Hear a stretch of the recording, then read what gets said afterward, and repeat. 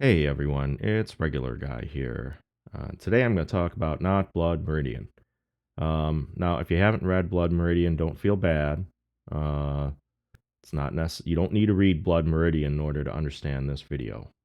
Um, but if you have read Blood Meridian, you might, if you're looking for the antidote, this might be the video for you.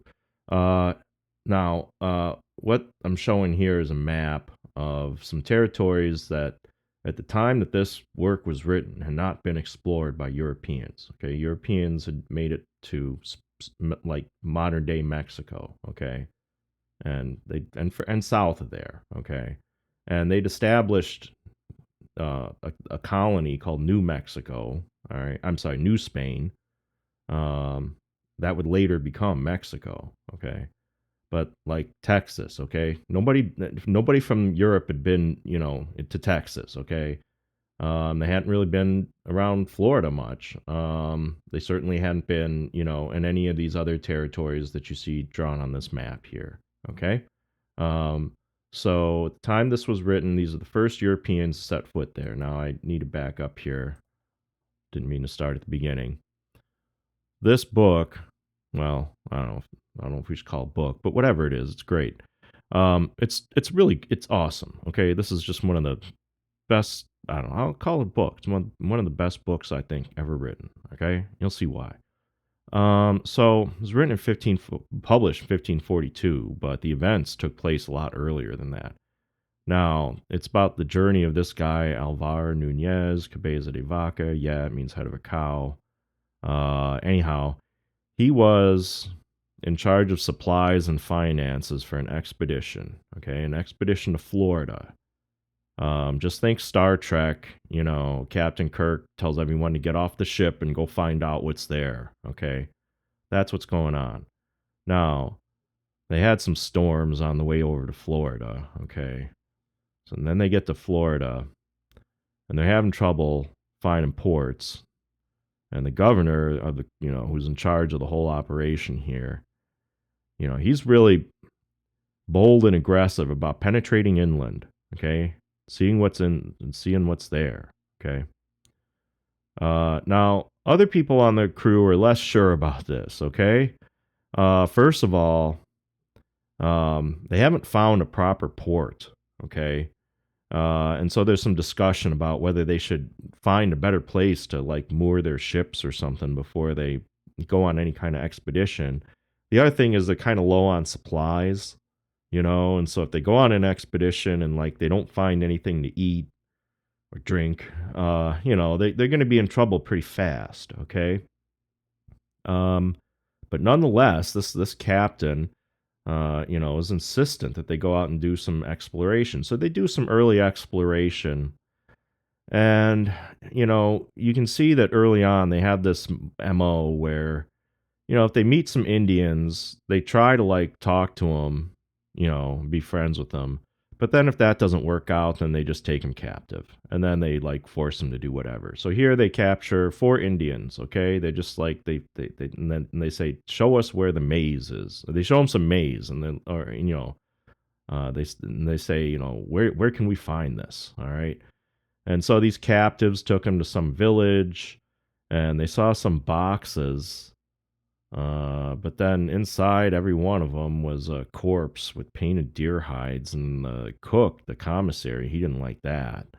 Um, so he ordered those destroyed.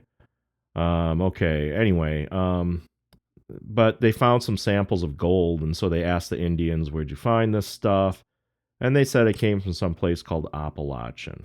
Okay, so as the story starts out, okay, this group is all in agreement that they need to find this place called Appalachin. Now, it's not the Appalachian Mountains, okay? Wherever they're talking about, it's something else, okay?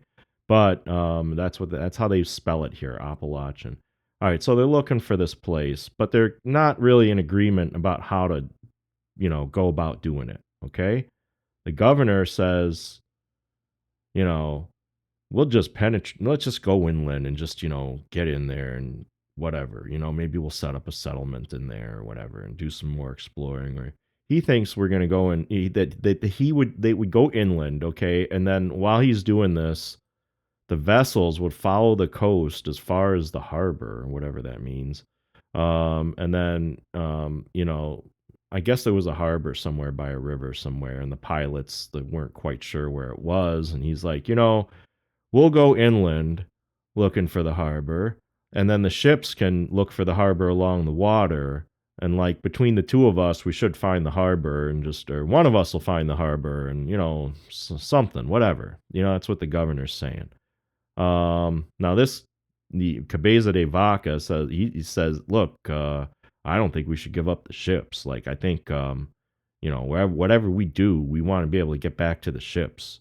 And these pilots, for that matter, they can't even figure out where the port is. So like, what are the chances, that we even link up with them if we even find the port? All right. And then we didn't have an interpreter, he says. Okay. We didn't know what to expect.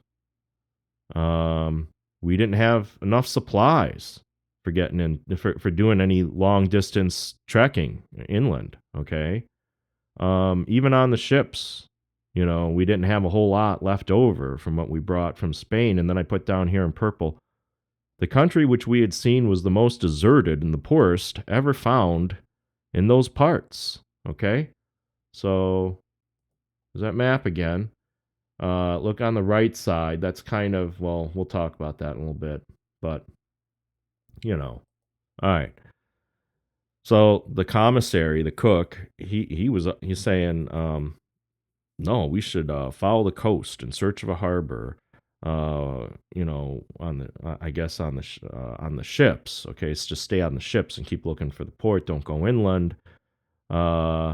He said, and don't like just sail back to Spain or whatever, because we already had some tough storms on the way over here from Spain, and really like we're better off trying to make it over here than trying to make our way back to Spain at this point.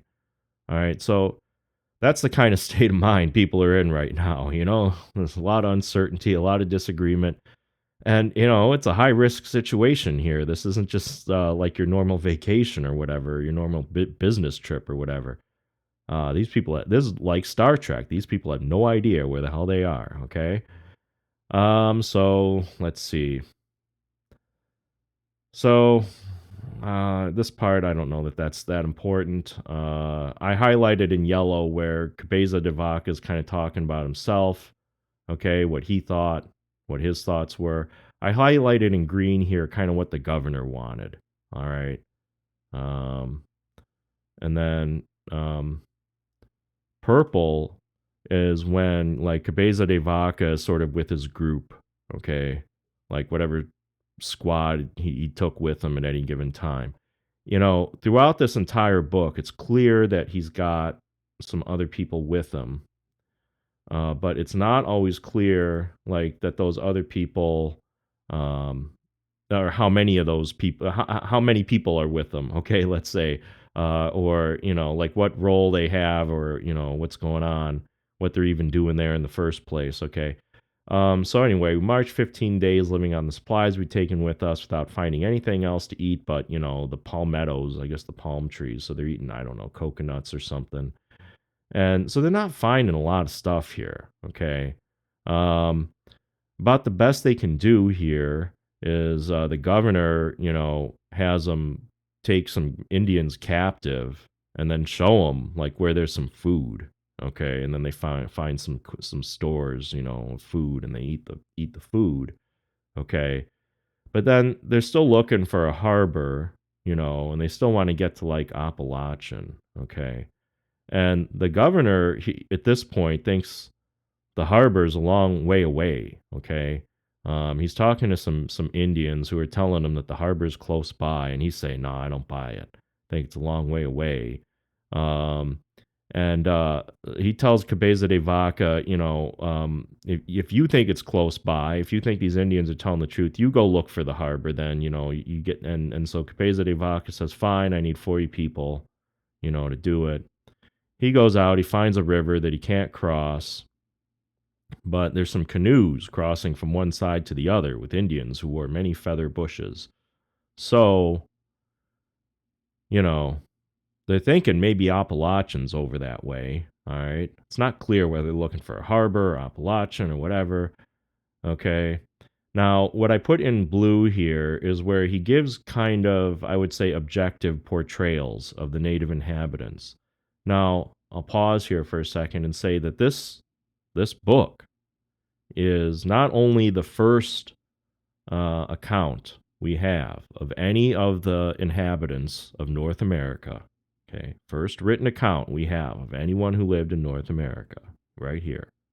Okay, well, unless you can count maybe include like some of the Viking sagas or something like that, but like these Native Americans didn't write books, and so this is the first time anybody from Europe sat down and wrote anything like this.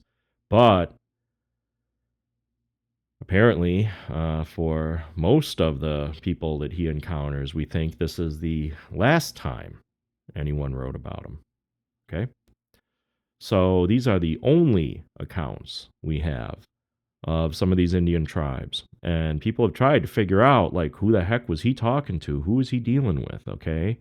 And a lot of times, I guess they hit brick walls because, well, as you'll see, things change even throughout the course of the story. This really gives you a really insane view, I think, of North America. Okay, and it's just one of a kind. All right, so let's get moving. From there, a chief came up. Somebody's carrying him on his shoulders. He's riding on some guy's shoulders. Okay. He wore a painted deer skin, and many people followed him, including many players on flutes made of reeds. All right. Came to a place where the governor was and stayed an hour. And we told him, we're trying to get to Appalachin, but then this chief made it clear that he didn't like the people over in Appalachin, and he said, we'll help you fight those people. Okay. All right. And then he turned back and we followed him. Okay. Like he's like, okay, meeting's over, and he goes back home, but these Spanish are like, no, we're gonna follow you. And he says, they didn't impede us, right? Nobody stopped. Like nobody told us, they didn't tell us like stop following us, okay? They tell us the chief's name, Dull Chancellor, whatever. All right, so anyway, at one point, they lost one of their horsemen. Okay, and I guess the horse fell down a stream. Okay, and the rider died. All right, and now these Indians, one of them that they're following, discovers the horse and then tells the Spanish like where to find the horse. Okay, he's being helpful. And then it says so they went after, and then the Spanish were like, yeah, we lost a man, like we lost one of our men. And then it says, so they went after the man, and his death caused us much grief, since until then we had not lost anybody. Okay, and then the horse made supper for many on that night. So this is the first time the Spanish lost someone, and they're upset. Okay, but there's something weird going on with the natives here. All right, now why did I put this in orange? Okay, so stuff I put in orange here is like where he's talking about the Christians, but he's not necessarily including himself in the group, okay?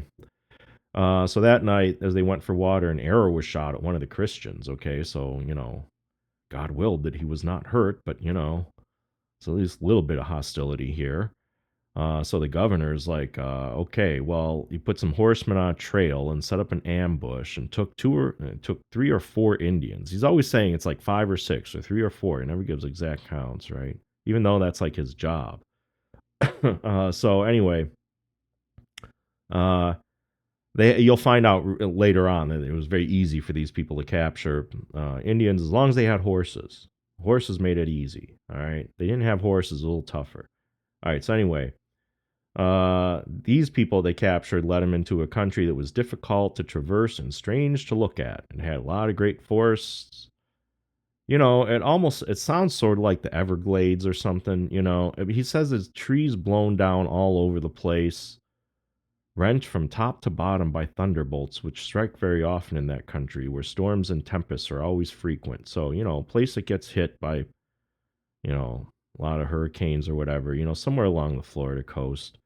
All right, so they came in sight, and when we came in sight of Appalachin, okay, without having been noticed by the Indians of the land, we gave many thanks to God for being so near it, believing what we had told about the country to be true. All right, and we'd suffered greatly from hunger. All right, I'm not going to pause too long on what he says about like his hunger and fatigue and all that kind of stuff, because I'll tell you right now, whatever hunger and fatigue he's feeling at this point in the story is nothing. Okay, he hasn't experienced real hunger and fatigue yet. Okay, all right. So anyway, once inside, he thinks he is. All right, and whatever. Inside of Appalachin, the governor told Cabeza de Vaca now to go into the village with 9 horsemen and 50 foot. Okay, they go in there and they find only women and boys. No men. Then the men showed up and they started shooting arrows. And they even killed the inspector's horse. But then they fled. They got scared. The Spanish scared them off. And then, they searched around and they found plenty of ripe maize ready to be gathered and much dry corn already housed. And they found many deer skins and mantles made of thread and of poor quality, which the women cover their. All right. So, anyway, there was some houses there, small and low, reared in sheltered places out of fear of the great storms that continuously occur in the country. So, the Indians who lived here actually built these kind of, dwellings, I guess, to help them out in case there was a big storm. So anyway, he says there's much maize in this province. So, I don't know. I didn't know that. I never knew. I never thought of Florida as like prime maize country, but whatever. There's all kinds of deer, wild beasts, and there's even one that carries its young in a pouch on its belly, as long as the young are small, until they are able to look for their sustenance. And even then, when they are out for food and people come, the mother does not move until her little ones are in the pouch again. Okay? Thought that was weird. Well, it is kind of weird. So anyhow, so it's an opossum, I suppose. I don't know. The governor now, what they've done here is they've gone into town. It was all women and children. The men came and attacked him, but then ran off. So they basically got the whole town held captive. But then the men come back and say, "Hey, we'll be friends with you as long as you, like release our women and children."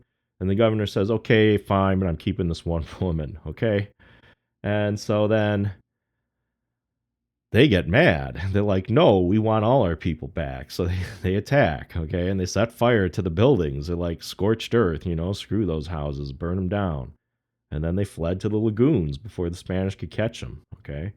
They only managed to kill one of them, all right? So, what do you do? Well, the governor at this point, he only has this one woman. So he asks her, like, what's it like around here? What's the scene? Okay. And he says that that the people around here, I guess, are just poor. Okay, it's poor country. It's sparsely settled. There's not a lot of people. If you go inland, there's some lakes and forests, but there's also some deserts and wastes. Okay. Um, they asked about what is there to the south, and I guess people are saying in that direction 9 days march towards the sea was a village, and there they had lots of corn and also beans and melons, and also like they get fish down there. All right, so now Capeza de Vaca says, look, considering how poor this place is, and considering how everybody else, like everyone we talk to says it's poor, and the Indians here don't seem like they're really friendly towards us. We already lost a horse, I think they lost a man at this point, we're hungry. Um,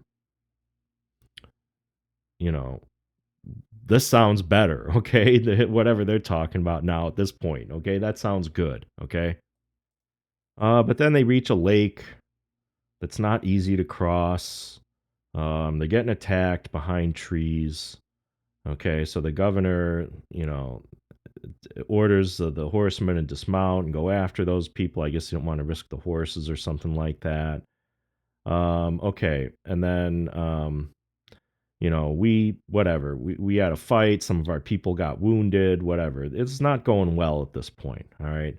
Now here he talks about the people they were fighting. He says they're wonderfully built, very gaunt, and of great strength and agility. Their bows are as thick as an arm, from 11 to 12 spans long. I don't know what spans means there, but I mean, he's saying they got big bows, shooting an arrow at 200 paces with unerring aim. Okay. All right. So, what else? Yeah, he saw an arrow that had penetrated the base of a poplar tree for half a foot deep. Okay. It's like all these Indians are archers, tall and naked. He says at a distance they appeared giants. Okay. All right. So, anyway, from that crossing, we went to a similar one. They're always encountering bodies of water that they're having trouble getting across. That's an early theme here. Okay. And there's some killing going on. But then the Indians retreat into the forest. Okay. And then they go on for 8 days without meeting any more natives. Okay. That's kind of the pattern here early on, is the natives are just running away. They're just running away. They're just running away. All right. And then at some point, the Indians killed a child. Okay. A nobleman. This is where you find out that there's a nobleman in the crew that's marching with them, and that for whatever reason he brought his little son with him. Well, the Indians killed him. Okay, so they had to deal with that. I mean, like the Spanish had to deal with that. They weren't they couldn't do anything to the Indians anyway. Um, but anyway, they find a place where people had left and the lodges were burnt, but there was plenty of food left over, so they rested for a few days. And at this point, the governor tells, uh, some of these men to go find the sea. Okay, the Indians said it was nearby. Okay, like go find the coast. All right, like going inland here, like it's not having great success. Okay, so Capeza de Vaca here in purple, I put in purple. I tried to put in purple where he's with some other groups. It's like I went with the commissary, the captain, this guy named Dorantes, 7 horsemen and 50 foot. And we marched until sunset, reaching an inlet or arm of the sea where we found plenty of oysters. And we feasted on that. So, that was good. They found some food. Anyhow, the bays were too large, though. They couldn't go further than the bays. It cut them off. The coast was still at a great distance. Okay, so they weren't seeing the coast. So he went to where the governor was, and the governor's sick at this point.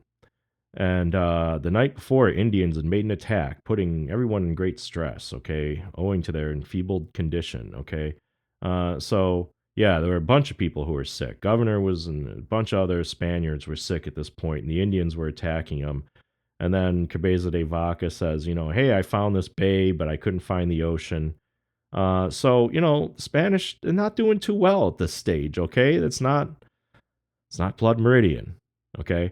On the next day, we left whatever that town is, marched all day. The spot I'd visited on my last exploration march was difficult. We did for neither we had horses enough to carry the sick, nor did we know how to relieve them. We didn't know how, we didn't know what the heck diseases these people have, and they became worse every day. And we didn't have any resources, and it really sucked. Um, and then some of the horsemen started to leave. Like some of the horsemen started to ditch the crew. Okay, now the horses really are more valuable than the men on them. Okay, there's not that many horses, and the horses are like what they use to capture Indians. So horsemen leaving is bad. Okay, but they're saying, look, the governor's sick. Okay, but then there were many who were of good families and of rank, and they would not suffer this to be happen unbeknownst to the governor. Uh, so whatever.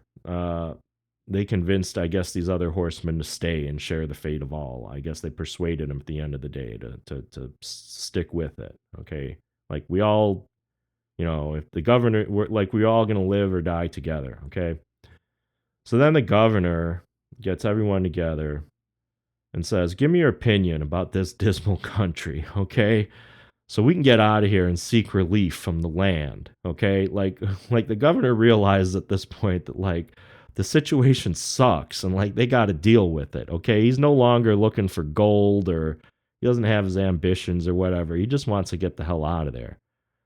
One third of our people were dangerously ill, getting worse hourly. You know, we're all worried about it, right? Uh, and we didn't have any tools. We didn't have any iron.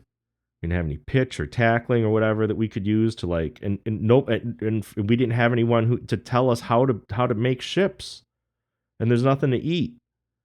And you know, nonetheless, like we were trying to make ships. All right, that's what they're trying to do. They're trying to make boats. Okay, so they came up with some kind of like, you know, boat-like contraption that they could use to like get across these bodies of water to try to get to the shore. Like this is their, you know, this is their proposed fix, okay? In order to obtain why did I put that in blue? Oh, because where I put in blue is where he describes the natives, okay, where he gives kind of like neutral accounts or objective accounts, I would say, of things that the natives did. The next day, God provided that one of the men should come, saying that he would make wooden flues and bellows of deerskin. And as we were in such a state that anything appearing like relief seemed acceptable, so we told him to go to work and agreed to make, you know, our use of our stirrups, whatever. All right, so you know, some native was like helping him out. Okay, now, he says in order to obtain food while the work was in progress, we determined upon 4 successive raids into the village, okay, with all the horses and men that were fit for service, okay? And then they also agreed that on every third day they'd kill a horse for meat, okay? And, you know, for them to help the men who were working on building the ships and for the sick, okay? They would get priority for the horse meat, okay? If you weren't sick and you weren't building a ship, you didn't get to eat any horse meat. Um, they also practice some real ingenuity here. Again, it's not Blood Meridian. Blood Meridian, um, you know, there's that scene where they find bat guano in a cave and they use it to make gunpowder. Um, you know, I theoretically, I guess you could do what happens in that scene, but uh, what happens here, you know, is true. Okay, a Greek named Don Teodoro. He says he's Greek. I assume that meant like he knew how to build ships. Like he figured out how to make pitch using certain pines. Like this guy was some kind of wizard. Okay. Of the husk of palmetto and of the tails and manes of the horses, we made ropes and tackles. Of our shirts, we made sails. Of the junipers that grew there, we made the oars. You know, they got to work here. Okay, this is not Blood Meridian. Okay, they didn't just make gunpowder here. Okay, now remember they're killing these horses, right? Every third day, we flayed the legs of the horses and tanned the skin to make leather pouches for carrying water. Okay, so I don't care if you're an Eagle Scout. Okay, you didn't do what these people did. All right, I don't, you know, I don't know who would be able to do any of this stuff today. All right. So during that time, some of the party went to the coves and inlets for seafood, and the Indians surprised them twice, killing 10 of our men in plain view of the camp without our being able to prevent it. All right. We found them shot through with arrows. All right. So I put it in blue here because these are objective statements about, the people who lived again, you know, that area in this area. I think we're still talking about kind of the Florida area at this point. Okay. But anyhow, several wore good armor, but that wasn't enough. He said these people shoot arrows. They said that one arrow went 6 inches into a tree. Okay, so these arrows can cut through our Spanish armor. All right, and they shoot with some real precision. Okay, at a distance. So, according to the sworn statements of our pilots, we had traveled from the bay, the sworn statements, because I guess they needed that, need to make sure they tell them the truth. We had traveled from the bay, to which we gave the name of the Cross, Bay of the Cross, I guess, to this place, 280 leagues, more or less. So the league is 3 miles. So these people are saying, I don't know. Uh, they think they traveled over 800 miles or something. I don't know. Anyway, that map I was showing you earlier, really, it shows it's everything starting at the Bay of Horses. Okay, we haven't gotten to the Bay of Horses yet. All right, so let's get rid of that map. There are other maps you can follow the journey online that have more detail, but I didn't really feel like staring at maps all day. So anyway, there's no mountains around here, of course, and we'd lost over 40 men through sickness and hunger, besides those killed by Indians. Okay, and they had started out in May, and now in September, we had eaten up all the horses but one. Okay, they got one horse.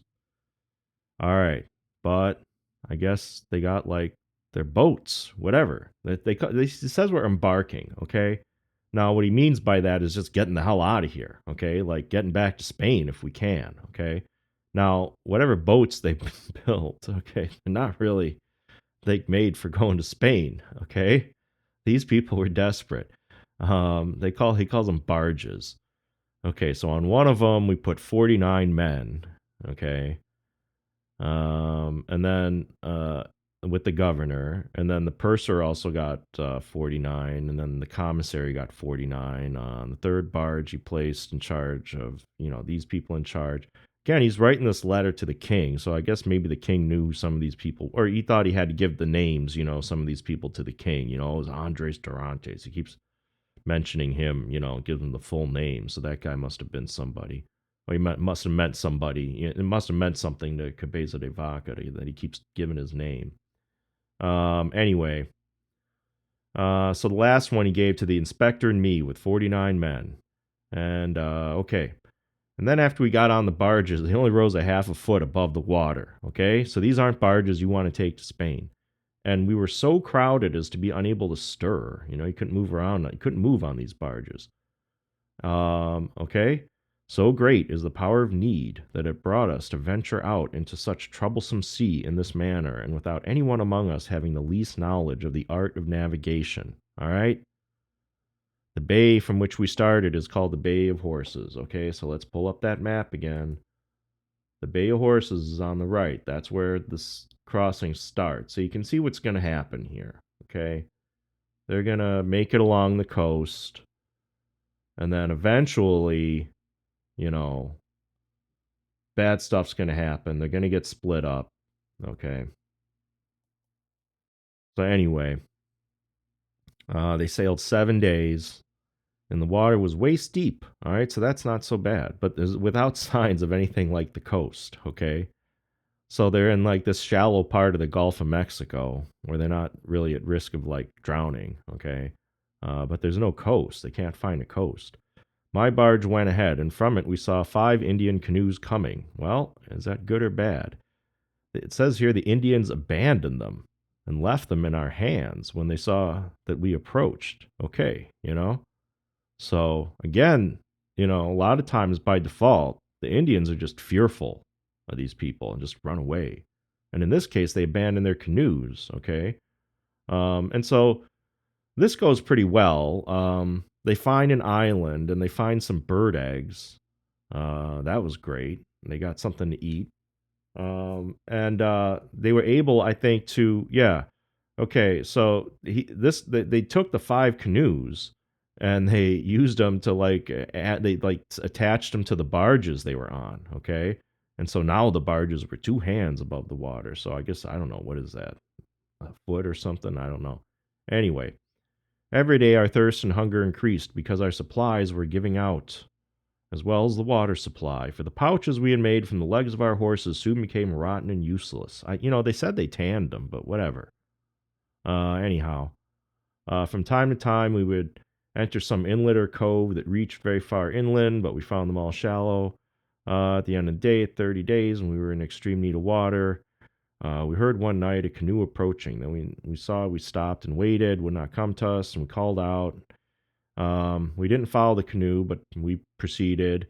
And then we found an island. We're looking for water. They're really looking for water. Okay, at this point, our thirst for seeing that our thirst was increasing and the water was killing us. Okay, what happened was some people got so thirsty they started drinking seawater at this point. It killed them. Okay, um, and it got to the point where everybody was like either on the verge of drowning or so forlorn that there was none in our company who did not expect to die at any moment. So at this point, everybody in the group expects to die. All right. That's what he's saying here. Now, I said it all of a sudden, we got really lucky. We found a patch of land with some shelter. Many canoes came. Now, I put this in blue here because he's giving an objective description now of the Indians who lived there.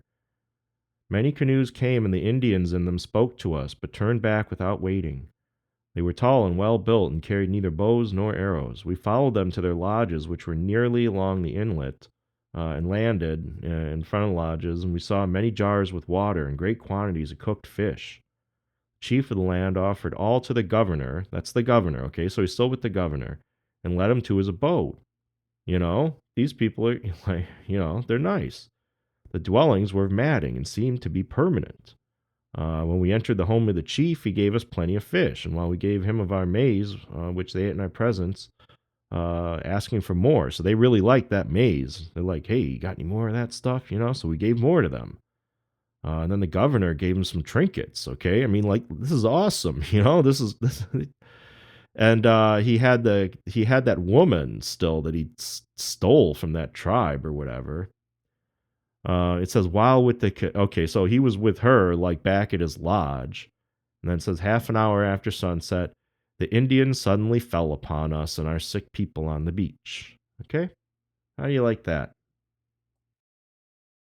Uh, that's not Blood Meridian. Okay, uh, to the extent there's interaction between friendly townspeople and the Glanton gang, things well, whatever. It's not like this, okay? Now this part of the story is a little interesting. I put it in green because it's about the governor. He had his own house, I guess, with the I don't know how you pronounce that word, but the the sex slave, I guess he had captured, at the beginning. He was over there, and they even went over there and attacked him. Okay, so that's what these Indians are up to. Now they seized the woman. All right, but then the governor's people showed up, and then the Indians ran away. And then the governor escaped. And he escaped with a robe of marten ermine skin, which I believe are the finest in the world and give out an odor like amber and musk. A single one can be smelt so far off that it seems as if there were a great many. We saw more of that kind, but none like these. So, Cabeza de Vaca like stops in the middle. I don't know. Again, it's not Blood Meridian, okay? Blood Meridian they wouldn't like stop in the middle and tell you about that, would they? I don't know. All right, so anyway, purple. Purple is when it's again, it's Cabeza de Vaca with the whole crew. All right, so those of us who were there seeing the governor hurt, we saw the governor. Yeah, the governor got hit in the face when they came. He escaped, but they hit him in the face with a stone. All right, so anyway, we're like, we got to put the governor on a barge, and then have his men with him, And then 50 of us remained on land to face the Indians, who attacked 3 times that night, and so furiously as to drive us back every time further than a stone's throw. So, tough night. Not one of us escaped unhurt. I was wounded in the face. If they had more arrows, without any doubt, they would have done us great harm. Now, it actually turns out there's a couple points in the book where he makes reference to this idea that the only reason the Indians aren't more successful in some cases in killing the Spaniards is because they just don't have enough arrows with them. Like the total store of arrows that they can summon, okay, for any large scale attack is not large enough, okay, to deal with the Spanish, basically. So it's like lack of ammunition, okay, is a problem that the Indians have, okay. So here's a case where the Indians don't have enough arrows, and so that's really what stops them from overwhelming the Spanish, okay. So after that, we embarked and navigated for 3 days, took small supply of water, because we didn't have much to carry water in, you know? I mean, you start, as you read this, you start to understand, like, why the first settled civilizations, like the first, why they left, why they made so much pottery, you know? Like, if you want to do, like, archaeology in the Middle East, you're gonna, like, 95% of the, or 99% of the material that we have is like shards of pots, okay, clay pots. These people, you know, plenty of water, but nothing to put it in, right? So they found themselves in the same plight as before, thirsty, okay, they're thirsty. Now the governor, they find again some Indians in canoes, okay, now they call them over. They came up to the governor, and he asked them for water, okay, and they offered to get some, providing we gave them something with which to carry it. All right, yeah, like that's the problem. All right, the Christian Greek. That was I don't know if that was the same guy who made the ship earlier, but I guess again he's inventive. He, or this Greek, says he'll go with them. So I guess he's going to figure out a way to bring the water back. Okay. Now the governor tried to dissuade him, but the Greek's saying, no, I'll go along. And it says he took along a Negro. Okay. So I assume he means a slave. Okay. And maybe I'll just, I assume that means a slave. He keeps using that word in the book. Now, maybe he doesn't want to say it was a slave because he just didn't want to use that word. Okay. And it's a little tough for me to decide how to read this, because he makes frequent reference. Maybe I'll just call that person the slave, okay? Assume he's a slave. He never gives a name, okay? So that wouldn't that imply that he's a slave? I assume it's from Africa, someone from Africa. I assume it's not someone he picked up like in the Americas somewhere. Anyway, the Greek took the slave along with them, and what they did was the Indians left two behind as hostages. So you're taking two of our people to look for water. Okay, well you gotta leave two of your behind. Okay, and so then the Indians came back, but they didn't have any water, and the Christians also didn't return with them. The Greek and whoever else. Okay, uh, and then our hostages tried to throw themselves into the water to escape. Okay, all right. Uh, all right. And so our men on the barge held them back. And so the other Indians forsook their canoe, leaving us very despondent and sad for the loss of those two Christians. Okay. So they lost the Greek and I guess the slave. He's calling him a Christian. Okay. And in the morning, many canoes of Indians came demanding their two companions who had remained on the barge. The governor said, "Give us back our two men." Okay. Um, and then it says, with these people came 5 or 6 chiefs who seemed to us to be of better appearance, greater authority, and manner of composure than we had yet seen. They wore their hair loose and very long, and were clothed in robes of marten, the kind we had obtained previously, that really nice, like, stinky coat he was talking about. All right. Some of them done up in strange fashion. They showed patterns of fawn-colored furs. They entreated us to go with them, and said they would give us the Christians, water, and many other things. And more canoes kept coming towards us, trying to block the mouth of that inlet. And then I put in purple. Okay, this is so that's like in blue. That's a statement, a description of like the natives, and maybe the only description that anyone ever recorded of this particular tribe. Right, like that's the thing about this book is that most of the tribes that this guy encountered were wiped out by the time anybody started you know, taking stock of who was living in that territory, right? That's what's kind of striking about this book. Anyway, it all sounds like a fair deal, except that they, you know, um, well, they also didn't feel like they had much choice, so they followed him to sea. But then, while they were at sea, they said they weren't going to return. I guess and as they would not return the Christians, for that reason neither would we give up the Indians, they began to throw stones at us with slings and darts, threatening to shoot arrows. although we did not see more than 3 or 4 bows. So, you know, they were, you know, they weren't the Spanish weren't falling for it. They're like, no, we can see you know, we're keeping count of what kind of weapons you got, you know. So the wind freshened and they turned about and left us. Okay, so that was the end of those folks. Okay, I put it in blue there. It's the last time we see them. All right, so we navigated that day until nightfall. Okay, and then we found a river. All right, now the governor did not want to touch, but entered a bay close. What is it? Did not want to touch what? Didn't want to touch the bay, but there were many small islands. Okay, all right. There we got together and took fresh water out of the sea because the river had emptied. Okay, so there was a river that was emptying into the sea, and we took fresh water out of the river. Okay. Oh, I see. So they could do that without getting off the barges. All right. For 2 days, we'd eaten the corn raw, and now, in order to toast it, we went ashore on that island, but not finding any firewood. Whatever. Um, all right.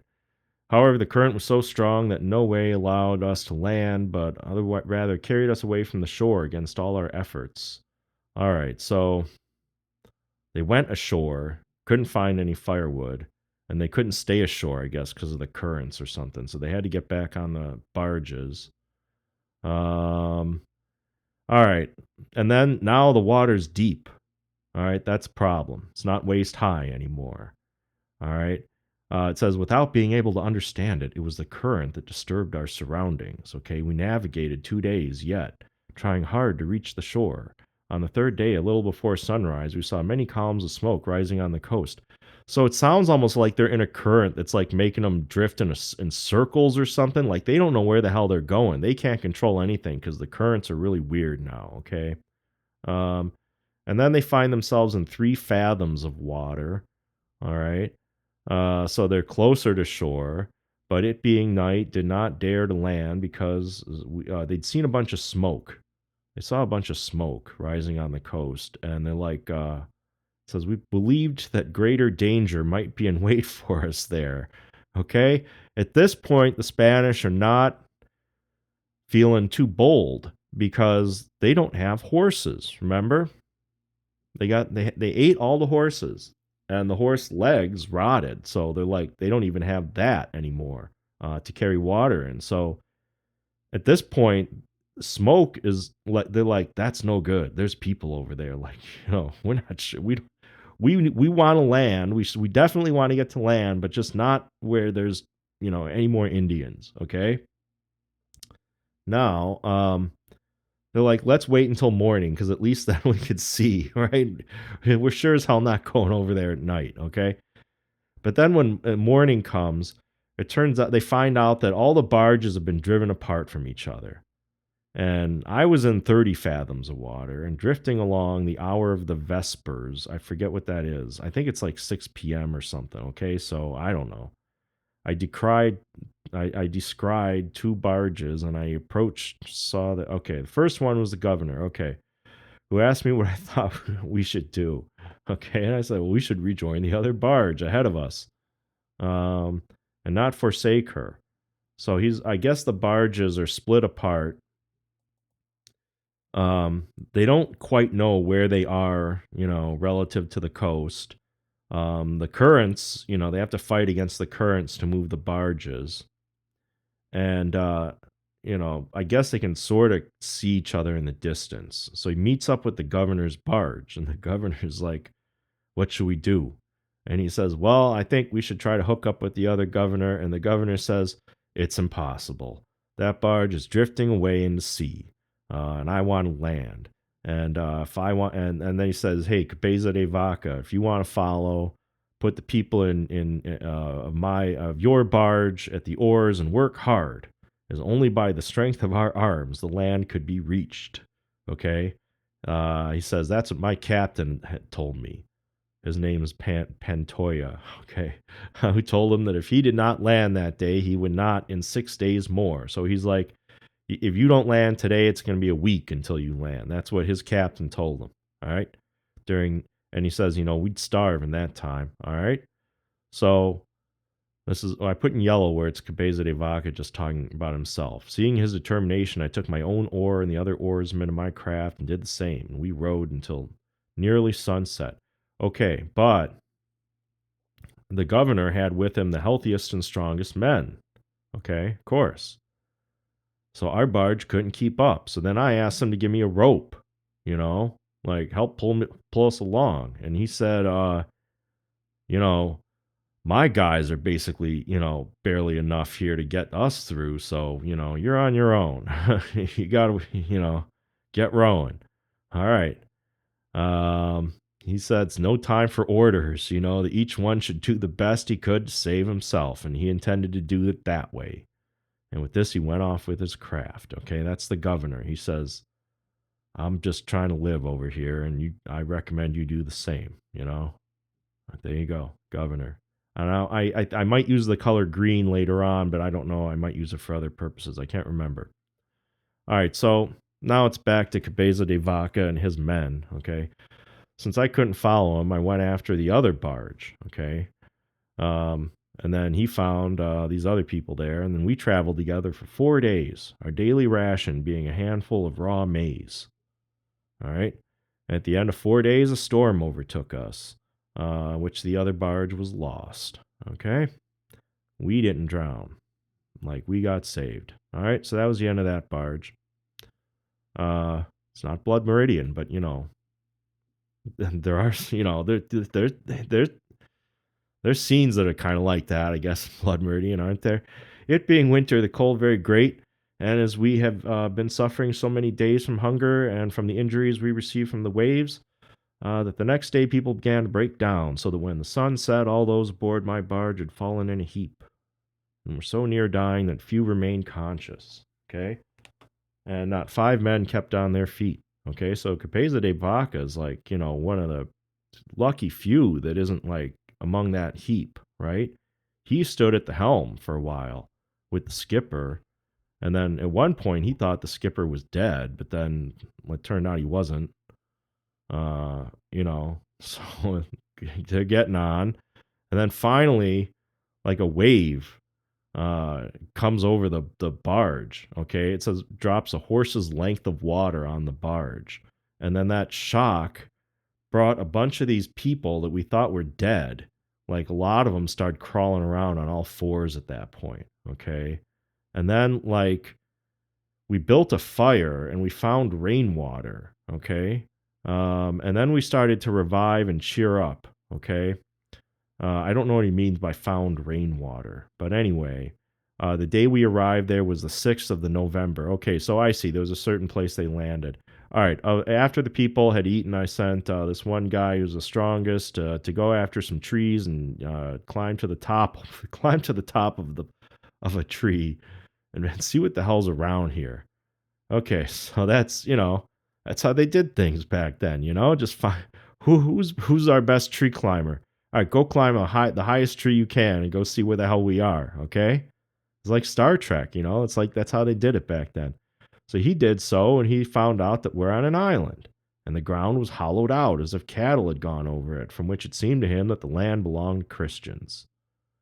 Huh. So I sent him again to look and examine more closely if there are any worn trails. Like, go see if there's any like trails where people have been walking, okay, or cattle or whatever. Don't go too far so as not to run into danger. He went and he found a footpath, okay, and he found some Indian huts. He took away a cooking pot, a little dag, and a few roughs and turned back, but as he seemed to delay, I sent 2 other Christians to look for him and find out what had happened. All right.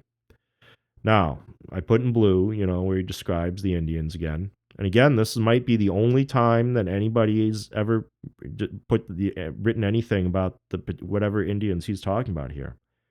He saw 3 Indians with bows and arrows following, calling to him, while he did the same to them by signs. So he came to where we were, and the Indians were remaining behind, seated on the beach. Half an hour after, 100 Indian archers joined him. Okay. Okay. Our fright was such that whether tall or little, it made them appear giants to us. They stood close to us. All right. We could not defend ourselves. There were scarcely 3 of us who could stand on their feet. Okay. That was the situation. Um, we tried to be quiet as best we could, save ourselves, giving them beads and bells. Each one of them gave me an arrow in token of friendship, and by signs, they gave us to understand that on the following morning they would come back with food, as they had none. It's not Blood Meridian. The next day at sunrise, which was the hour the Indians had given us to understand, they came as promised and brought us plenty of fish and some roots, which they ate that taste like nuts, some big or smaller, most of which were taken out of the water with much trouble. Okay. In the evening, they returned and brought us more fish and some of the more same roots, and they brought their women and children to look at us. They thought themselves very rich with the little bells and beads we gave them. They're like they thought they were awesome. Thereafter, visited us daily with the same things as before. We saw ourselves provided with fish, roots, water, and other things we had asked for. Okay. Then he says we concluded to embark again, continue our voyage. But that's it.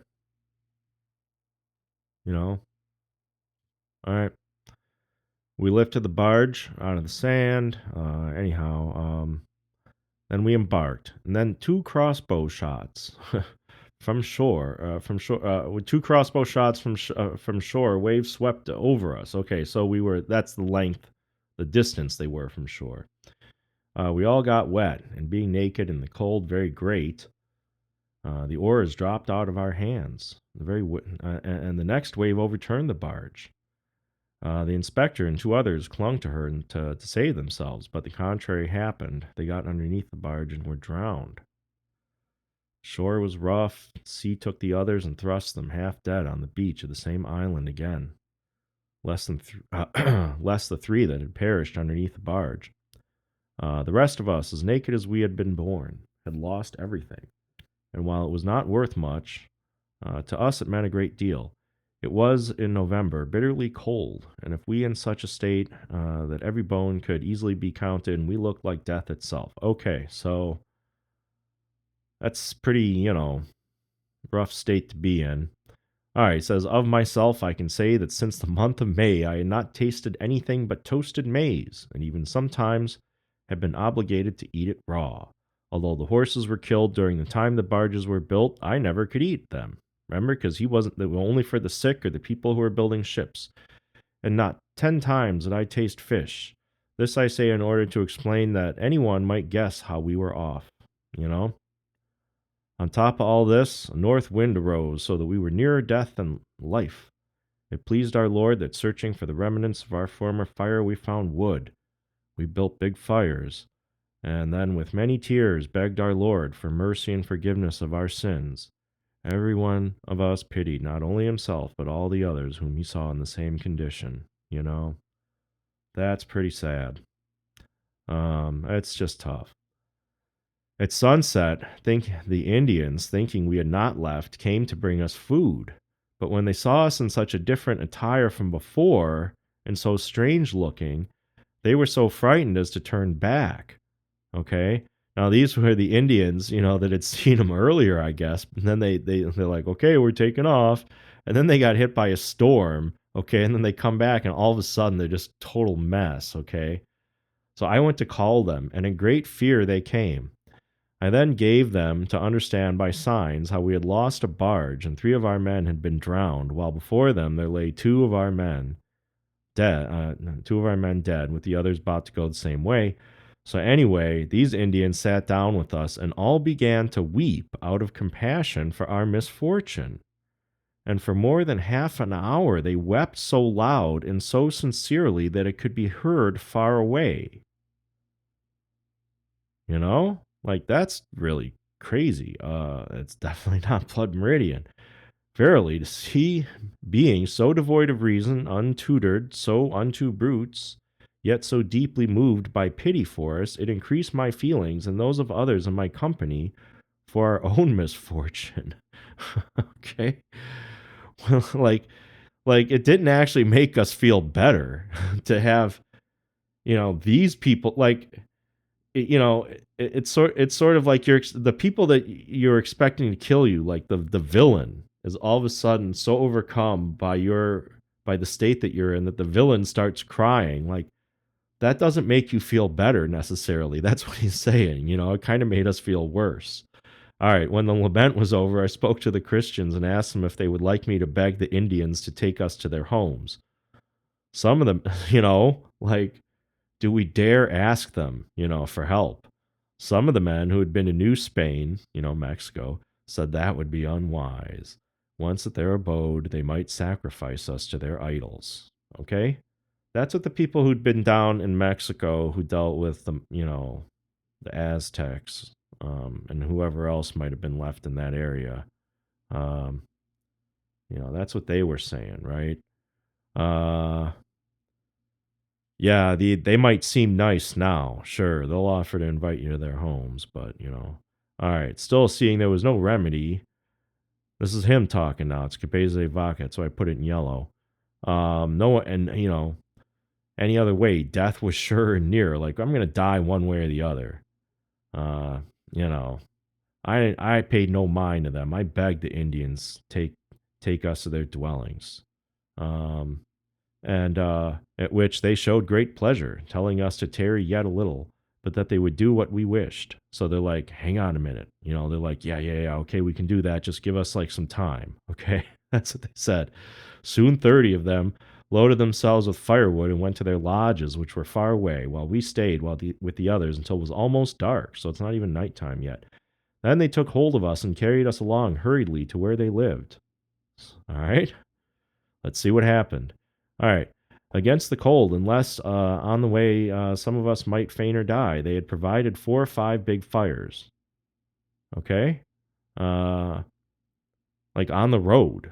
Okay? And each one they warmed us. So, like, it was cold out, so they built fires along the road so that these people could stop and warm up, periodically on the journey. As soon as they saw we had regained a little warmth and strength, they would carry us to the next fire with such haste that our feet barely touched the ground. So we got to their dwellings, where we saw they had built a hut for us with many fires in it. About 1 hour after our arrival, began to dance and make a great celebration, which lasted the whole night. Although there was neither pleasure, feast, nor sleep in it for us, since we expected to be sacrificed. Okay, remember, he had that tip from that guy that was down in Mexico. He told him, he's like, this is how it's gonna go. They're gonna have a big feast. It's gonna be big. I'm telling you, don't be happy. Don't celebrate. Okay.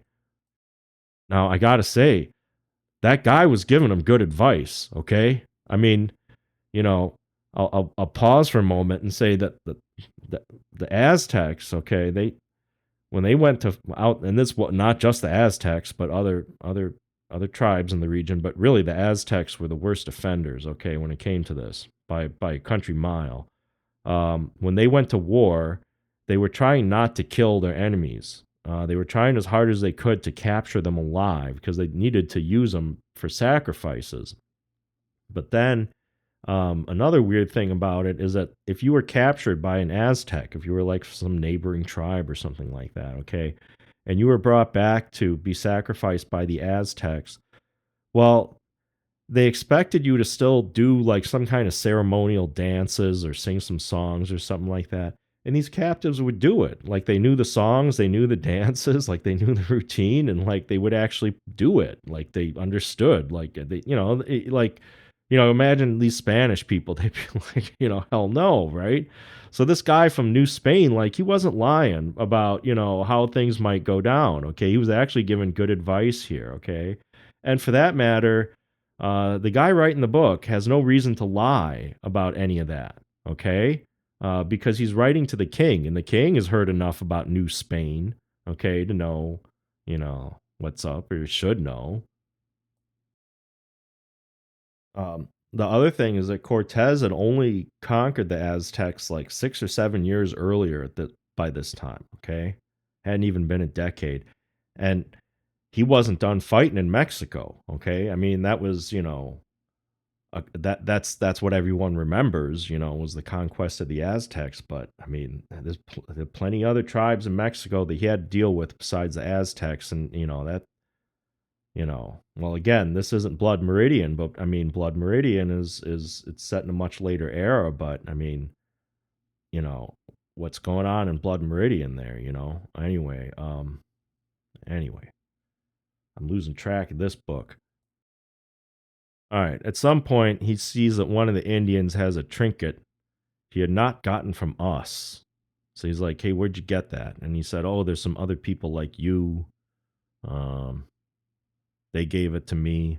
And he says, "Oh, we those are probably our guys." And so he goes and he finds them. Yeah, it's his captain and their crew.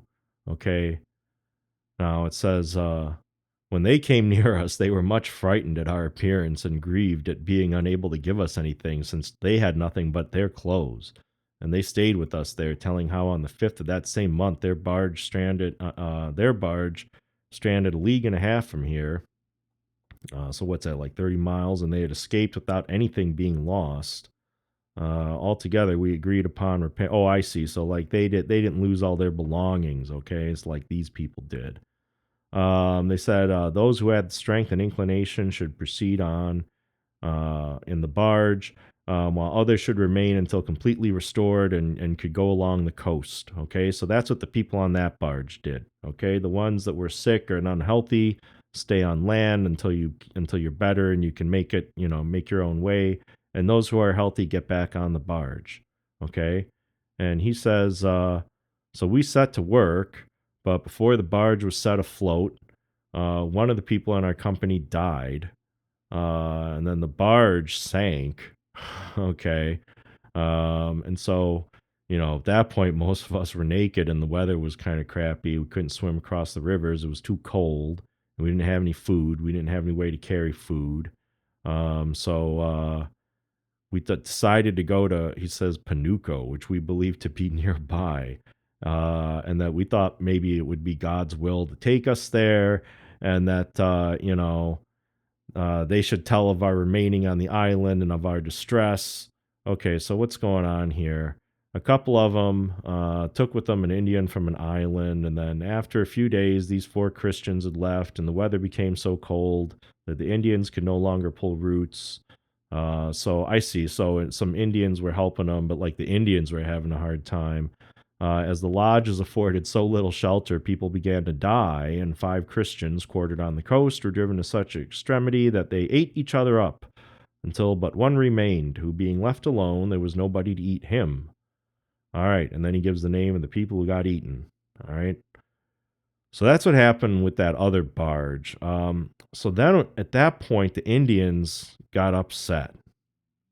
Okay, so some Indians have been helping them out, but the Indians were also like super desperate. Okay, that's kind of a recurring theme here. Like he said earlier, that this place was like the poorest of he'd found in this area, and he means it. Okay, nonetheless, these Indians get upset because they're not down with cannibalism. Okay, like okay, he says I believe that if they had seen this at the beginning, they would have killed us. Okay, the whole time they were helping us out, they had no idea that we were capable of cannibalism. All right, so anyway, after a very short time, out of 80 men who had come there in our 2 parties, only 15 remained alive.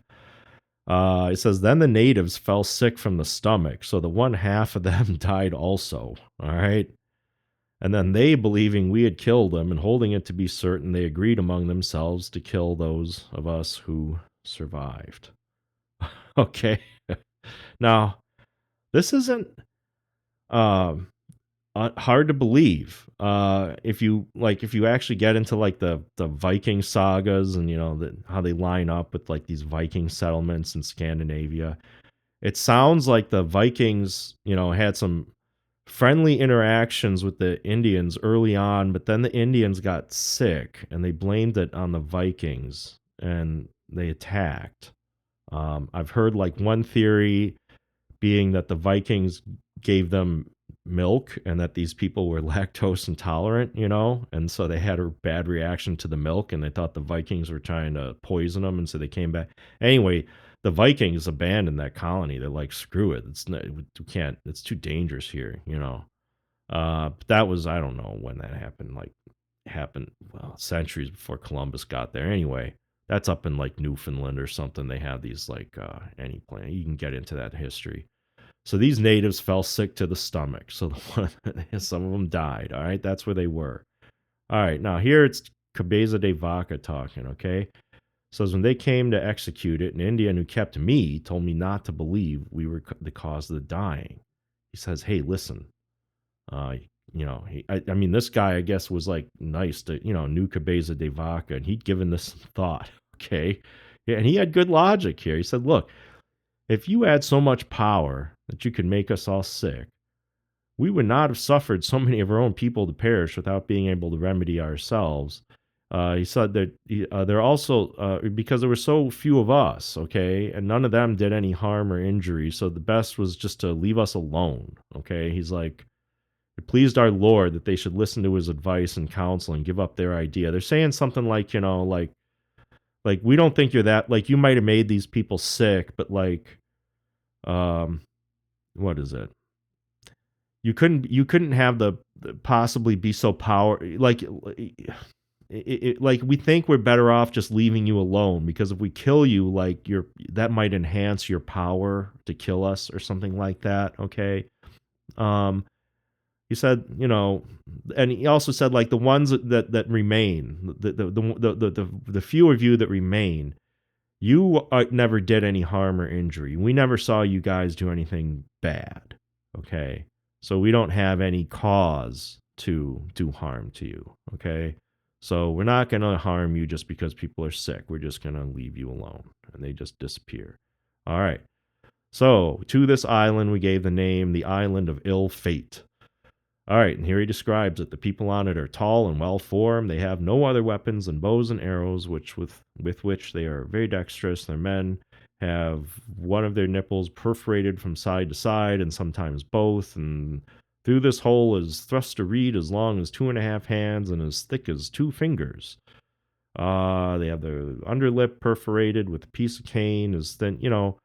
I mean, I don't know enough to know whether this is like a tribal custom that somebody else described at some point, right? I don't know if this tribe still existed long enough for any other European to take note of them, right? Or anyone else, right? It says the women do hard work. People stay on this island from October till the end of February, feeding on roots I've mentioned, taking from under the water in November and December. Okay. So yeah, that's consistent. That makes sense. They have channels made of reeds and get fish only during that time. Okay, in the winter, I see. That's when they get fish. At the end of February, they're not getting fish. They move to other parts in search of food because the roots have begun to sprout and are not good anymore. Okay. All right. So they're just moving where the food is. Of all the people in the world, they are the most who love their children and treat them best. And should the child of one of them happen to die, parents and relatives will bewail it in the whole settlement, the lament lasting a full year, day after day. Okay? That's pretty wild, isn't it? Before sunrise, the parents begin to weep.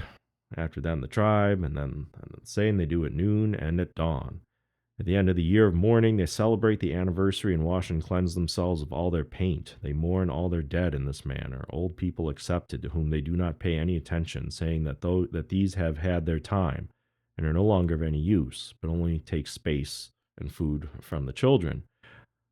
Okay. So, yeah, I mean, it seems kind of like you'd be, if this were true, okay, if everything he's saying is the way he's describing it, that people would be doing this all the time. I mean, the only way that this makes sense is if like children hardly ever die, or they only do this when children, I don't know. Anyway, their custom is to bury the dead, except those who are medicine men among them, whom they burn. While the fire is burning, all dance and make a big festival, grinding the bones to powder. At the end of the year, when they celebrate the anniversary, they sacrifice themselves and give to the relatives the pulverized bones to drink and water. Every man has a recognized. They sacrifice themselves. scarify. Oh, I see. Sorry, I read that wrong. They scarify themselves and give to their relative. I don't know. Uh, every man has a recognized wife, but the medicine men enjoy greater privileges since they may have two or three, and among these wives, there's great friendship and harmony. Now we'll find out more about this medicine man thing, okay, as the story goes on. That's a major theme that comes up. All right, so when one takes a woman for his wife, whatever he may hunt or fish, he has to. I didn't totally understand what he's saying here. Like, it sounds like when somebody gets married, they have to provide food to the father-in-law like daily, and then like vice versa. Okay, like the wife has to provide something for her father-in-law, and then like the husband can't make eye contact with the father-in-law or the brothers-in-law or something. And I tried to unravel like what he's describing here, and I just couldn't get into it. But then he says at the end, the women are free to communicate with their parents-in-law or relatives and speak to them, he says this custom prevails from that island as far as about 50 leagues inland. So he tells you like a circumference, like gives you, this is how they do it, about that far out. Like Cabeza de Vaca is taking notes, okay? There's another custom that when a son or brother dies, no food is gathered by those of his household for 3 months, preferring rather to starve. Okay. But the relatives and neighbors provide them with victuals, okay? I guess so the neighbors have to come and feed them. Otherwise, they'll starve. Now, as during the time we were there, so many of them died. There was such great starvation, most of the lodges, due to their customs and ceremonials, as well as to the weather, which was so rough that such as could go out after food brought in, but very little, withal working hard for it. So he's saying, like, like a lot of these people are dying, like right now. And part of it is due to the customs and ceremonies they have of like refusing to eat. Okay. But there's also like no food. He says, therefore, the Indians by whom I was kept forsook the island. Okay. The people that were taking care of me, they got the hell out of there in canoes and went to the mainland or some bays where there were some oysters. Okay. And they just don't eat anything but oysters, and they drink very bad water. And there's no firewood, but there's a lot of mosquitoes. And the lodges are made of matting and built on oyster shells, upon which they sleep in hides, which they only get by chance. Okay. Now, that's where he ended up going, because otherwise you're staying in this village where people are just starving to death, I guess. Because he says, there we remained until the end of April, okay? So with the mosquitoes and the oysters and the very bad water, the no firewood, and then when we went to the seashore and we ate blackberries for a whole month, during which time they danced and celebrated incessantly. So like, blackberry seasons, I guess that's, that was, I'm down with that. I can see that. Okay. On the island I have spoken of, they wanted to make medicine men of us without any examination or asking for our diplomas. Okay, this is like, this is where the book really starts. Okay, where are we at? Like an hour and 18 minutes. Okay, yeah, this book is wild. Okay, 47 pages. I mean, you wish it was longer, okay? Honestly, it's good. All right. He is going to become a medicine man, all right, without asking for his diploma, because they cure diseases by breathing on the sick. And with that breath in their hands, they drive the ailment away, okay? That's how the medicine man does it. So they summoned us to do the same in order to be at least of some use, okay? And Indians were like, look, you come over here and, breathe on these sick people, okay? Just do it, okay? Like, do it, And he says, we laughed, taking it for a jest, and said that we did not understand how to cure. Like, that's not going to do it. He said, thereupon they withheld our food to compel us to do what they wanted. Like, I guess these Spanish really had to be persuaded. I mean, I guess they had some objection to this. I mean, I guess maybe you didn't want to get close to sick people, right? Okay, maybe that was why they didn't want to do it. So, seeing our obstinacy, an Indian told me that I did not know what I said by claiming that what he knew was useless, because stones and things growing out in the field have their virtues. And he, with a heated stone, placing it on the stomach, could cure and take away pain. And so that we, who were wiser men, surely had greater power and virtue. Okay? That's this guy's reasoning. He's like, no, I'm serious. You got to do this. I'm not going to keep giving you food if you're not going to come and start breathing on our sick people. All right? Now, here's Capeza de Vaca. At last, we found ourselves in such stress as we have to do it without risking any punishment. Okay? Their manner of curing is as follows. When one is ill, they call in a medicine man.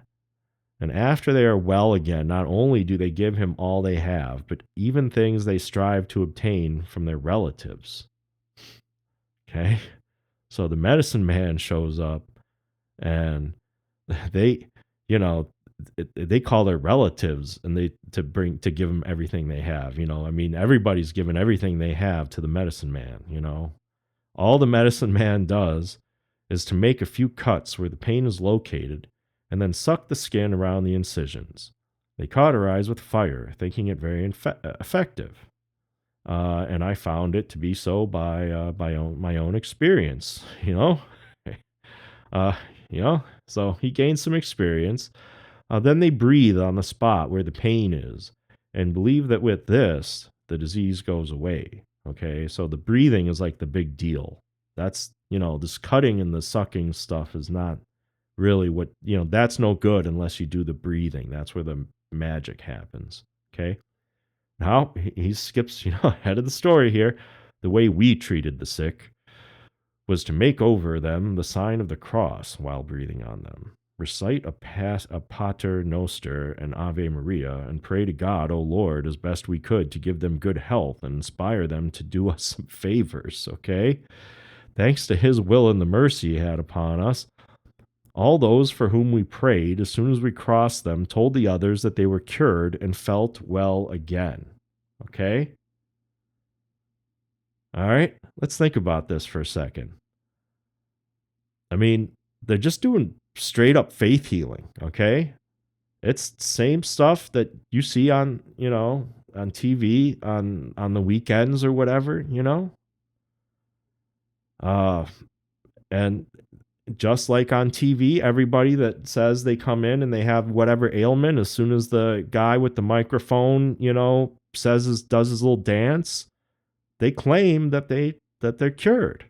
Okay? And this guy's saying that's what happened. These people claim, now he's not saying they're cured, he's just saying they claim they felt well again. Okay? It says, from this they gave us good cheer and would rather be without food themselves so as to give it to us. And they gave us hides and other small things. So great was the lack of food then that I often remained without eating anything whatsoever for 3 days. And they were in the same plight, so that it seemed to me impossible for life to last, although I afterwards suffered still greater privations and much more distress, as I shall tell further on. So he's saying, like, there were times when these Indians had no food, and then they would beg me to do some medicine man stuff, and I would do it. And then the patient would claim that they were better. And then people would bring me food. And I would refuse to eat it. I would want them to eat it because they were worse off than I was. And they still wouldn't eat it. And I would sit there let the food sit there for 3 days waiting for them to eat it. And they wouldn't do it. Okay? And he's like, and afterwards I suffered still greater privations and much more distress. Okay. He's like saying I was at some point able to, to me, going 3 days without food was nothing. Okay. After a certain point. Okay. So like I said, the book really starts to become a different book at this point. Okay. Cabeza de Vaca is really like it's not Blood Meridian, okay? It sure as hell is not Blood Meridian, okay? So the Indians that kept Alonzo, Andre, the others, who are still alive. Okay. So, like I said, we kind of lose track of how many Spaniards, how many, because sometimes he calls them Christians, how many Christians are still alive. Okay. We find out later that, I guess the slave, or a slave is still alive. Okay. Um, and I'm always curious. I'm always interested in the parts where he mentions him. Okay. Anyway, being of another language. The Indians kept these other people alive, okay, who were still alive, being another language and stock, gone to feed on oysters, another point of the mainland, where they remained until the first day of the month in April. Okay, and then they came back to the island, which was 2 leagues off, where the channel is broadest. The island, okay, whatever. All the people in this country go naked. Only the women cover part of their bodies with the kind of wool that grows on trees. The girls go about in deer skins. They are very liberal towards each other with what they have. There is no ruler among them. All who, like, no government, okay? That's, it's one thing that, like, seems to be a common theme everywhere here, okay? Throughout the entire book, there's no government among any of these Indians, okay? So I should have really paid more attention to that when I was reading this, okay? All who are of the same descendancy cluster together. So it's family based. It's family or clan based, okay? There are 2 distinct languages spoken on the island. I don't even know what the hell island is he talking about. I think some people think it's like Galveston or something, okay? Those of one language are called whatever. Those of the other Han, okay? They have the custom when they know each other and meet from time to time before they speak to weep for half an hour. Okay. After they have wept, the one who receives the visit rises and gives to the other all he has. The other takes it, and in a little while goes away with everything. Even sometimes, after having given and obtained all, they part without having uttered a word. There are other very queer customs, but having told the principal ones and the most striking, I must now proceed to relate what further happened to us. But I mean, this is, what's going on here? Like, you meet somebody, and whatever you have to give to them, and whatever they have to give to you. And there's also this weeping that occurs. All right. Now, I'm not sure what what he means about the weeping. If it, but I suppose tears have to be shed. I don't know if they have to be shed authentically or whatever, but that's some kind of weird, I don't know. Even if he's got it, even if he's got it a little bit off, okay? Like even if that's a little bit exaggerated, even if it's a lot exaggerated, it's a striking thing to write about somebody. And again, this guy had no reason to make any of this up, okay? After Dorantes and Castillo come back to the island, they gathered together all the Christians who were somewhat scattered, and there were in all 14. I, as told, was in another place on the mainland whither my Indians had taken me, and where I had suffered from such severe illness. Okay, so he got sick there. Okay, when the Christians learned of it, they gave the Indian the robe of marten we had taken from that incident back with the governor, stated in order that he should guide them to where I was to see me. And so 12 of them came, 2 having become so feeble they did not dare to take them along. Now, this is kind of weird, because where did he get the robe? I thought there was a shipwreck. But anyway, this is like the remaining, all the Christians that had landed on the island, okay, had been like working to link up and find each other and like get together, okay, and recompose themselves, I guess, while at the same time being dependent on the Indians to help them out and stuff. And so when they learned about Cabeza de Vaca, at that time Cabeza de Vaca was really sick, okay, and he was in some remote part of the island. And so they had that expensive fur, that smelly fur, and they gave it to the Indians in exchange for rescuing Cabeza de Vaca. Except they were also sick too and not in really good shape to find him. But anyway, they were able to reunite, okay? And he gives the names here, okay? He's saying like at that point, here's who was left over from like that 600 that came over on the ship. Okay, here's all the names. I'm not even gonna try to keep count at this point because they talk about some people been left on the island. I don't even know what island he's talking about. Okay, so my sickness prevented me from following or seeing them. Yeah, so that was that too. I had to remain with those same Indians of the island for more than a year. Okay. And they made me work so much and treated me so badly, I determined to flee. So, like, okay, he skips over a lot of details. Okay. Remember, they put him to work as a medicine man and they were withholding food from him. But now he's like, you know, they're making him like work his ass off apparently as a medicine man and they're treating him badly. So he's determined to flee and go live in the woods on the mainland. And what and who were called those from whatever, I don't know. I could no longer stand the life, I was compelled to leave. Okay, so he's having tough time at this stage. Just I don't know. His relationship with the Indians, I guess, evolves over time. Okay, it's really never a steady state throughout at any point in the book. So among many other troubles, I had to pull the edible roots out of the water, whatever, and his fingers became so tender that the mere touch of a straw caused them to bleed. Okay, so like, I guess he had to get out of town, and he was just living out in the woods, eating these reeds. I guess he had some, clothing, but it wasn't holding up too well. So anyway, um, he proved somehow got a little better. He'd been sick like while he was living with the Indians, and this actually helped him become better. Okay, and okay, he then went to work and joined the other Indians. He said, among these, I improved my condition a little by becoming a trader, doing the best in it I could, and they gave me food and treated me well.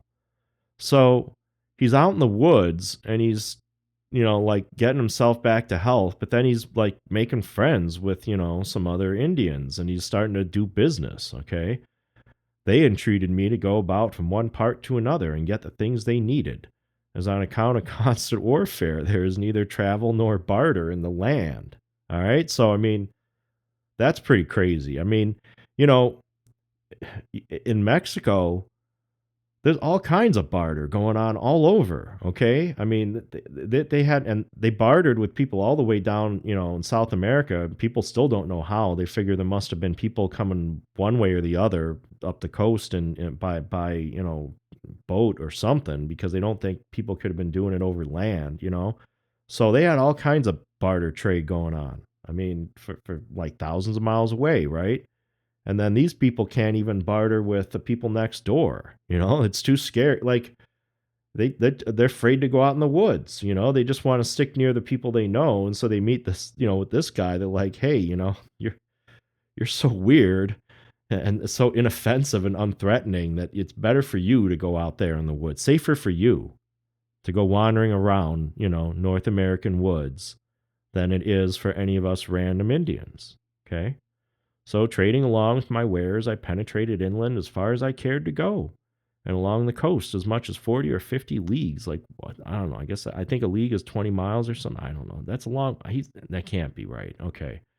My stock consisted mainly of pieces of seashells and cockles and shells, which they cut a fruit, which is like a bean, used by them for healing and in dances and feasts. This is of greatest value among them, besides shell beads and other objects. Okay, some kind of bean, all right, that they like. These things I carried inland, and in exchange brought black hides, brought back hides and red ochre with which they rub and dye their faces and hair, flint for arrow points, glue, and hard canes, wherewith to make them. Okay, so like all the stuff you need for making arrows, he was getting that stuff, the glue. The trade suited me well because it gave me liberty to go wherever I pleased, not bound to do anything and no longer a slave. Wherever I went, they treated me well and gave me to eat for the sake of my wares. Right? You never had a problem getting food. My principal object in doing it, however, was to find out in what manner I might get further away. He's like, he still wanted to get back to Spain. Like, he didn't like being where he was, but he'd figured out a way to, like, make it work for him. So he had a life, at this point. He had a job. Yeah, I mean, he like ran his own affairs. He wasn't a slave, but he's still like, I'm still trying to get the hell out of here. Anyway, he says I became well known among them. They rejoiced greatly when seeing me, and I would bring them what they needed, and those who did not know me would desire and endeavor to meet me for the sake of my fame. All right? This guy's like celebrity. The people have heard about him. And so when they encounter him, they're like, oh my God, it's that guy. All right? My sufferings while trading thus, it would take long to tell.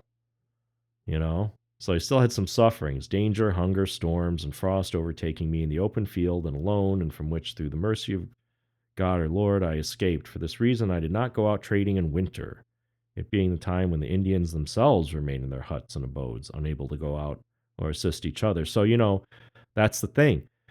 It's still, people are, super poor compared to even other parts of North America here. Okay. Certainly compared to anywhere in like South America or Central America. Okay. Now look at the next sentence. Nearly 6 years I spent thus in the country alone among them naked, as they all were themselves. How's that for a chapter ending? Okay. 6 damn years this guy lived out in this place where people just withdraw and like 20% of the population just starves to death in the winter or something. That's where he's living. Okay. All right. Now, he does meet up with other, like Spaniards, okay, and comes up with a plan to escape to the west, okay, closer to Mexico, okay. And if you look at a map of this guy's travels, okay, makes it pretty far west, okay. You can look up maps and see, where he's said to have, gone or believed to have gone, okay. All right. But for purposes of reading this, I think it's more helpful not to know. Okay. Like if I told you, like, if I pull up a map right now and said, oh, he's right here, right there, I don't think it would really do anything for you. Because he may as well be in Wonderland. Like I said, most of the people that he's writing about here, these tribes, like they're barely identifiable as tribes. He says they're just basically clans. Okay. All right. So when I had been with the Christians for 6 months waiting to execute our plans, the Indians went for tunas. Okay, now these become a big deal, apparently, as he moves west. The prickly pear fruit. Okay, that seems to be the staple. Right? There's a lot of talk about the tunas. They're not tunas, or I'm going to start pronouncing it like tunas probably, but all right, so the distance of 30 leagues from there, the Indians began fighting among themselves over a woman, and cuffed and struck hurt each other, and in great rage, each one took his lodge and went his own way. So we Christians had to part, and in no manner could we get together again until the year following. Okay, right. So that sucked. During that time, I fared very badly, as well from lack of food as from the abuse the Indians gave me. So badly I was treated that I had to flee 3 times from my masters, and they all went in pursuit, ready to kill me. But he got away. All right. When the time for the tunas came, we found each other again on the same spot. So this is really weird. Okay. I guess the Indians didn't want this guy getting away. Okay. They didn't want any of these Christians getting away. All right. I guess they found them all to be kind of like useful. Okay. But then the Indians, were also not getting along with each other. And so the Christians were like getting pulled apart from each other. But then they meet up where the prickly pear fruit grow, okay, during that time of the year. Like it's just guaranteed that like all the Indians are going to have to go there when the prickly pear fruit appear, because that's like the main thing they eat, like it's like the no way in hell they're not going to be out there in the prickly the cactus patch or whatever, picking these fruits. So the Christians could say like, okay, next year when the harvest comes in, like our masters will let us, meet up out here. Like that's when we'll meet up, like during the prickly pear thing, okay? But then they had to make sure that they were going to be there on the same day, and so it was hard to coordinate, so that they could be there on the same day because they're all going to try to like make a break together. Like they weren't going to do, like that was a safe way to do it, right? So what does he say here? Uh, it was the 1st of September and the first day of the new moon, and I told them that if at the time set they did not appear, I would go alone without them. We parted, each one going off with his Indians, okay? And he said, I remained with mine until the 13th of the moon. I don't know what he means there. 13th of the month. Determined to escape to other Indians as soon as the moon would be full. And on that day there came to where I was, these other guys appeared, and they said they left Castillo with other people nearby that they called the Anagados, and how they'd suffered many hardships and had been lost. Okay, so there's some of the Spaniards showed up eventually in September, and they said we tried to get the others, but we lost them. And they said on the following day, our Indians moved towards where Castillo was, and we were going to join those who kept him, making friends with them until until then they had been at war. So we got Castillo also. So I guess like what they were able to do is go to their friend's tribe and say like, hey, like their friend's tribe had been at war with the tribes that kept them, okay? But since they had fled their tribes, they were able to go to the people that were holding Castillo and say like, "Hey, we're no longer your enemies, right? We escaped from your enemies. Like we'll be friends with you, okay?" And so they befriended that tribe. And so it sounds like basically these people have figured out that like they can be friends with any of these Indians for a certain length of time, and then after a while they're going to get exploited.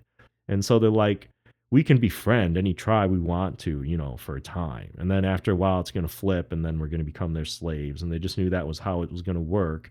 So they just went and befriended Castillo's tribe. So at least for some time, they had like, partnership, friendship with the same tribe. All the Spaniards are together. All right. Now, the other problem is water. Okay. The only thing they could drink was the juice from these fruits. Like that's all that's out there is a cactus fruit. All right. The Indians do it that way because they don't have any water vessels either. Okay. The same, like nobody's got anything for carrying anything around for like transporting water. The juice is sweet and has the color of must. There are many kinds of tunas and some very good ones, but to me they all tasted well alike because I was so hungry that I didn't even care. Like yeah, some taste better than the others, but when you're as hungry as I am, they all taste the same. Okay. He says most of the people drink rainwater that collects here and there, for as they've never have a fixed abode, and they know no springs or established watering places, although there are rivers. So I don't know what he's saying. Like there's rivers, but people don't drink out of them. People don't know where they are. They're wandering around, and they're just like, yeah, we'll see. Maybe we'll see the river. I mean, I don't know. Why wouldn't you? I guess people just drink out of puddles. They can find enough water in puddles or and stuff. He's saying, or little creeks or whatever that they don't really, need. I don't know. He's saying that's how they get water around there. He says all over the land are vast and handsome pastures with good grass for cattle, and it strikes me the soil would be very fertile where the country had, he's turning John Locke all of a sudden, century ahead of, well, way more than a century ahead of his time. Okay. So he's like 150 years ahead of John Locke. He's already spotting this stuff. We saw no mountains as long as we were in the country. These Indians told us that further on there were others called Cajoles, I don't know, who lived near the coast, and they were those who killed all the people that came in the barge of these other Spaniards. Okay, so there's okay, so they had been so emaciated and feeble that when being killed they offered no resistance. Okay, so those people just all right. And the Indians finished with all of them and showed us some of their clothes and weapons and said that the barge was still there stranded. The barge is still there. The Indians didn't even care about that. This is the fifth. This is the fifth of the missing ones. Okay, so he's accounting for the barges. Remember, he's like an accountant. He's a bean counter. So he's saying, that barge, that's what happened with that one. So the governor, we already said, had been swept out to sea. All right, so the governor, he just out to sea. The one of the pusher and the monks was seen stranded on the beach. All right, I don't know what that means. And Esquivel told us of their end. All right, so they're all dead.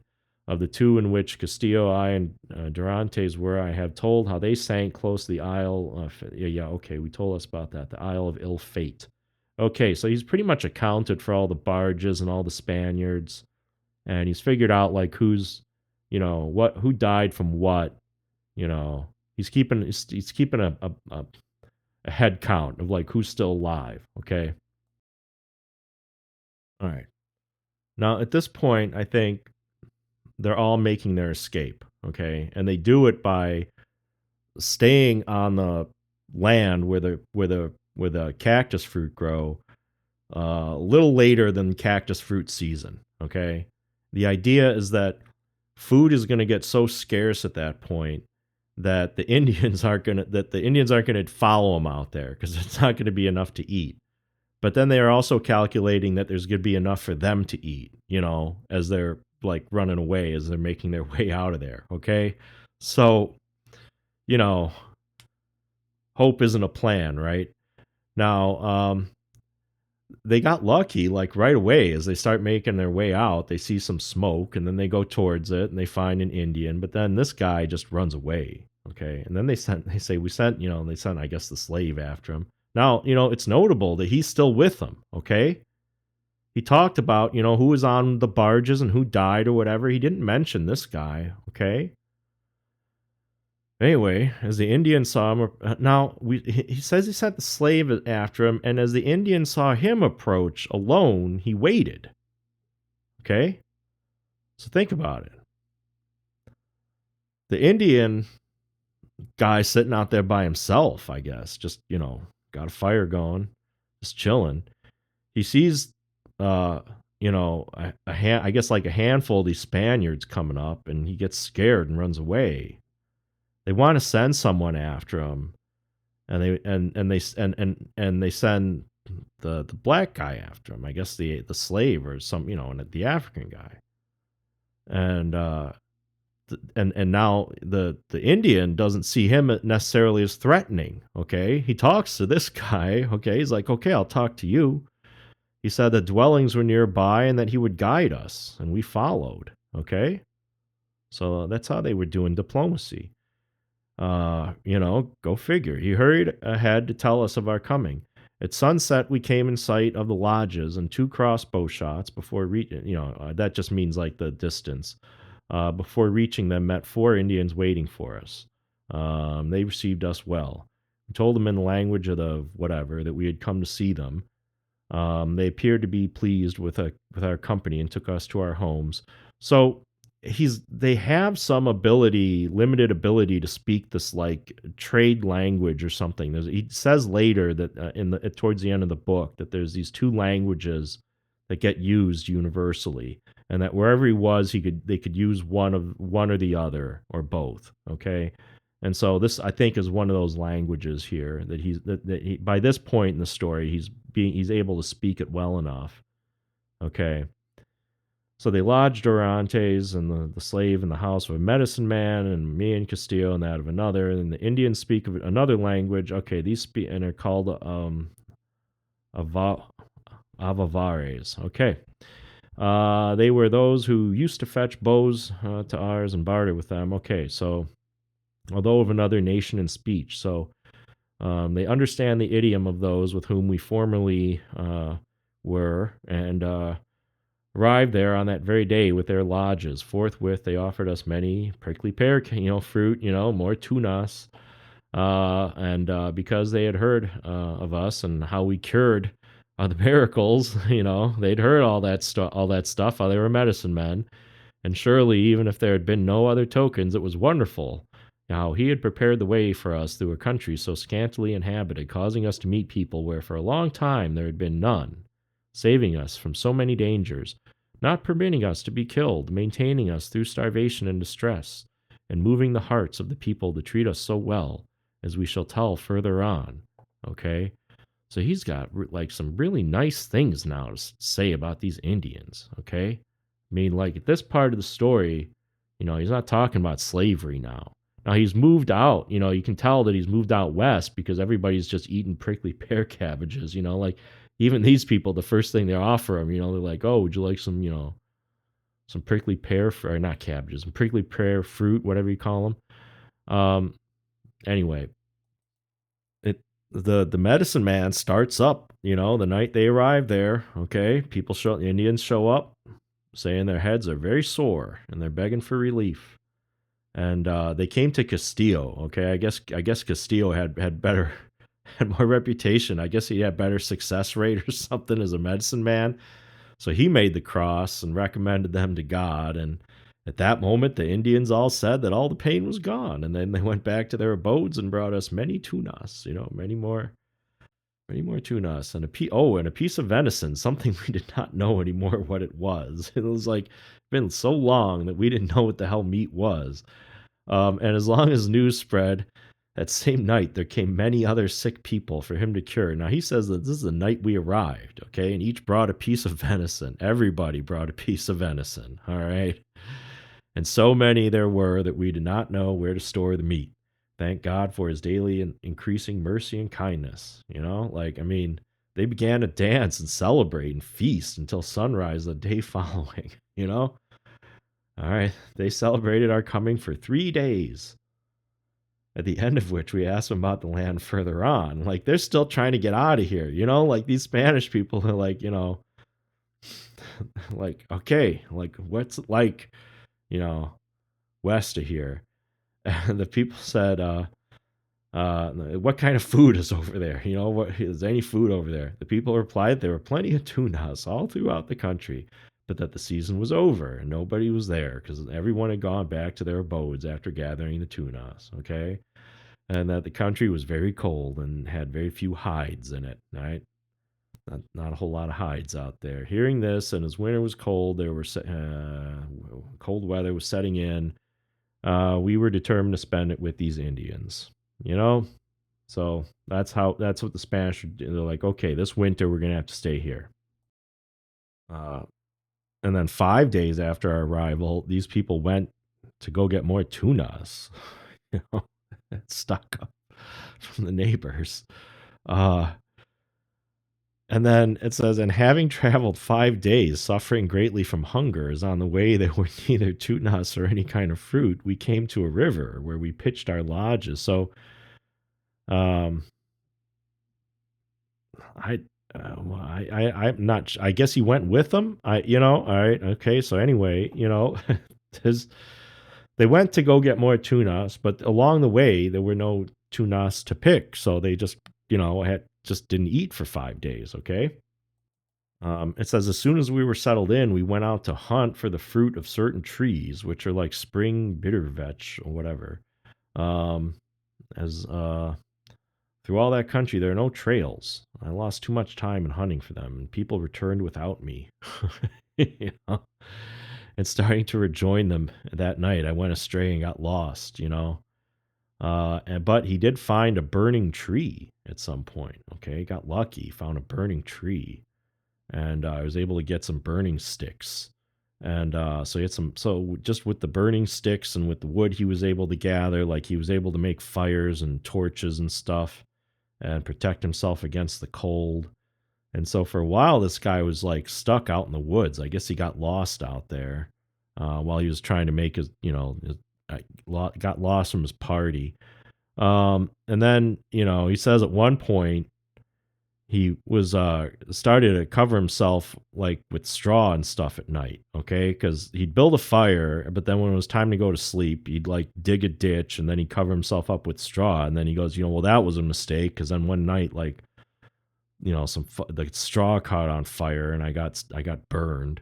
So God have mercy upon me that in all this time there was no norther. What, I don't know what a norther is. Otherwise, I could not have survived. So All right, so at the end of 5 days, I reached the shores of a river, and there I met my Indians. All right, they, as well as the Christians, had given me up for dead, okay? Thinking that perhaps some snake had bitten me, all right? That was their best guess, as to what might have happened, right? They were really happy to see me, especially the Christians. and told me that thus far they had wandered about famishing. Okay, so they'd been, they were happy to see him, but they also hadn't eaten, right? And they therefore had not hunted for me. Like they weren't looking for, they hadn't gone looking for him because they were hungry.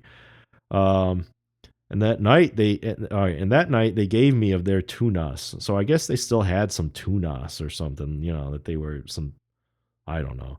On the next day we left and went where we'd found a great many of that fruit, which had all appeased their hunger, and we gave many thanks. Okay, so there's some other fruit that they were eating at that point, and they found a big patch of it, and so they were like super happy. Early the next day, many Indians came and brought 5 people who were paralyzed and very ill. Okay, so they're just like, you know, word got around that these people are out in the woods, and before you know it, sick people show up. Now, these people are paralyzed and very ill, he says. And again, they came to Castillo, like, thank God, Every one of the patients offered him his bow and arrows, which he accepted. Like the others were offering venison, these ones are offering their bows and arrows, right? Which he accepted, So now Castillo's got some bows and arrows. By sunset, he made the sign of cross over each of the sick and recommended them to God, And then, he didn't know what the hell else he could do. And then in the morning, they all woke up well and hearty and went away in such good health as if they never had any ailment whatever, This caused them great admiration and moved us to thanks to our Lord and to greater faith in his goodness and the hope that he would save us, guiding us to where we would say, it sounded like maybe these people had like chronic back pain or something, I don't know. For myself, I may say that I always had full faith in his mercy. I mean, the thing is, this guy, if he's lying about, let's say he's making this up, okay? Let's say this didn't happen. First of all, this guy never claims to actually be like even a Christian. I mean, he seems to know how to do all the rituals and he's saying all the right words and stuff like that, but he's never talks about like really the Bible or anything. I mean, so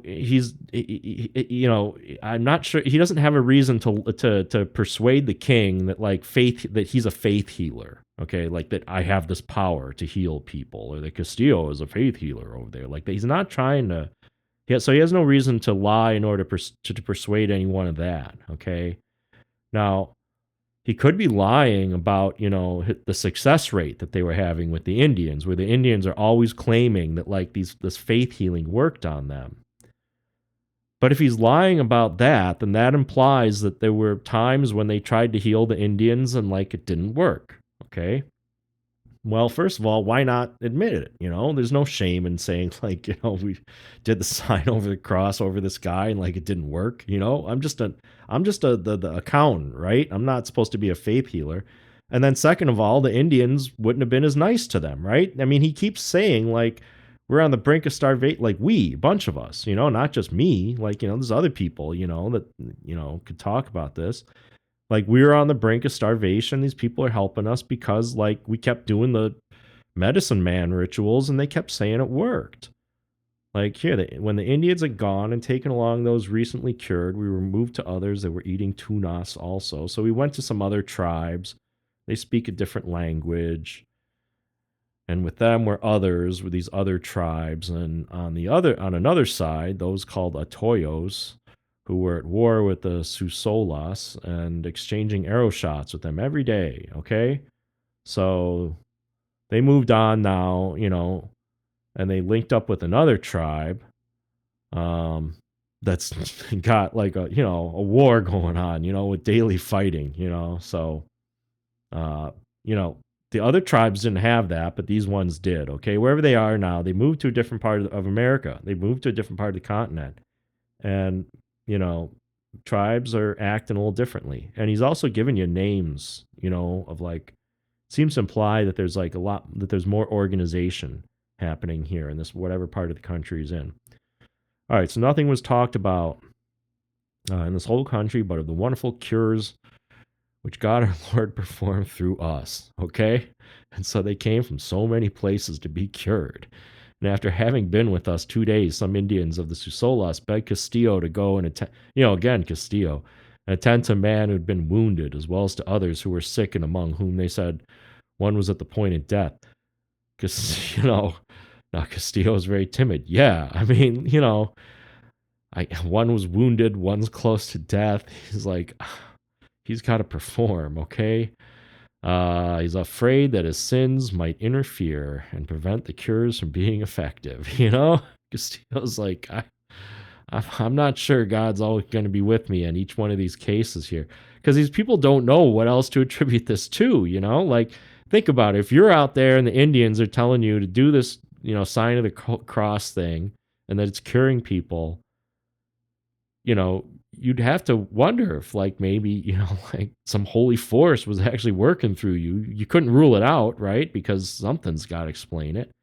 So these people are like, yeah, mate. Castillo's like, but, I got some sins, so I might not be able to heal these guys. So the Indians told me to go and perform the cure. Okay. So Castillo doesn't want to do it. So Cabeza de Vaca does it, and then they liked him. And, he said, I had relieved them while they were out gathering nuts, for which they had given us nuts and hides. Okay, so he'd treated them in the past. So, all right, that's, all right, I don't know. So I had to go. And then the others came with me, okay? So these Spaniards, like, they still try to stick together, okay? Like, if Cabeza de Vaca is going to have to go out and, like, do some cures or something, if Castillo's not going to do it, the others aren't going to stay there with Castillo. They're going to go out, with Cabeza de Vaca. All right, so when I came close to these ranches, I saw that the dying man who'd been called to cure was dead. Okay, this guy was already dead. Thank God. All right, so for there were many people around him weeping. His lodge was torn down, which is a sign that the owners died. So the people had already agreed that he was dead. He didn't have to tell him he was dead. All right, I found the Indian with his eyes turned up, without pulse and without the marks of lifelessness. At least so it seemed to me. Durante said the same. Said I removed the mat with which he was covered as best I could, prayed to our Lord to restore his health, as well as that of all the others who might be in need of it. Having made the sign of the cross, breathed on him many times. Still got to do that breathing thing. They brought his bow and gave it to me, and here's another bow and arrow, right? And a basket of ground tunas. There you go. More prickly pear fruit, right? And then took me to many others who were suffering from vertigo. So he's done with the dead guy. Now he's got to go. There were a bunch of people that were dealing with vertigo, apparently. All right, so they gave me 2 more baskets of tunas. So he's got tunas for days, okay? Which I left to the Indians that had come with us. So he's given them to, like, some other Indians that were, like, accompanying him, okay? Then we returned to our quarters. So he's, now this is almost like biblical, right? Like Jesus, making food appear for his followers. He's this guy's making, not tunas, fish.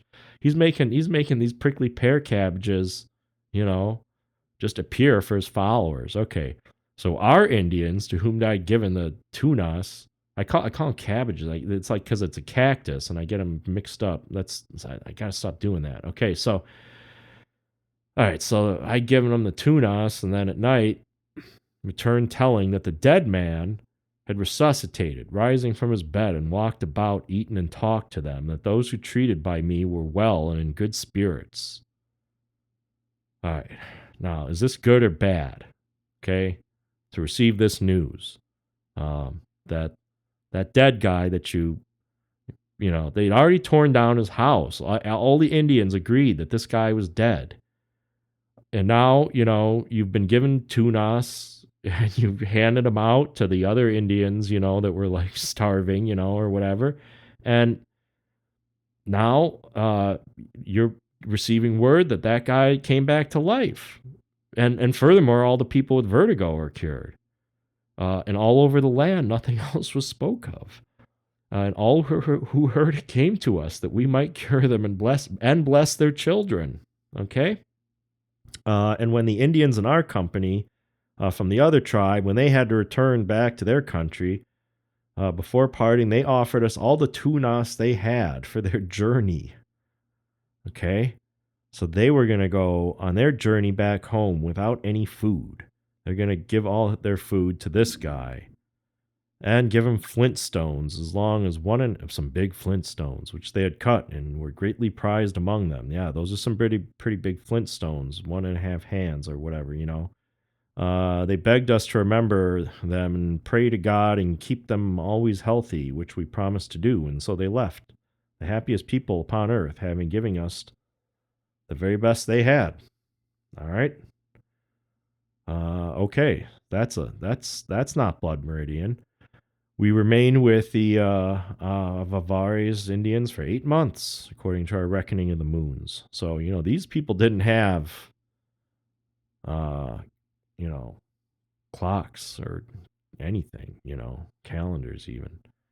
During that time, they came to us. They hadn't had anything like that at this point for, you know, maybe years. I'm not sure. He doesn't tell you like what year it is or anything here. Okay, says he spent 6 years, you know, living among these tribes. Okay, but he doesn't otherwise put a fine line date on any of this stuff. Okay, so he thinks it's 8 months here. Until then, Dorantes and I guess the slave had not made any cures. But we found ourselves so pressed by the Indians coming from all sides that all of us had to become medicine men. Okay, so it's a problem that the Indians, he and Castillo have now gone. Castillo, you know, was the big shot medicine man for a long time. Everybody wanted to see Castillo, but then Cabeza de Vaca brought a guy back to life. Okay, so now these are the two that are running the clinic. Okay, but now these other two, they hadn't made any cures, but nonetheless, people were coming to them and like demanding that they do it. Okay. Um, so he says, I was the most daring and reckless of all in undertaking cures. So, in other words, when the Indians would come to them and say, could you please cure this person? Um, they were always worried that they weren't going to be able to do it because the person was too sick or too injured. And, so Cabeza de Vaca was saying, I would take the ones that, the other ones wouldn't take, that were too afraid to take. And it says, we never treated anyone that did not afterwards say he was well. And they had such confidence in our skill as to believe that none of them would die as long as we were among them. Okay? Now that right there, buys you some protection when you're living and traveling among these tribes now. Okay? They can be at war with each other and they can think whatever they want. But what if they start to think that you have this kind of power so that as long as they're in your company, they're going to stay alive. Okay. What if that starts to become part of their religion, or part of their faith? Okay. Okay. Now, in this next section that I have in blue, I'm not going to read the whole thing. I'm just going to leave it on the screen. You can read it for yourself. Um, I hardly understand what's going on here, but Cabeza de Vaca may not, it doesn't seem to have understood exactly what they were talking about. But these Indians are saying that there's someone called Bad Thing, small stature with a beard. They never could see his features clearly. It almost sounds like the Lorax or something. Whenever he would approach their dwellings, their hair would stand on end. Anyway, this guy was like, he would with a sharp knife of flint, he cut into people's sides and then took out their entrails and then cut off a piece, which he threw into a fire and then made 3 cuts on their arms and one at the place where people are usually bled, and then twisted the arm but reset it soon afterwards, then placed his hands on the wounds and told us that they closed at once. Many times he appeared among them while they were dancing, sometimes at the dress of a woman, and in the dress, sometimes dressed as a woman, sometimes as a man. And then whenever he took a notion to do it, he would seize the hut or lodge, take it up into the air, and come down with it again with a great crash. I said I wasn't going to read the whole thing, but here I am reading it because it's just, They all told us how many a time they set food before him, but he never would partake of it. This is a big deal. This like whether nobody's got food, but everybody's giving food to you, and nobody's eating it. you know, like people, he's saying people starved to death in that one village because they wouldn't eat after their brother died. I don't know. When they asked him where he came from and where he had his home, he pointed to a rent in the earth and said his house was down below. Okay. So they came and told him about bad thing. All right. All right. So what's he say about that? We laughed very much at these stories, making fun of them.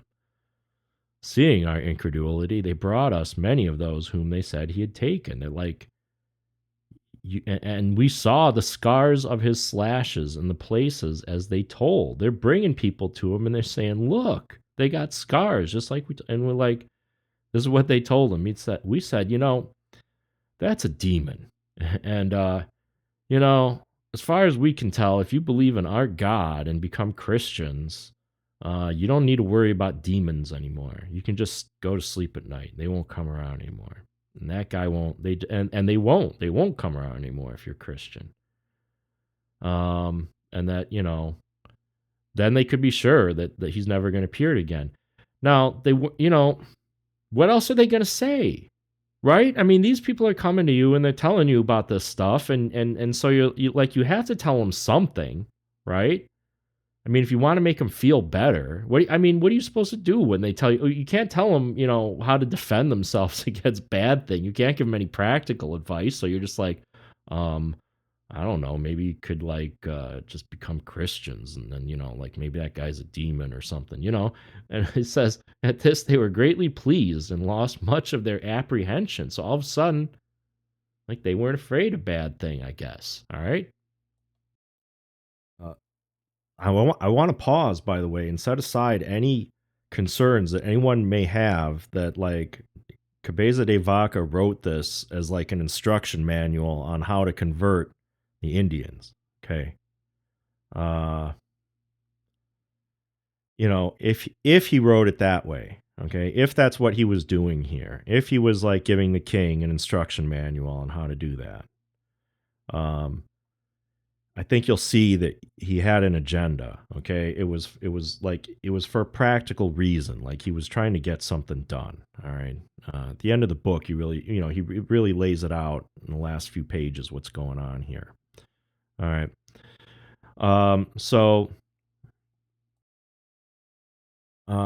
He says these same Indians says that they'd seen. I guess these are other people that they came across on the Spanish on the voyage. It says with other Indians further along the coast, which we had named the Figs. I guess. That's what they had named those other Indians. They refer to these other Indians that live along the coast as the Figs. I don't know why. Okay, maybe whatever. Maybe because they had Figueroa with them. Okay. All these people had no reckoning, these Indians, he means, had no reckoning by either sun or moon. So they don't use the sun or the moon to like calculate anything, nor do they count by months and years. They judge of the seasons by the ripening of the fruits. They just look at what the fruit are doing. That's what they look at. They don't care about the sun or the moon. That's kind of interesting. Well, and then look, by the end, and by the time when the fish die, and by the appearance of the stars, in all of which they are very clever and expert. Okay? Now, what the hell? This is the only time in the book when he makes reference to any of these tribes like doing any kind of astronomy. Okay? But that seems to be what he's describing here. He says these people that live along the coast that like apparently they're he doesn't want to have any dealings with these people, but I guess these other Spaniards have been spotted with them. But I guess they were tracking the stars, but he's saying they didn't give a crap about the sun and the moon. And again, why would he lie about that? Why would he make that up? Okay, so while with them, we were always well treated, although our food was never too plentiful and we had to carry our own water. Our food was never too plentiful. Okay. We had to carry our own water. But they treated us well. The dwellings and the food are like those of the others. They are always much more exposed to starvation, having neither maize or acorns or nuts. So again, everywhere he goes, like the Indians are always like starving. We always went about naked, like he keeps saying that through the whole book, and they covered ourselves at night with deer skins. Everybody's naked, like nobody's wearing anything. Okay, like if anybody's got any kind of animal skins out here, it's like a huge deal. All right, during 6 to 18 months we were with them, we were suffered much from hunger because they do not have fish either. you know At the end of that time, the tunas began to ripen. There you go. And without their noticing it, we left and went to the other Indians further ahead. So they snuck away and just went to another tribe. Okay. 1 day's travel away. 3 days after I and the African slave, I guess, had reached there, I sent him back. I sent him back to get Castillo and Dorantes. And then they departed in the company of the Indians, who wanted to eat a small fruit of some trees. Okay, so the Indians are like joining them, I guess, and then there they joined other Indians, and which we found to be so sick, emaciated, and swollen that we were greatly astonished. Okay, it's not Blood Meridian again, but I don't know, some similarities. Okay, so the Indians with whom we had come went back on the same trail, and we told them that we had wished to remain with the others. At which they showed grief. So we remained with the others in the field near their dwellings. Okay. When the Indians saw us, they clustered together after having talked among themselves, and each one of them took one of us to whom he claimed by the hand. They led us to their homes. So they're like laying a claim. With those, we suffered more from hunger than among any of the others. Okay. In the course of a whole day, we did not eat more than 2 handfuls of the fruit, which was green and contained so much milky juice that our mouths were burnt by it. Okay, so they've encountered some Indians who all of a sudden are just like, you belong to us. And furthermore, these Indians are like, they have, less food than everybody else, and their tunas aren't even ripe. We finally grew so hungry that we purchased 2 dogs in exchange for nets and other things. So they were doing something to make them useful and somehow got 2 dogs. This is the first time you see mentions of dogs here, okay? And a hide with which I used to cover myself. Doesn't really give much explanation about the dogs. He doesn't really go into detail about them. Now, I kind of guessed when I read this what he purchased the dogs for, and I was right. He's not purchasing them, to hunt or anything. I've said already that through all that country, we went naked, not being accustomed to it like snakes. We shed our skin twice a year because, he's getting sunburnt, and then they had ropes cutting into our flesh and stuff like that. Okay. So they're like living with these Indians that have nothing, but I guess they're sort of like buying their freedom or something, or they're buying like the ability to like just get the hell out of there. Okay. Country is so rough and overgrown that often after we'd gathered firewood in the timber and dragged it out, we would bleed freely from the thorns and spines which cut and slashed us wherever they touched. So, like, yeah, wherever they are in the U.S. right now, landscapes full of thorny bushes, no trails. You just got to go out into the thorns. Nobody's got a machete or anything. They got to go out, He's just saying that's how it is, okay? This is all a contemporary account that he's writing to the king. Sometimes it happened that I was unable to carry or drag out the firewood after I'd gathered it with much loss of blood. Like he'd get so, torn up out there, he couldn't even bring the firewood out. And all that trouble, my only relief or consolation was from... Now, you can kind of see someone becoming religious as a result of all this, right? Because he's getting scraped up by thorns, and he's like, I'm thinking that, I'm thinking about Jesus getting scraped up by thorns here. I made a contract with the Indians to make combs, arrows, bows, and nets for them. Also, we made matting, of which their lodges are constructed and of which they are in great need. For although they know how to make it, they do not like to do any work. In order to be able to go in quest for food, they got to go out and look for food. They don't have time to make this stuff for the homes. Whenever they work, they suffer greatly from hunger. They're like, If they're working to make their homes, they're hungry at that moment. They're like, they'd rather be out getting some food. So he came up with this division of labor, that was totally, just unknown to these people living out there. All right. Again, they would make me scrape skins and tan them. The greatest luxury I enjoyed was on the day they would give me a skin to scrape because I scraped very deep in order to eat the parings. There you go. You got some extra food, which would last me 2 or 3 days. It also happened to us while being with these Indians before mentioned that we would eat a piece of meat which they gave us raw because if we broiled it the first Indian coming along would snatch it and eat it. All right. Seemed useless to take any pains in view of what we might expect. Okay, so if they got their hands on some meat, they didn't cook it because at that point, it'd get noticed and it'd get taken away from them. So they had to eat it raw. Okay, that's what he's saying. All right, and he said we also didn't give a crap because we were so damn hungry that it's like we might not have cooked it even if they weren't there because we were so damn hungry we didn't care enough to cook it. Like we would have just eaten it. That's life. Life, and then wherever the hell we were. All right. After we'd eaten the dogs, I told you, it seemed to us that we'd had enough strength to go further on. That's what they needed the dogs for. Okay. They're like, we got to get meat somehow because they were so emaciated that they needed the strength to keep hiking. And they're like, I guess they spotted dogs and, they're like, we can use those. So that's what they did. That's how they planned their escape is they planned, first of all, how they were going to feed themselves. So they had the strength to escape.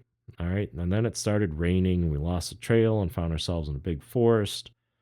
And we got leaves of tunas, which we roasted and made by ourselves in an oven made by ourselves. And so we got heat. Okay. And then in the morning, we could eat the leaves. I don't know. Anyway, there's another part here where he talks about, anyway. Issuing from the timber, we met other Indian dwellings where we saw 2 women and some boys who were so frightened at the sight of us they fled to the forest to call the men that were in the woods. It's that. And it's like it's this again, When these came, they hid behind trees to peep at us. We called them and approached in great fear. They approached in great fear, and after we addressed them, they told us they were very hungry. Great, Nearby are many of their own lodges, and they would take us to them. So that night we reached a site where there were 50 dwellings, and the people were stupefied at seeing us and showed much fear. After they had recovered from their astonishment, they approached us and put their hands to our faces and bodies also. We stayed there that night, and in the morning they brought their sick people, begging us to cross them, and gave us of what they had to eat, which were leaves of tunas and green tunas baked. It's the same, whatever. For the sake of this good treatment, giving us all they had, content with being without anything for our sake, we remained with them for several days. During that time, others came from further on. Here they are, developing the reputation again. And when those were about to leave, we told the first ones that we intended to accompany them, made them very sad, and they begged us on their knees not to go. But we went and left them in tears at our departure, as it pained them greatly. That was the island of ill fate. From the island of ill fate on, all the Indians whom we met as far as to here have the custom of not cohabitating with their wives when they are pregnant until the child is 2 years old. Children are nursed to the age of 12 years. 12 years, when they're old enough to gather their own food. We asked them why they brought their children up that way, and they replied it was owing to the great scarcity of food, since it was common to be without food for 2 or 3 days, and even 4, and for that reason they nursed the little ones to preserve them from starving to death. Okay? Even if they should survive, they would be very delicate and weak. When one falls sick, he is left to die in the field, unless he be somebody's child. Okay? So, if you're somebody, your parents will come out and help you if you fall sick in the field, but nobody else will do it. Other invalids, if unable to travel, are abandoned, but a son or a brother is taken along. Okay? There's also a custom for husbands to leave their wives if they do not agree, and to remarry whom they please. I guess he just means divorce. This applies to young men, but after they've had children, they stay with their women and do not leave them. Okay, so divorce is okay up until you have kids. When in any village, they quarrel among themselves, they strike and beat each other until worn out. You know, okay, and only then do they separate. Sometimes their women step in and separate them, but the men never interfere in these brawls, nor do they use bow and arrow. And after they have fought and settled the question, they take their lodges, and the women go out in the field and live apart from the others till their anger is over. Okay. And when they are no, so okay, so these guys have an incentive to settle things, because both of them, their women have to go out, leave town, I guess, as long as they're still angry at each other. When they are no longer angry and their resentment is past, they return to the village and are as friendly again as if nothing had happened. There's no need of mediation, okay? Saying they don't need courts out here. This is how they do it. It's how they settle it. When the quarrels between unmarried people, they go to some of the neighbors who, even if they be enemies, will receive them well. I guess he means like the girlfriends or something, with great festivities and gifts of what they have, so that when pacified, they return to their village wealthy. I don't know what that means.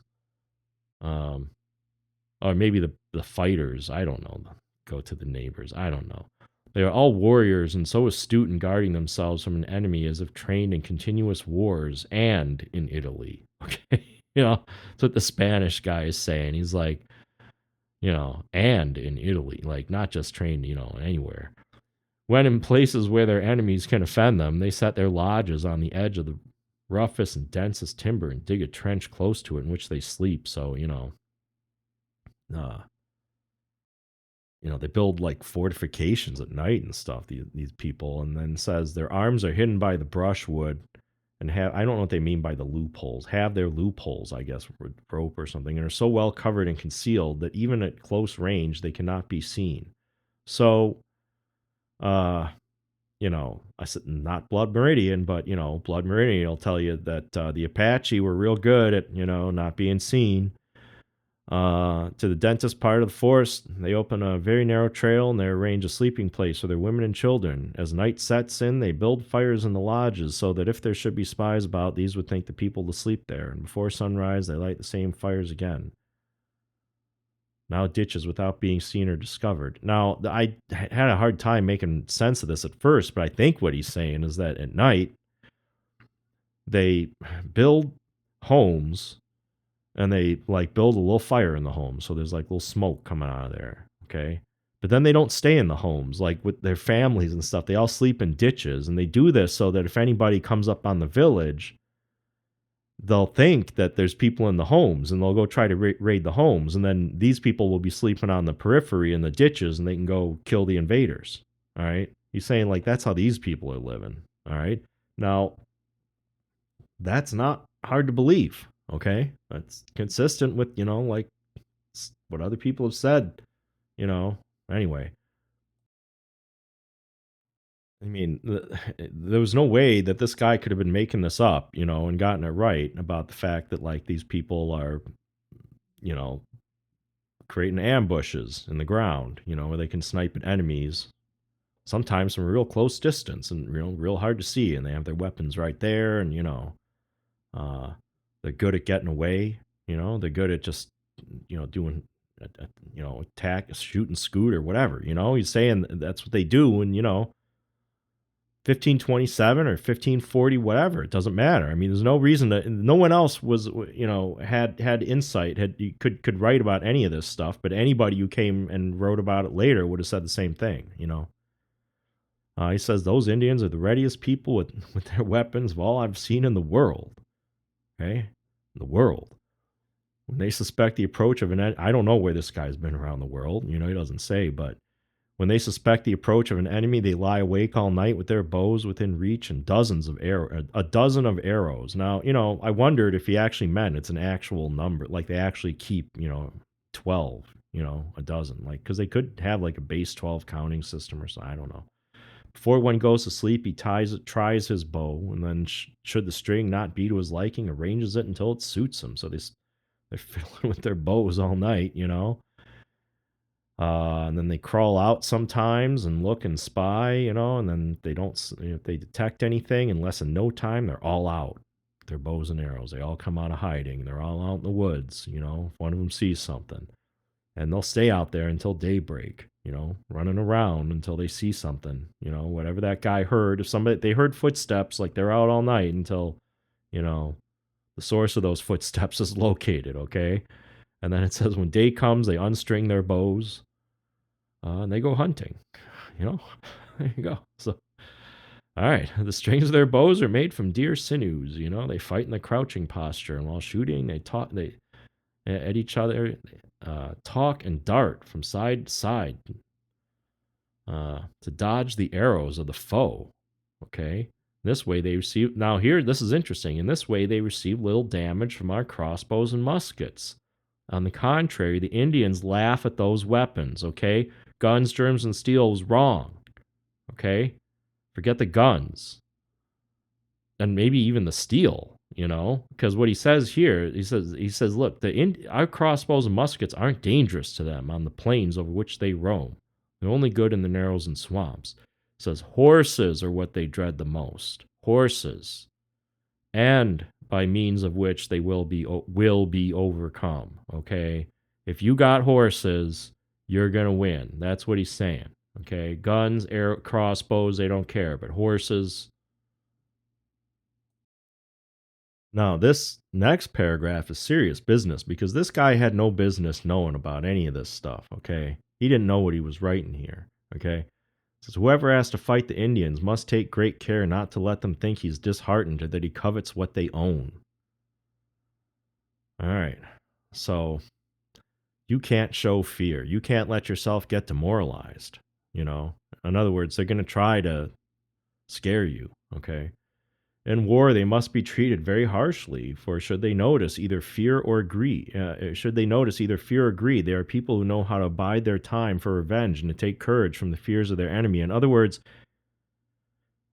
if you don't hesitate when you're fighting them, I see that as a weakness that they know how to exploit.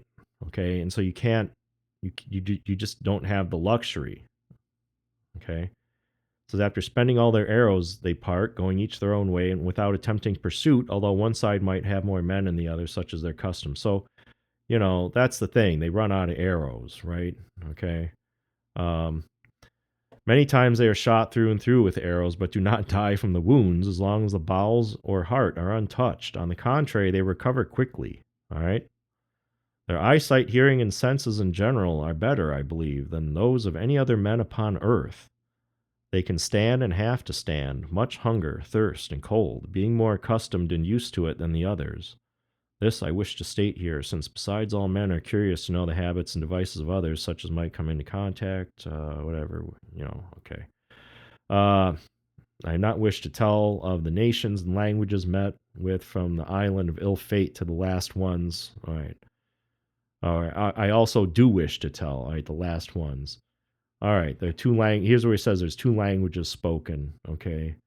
And on the mainland facing the island, there are others who take their name from the woods in which they live, and then further on along the seashore, others who call themselves the Dagenes or something. All right, so anyway, he's reading off like all the lists of different tribes, okay, that live on the island ill fate. Again, why would he make this up? Okay, why would he make up any of this? This all looks like stuff that some guy actually wrote down. Okay, none of this looks like anything that you could plausibly invent. The names are too plausible. All those people have homes and villages and speak different languages, and among them is language wherein they call men. He says the name. Okay, and they have a word for dogs. Okay, all right. In this whole country, they make themselves drunk by a certain smoke for which they give all they have. I put that in purple. A certain smoke for which they give all they have, and they make themselves drunk on it. So I don't know if it could be tobacco, but they also drink something from which they extract from leaves of trees. I have no idea what this is. And unto water oak. Toasting them on the fire in a vessel like a low-necked bottle. Now, this gets weird. they got to boil the crap out of this stuff. I don't know. I guess they got to boil it down, and then they pour the liquid into a bowl made of a gourd, and then it's got to foam up, and then they have to drink it while it's super hot. And then from time to time, they take it out from the first vessel until they drink, and they shout, "Who wants a drink?" When the women hear this, they stand still at once, and although they carry a very heavy load, do not dare move. Should one of them stir, she is dishonored and beaten. Okay. In a great rage, they spill the liquid they have prepared and spit out what they drank. Now, he says the reason for this is that when they want to drink, that the water and the women stir from the pot is, I don't know. When they hear the shouts, an evil substance gets into the liquid that penetrates their bodies, causing them to die before long. So, like, should it be uncovered while a woman comes along? They pour it out.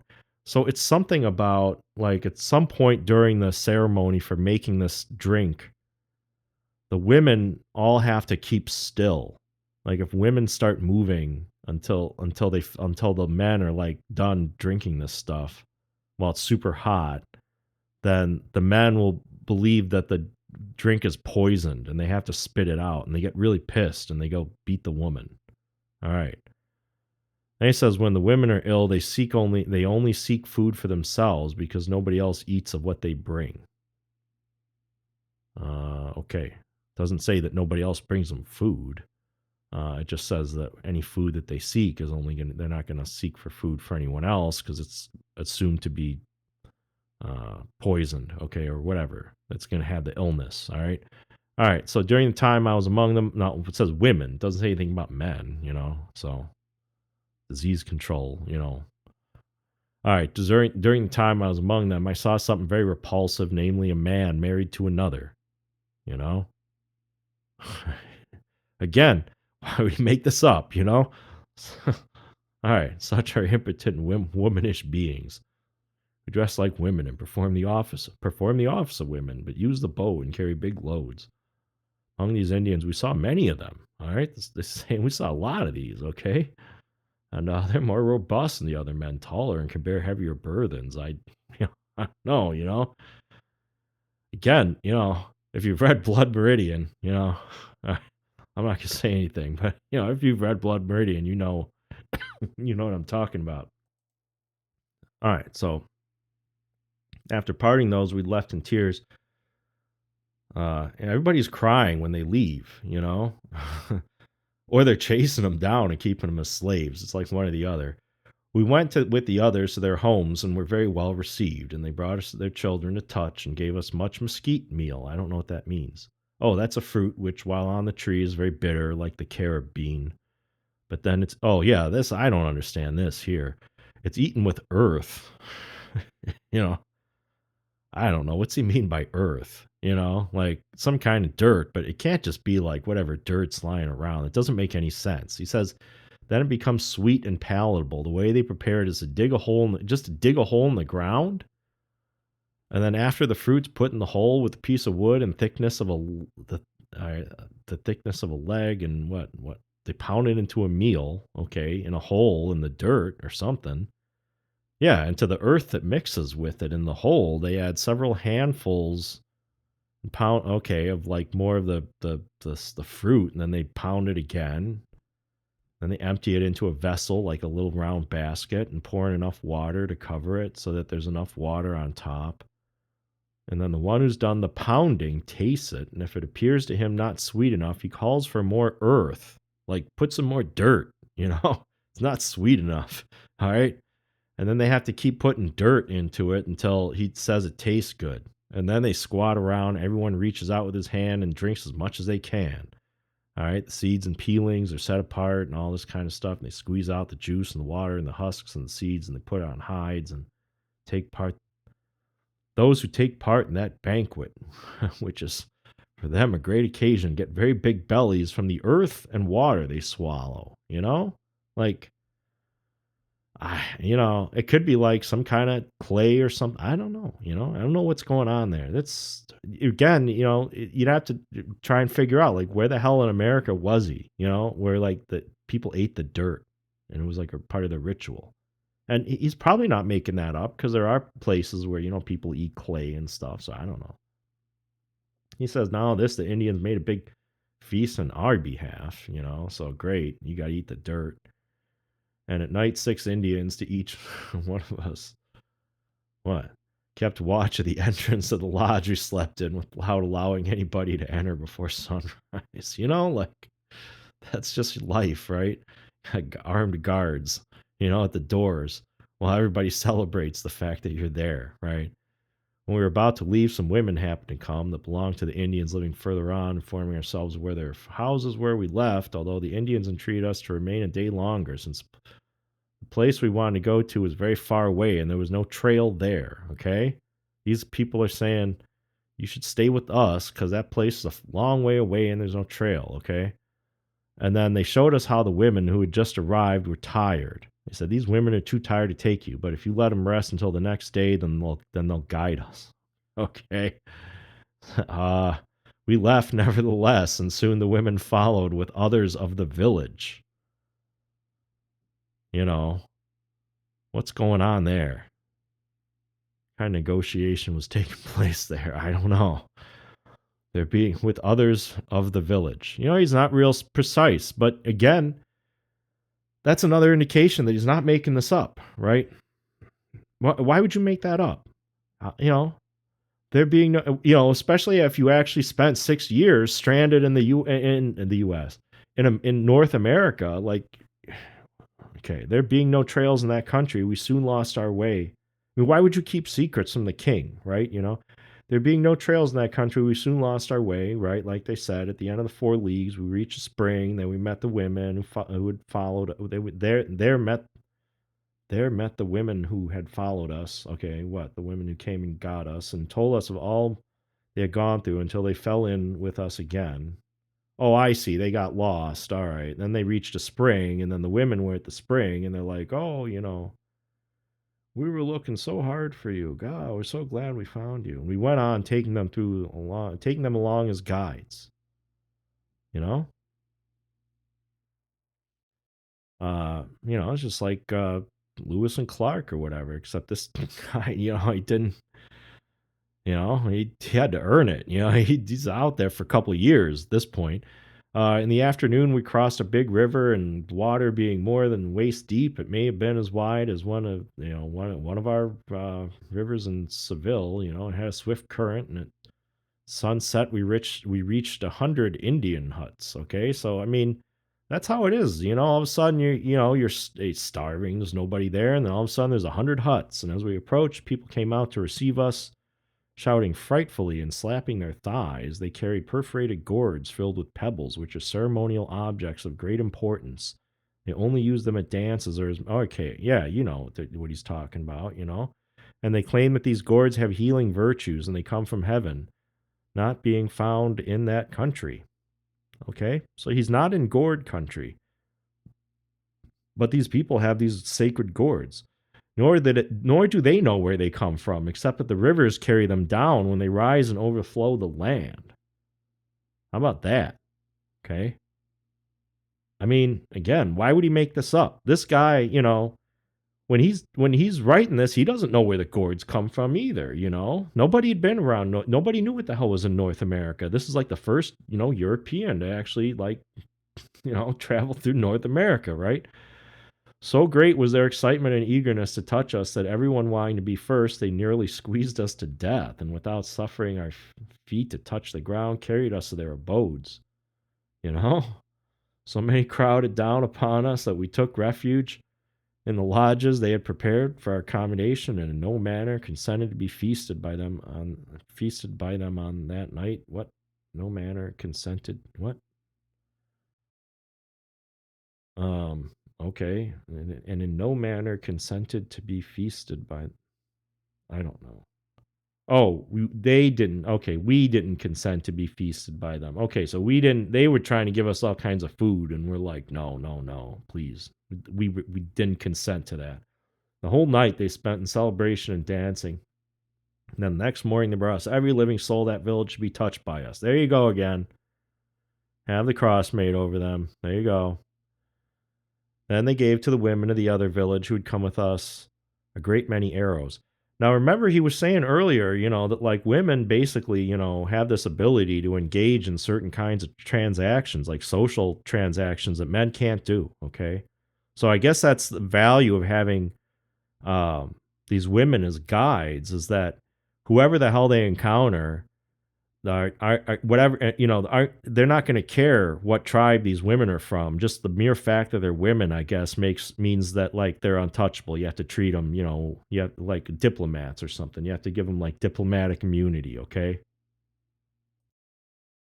All right. So then the next day we went on, and all the people of that village with us, like people are following them. Okay. At this point, they're getting a following.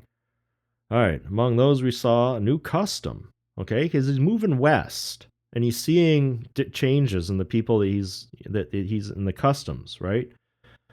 Those who were with us took away from these people who came to get cured their bows and arrows, their shoes and beads, as if they wore any, and placed them before us to induce us to cure the sick.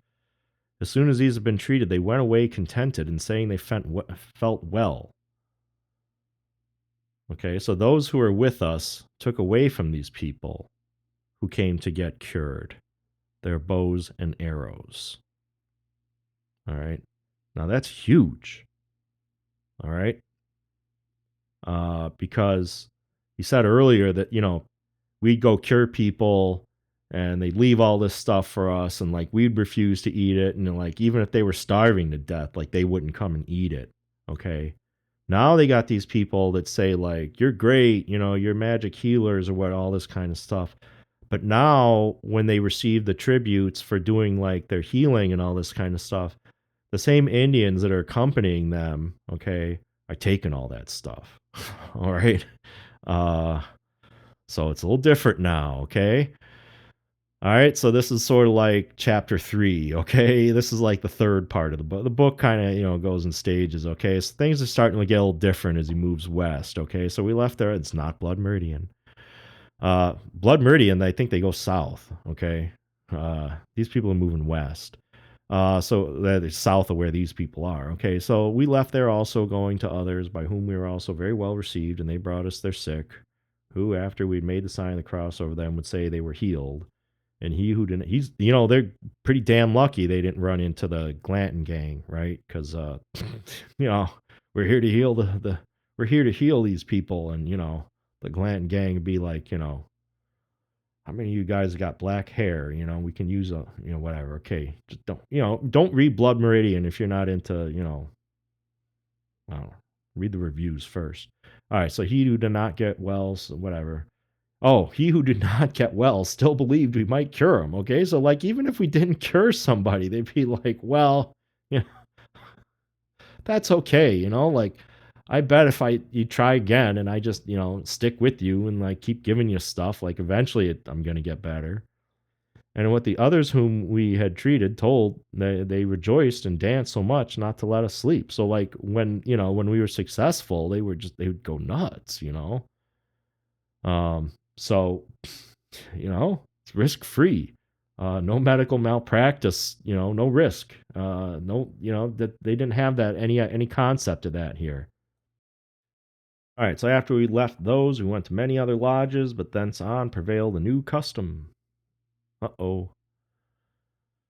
That's, all right. While we were received very well everywhere, those who came in with us would treat those who received us badly, taking away their belongings and plundering their homes without leaving them anything.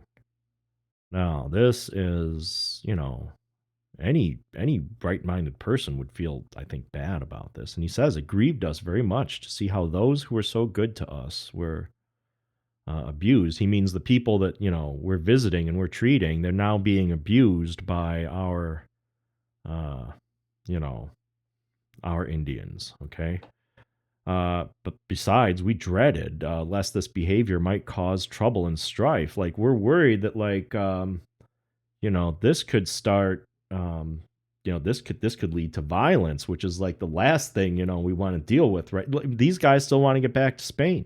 They're like, the last thing we need is for you guys to start a war because you're beating everyone up and taking their stuff as soon as we heal them.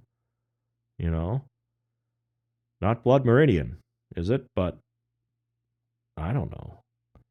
But as we could not venture to interfere or punish the transgressors, we couldn't do anything about it. We had to wait until we might have more authority over them.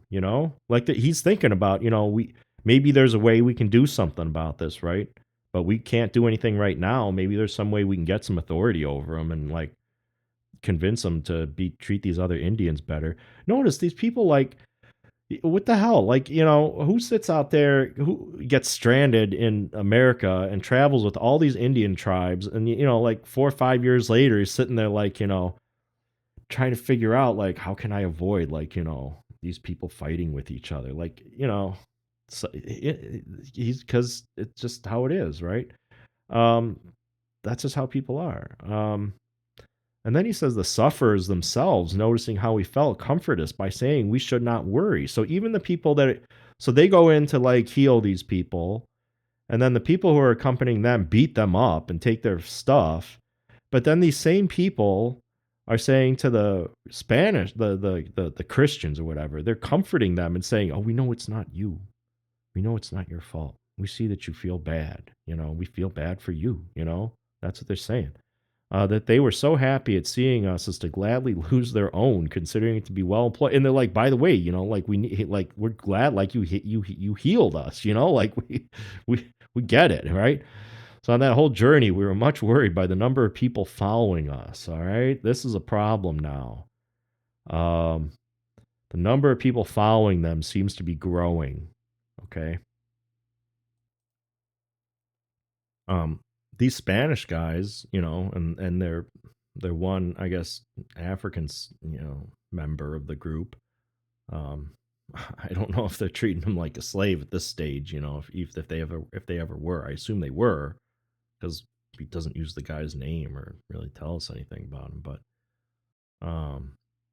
because we couldn't escape, like we tried.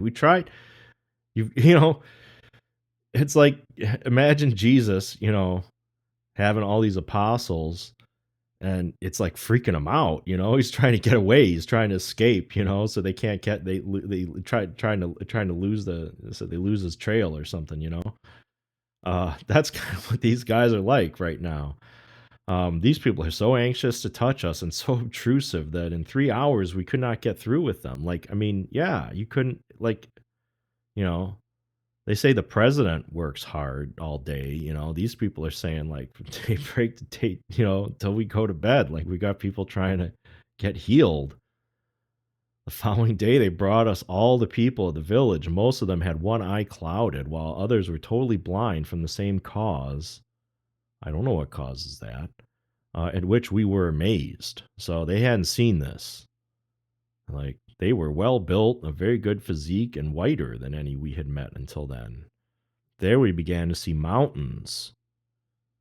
All right. And it seemed as if they swept down from the direction of the North Sea. And so whatever the North Sea is, these people didn't have maps of North America, know what the hell was up there. So they just figured it was the North Sea. And there's mountains here, and from what the Indians told us, we believe they are 15 leagues from the ocean or something like that. Okay, so I don't know. From there, we went with the Indians towards the mountains, and they took us to some of their relatives. They did not want to lead us anywhere, but to their own people, so as to prevent their enemies having any share in the great boon, as they fancied it was to see us. Okay, so they have other tribes, and they don't want the other tribes to know that, they got these medicine men in town. So, the Spanish are saying, hey, take us to the coast. They're trying to get to the coast, basically, because they just want to get the hell out of there. They want to get off the continent. And these Indians are like, just taking them to like their relatives and stuff. They're not taking them, they're like, we'll take you where we want to take you, okay? and they're not going to take them in certain directions because they're not friends with those people over there, and they don't want them getting healed. It's like, it's not even that they're worried about having a war. It's like, we don't want you healing the people that we don't like.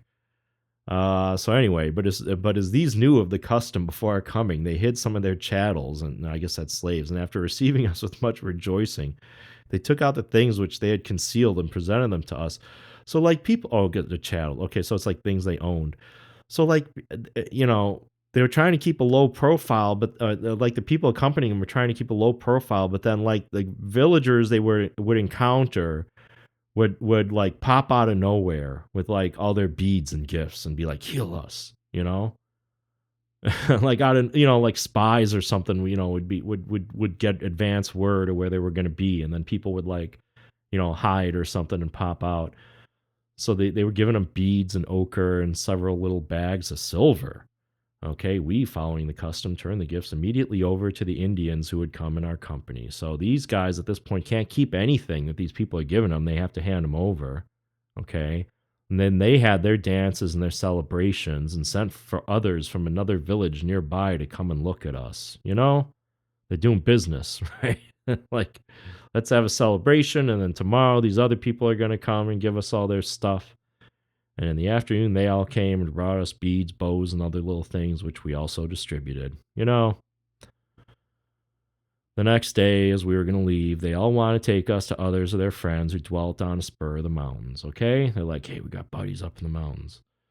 So I said there were a great many lodges and people who would give us much, but it was out of the way for us. We don't want to go to the mountains, right? We want to go to the sea and continue on the plain. Though near the mountains, thinking them not to be far from the coast. We're like, well, we'll stick here on the plains that we think are like close to the coast and not really on the mountains. Now, the next sentence is funny. All the people there are very bad. Okay, I think he's talking about the coast. And we preferred to cross the country, as further inland they were better inclined and treated us better. Okay. We also felt sure to find the country more thickly settled and with more resources. Finally, we did it because in crossing the country, we would see much more of its particulars, so that in case God our Lord should be pleased to spare one of us and take him back to the land of the Christians, he might give an account of it. So we were also trying to kind of like, check out what's here. Okay. But it's interesting. He says that, we wanted to get out of here. Okay. And to get out of here, you got to get on a boat of some kind. And to do that, you got to get to the coast. And if you're going to find anything like a harbor or something where any foreigners have ships, it's going to be down there on the coast. But then he's saying the Indians down on the coast, he says they are very bad. All the people there are very bad. He said the more inland you go on the continent, the better treated you are by the Indians you encounter, okay? When the Indians saw we were determined not to go whither they wanted, they said that nobody lived where we intended to go. Neither were there tunas, and they're still eating those tunas, or any other food. And they entreated us to tarry one day longer with them, to which we consented. Okay, so every time they were saying, like, we want to go over there, they'd say, oh, there's nothing over there. There's no tunas. No people. 2 Indians are sent to look out for people on our proposed route. So that's what they do. They'd say, oh, we'll send somebody out there to go check. All right, check that route. Well, you want to go over that way? We'll send out somebody to scope it out and check it out for you. Right? So they're having trouble, like, getting away from this pack of this, like, growing crowd of Indians following them across, the continent, as they try to escape. The next day we departed, taking many of them along, the women carrying water, and so great had become our authority that none dared to drink without our permission. Like, what the hell? After going 2 leagues, we met the men set out in search of people, but who had not found any. So those people that went out on the route, they came back and they said, hey, there's nobody out there. At this, the Indians seemed to show grief. Had begged us to take the way of the mountains. Okay? They believe the reports. They're not like angry and saying, "Don't you dare go out there." They're like, "Oh, we're so sorry that, you might go out this down this route where there's no tunas. Like, please, up in the mountains. There's all these people." It said, "But we persisted. And seeing this, they took mournful leave of us and turned back down the river toward their homes, while we proceeded along the stream upwards." Isn't that. It's not Blood Meridian.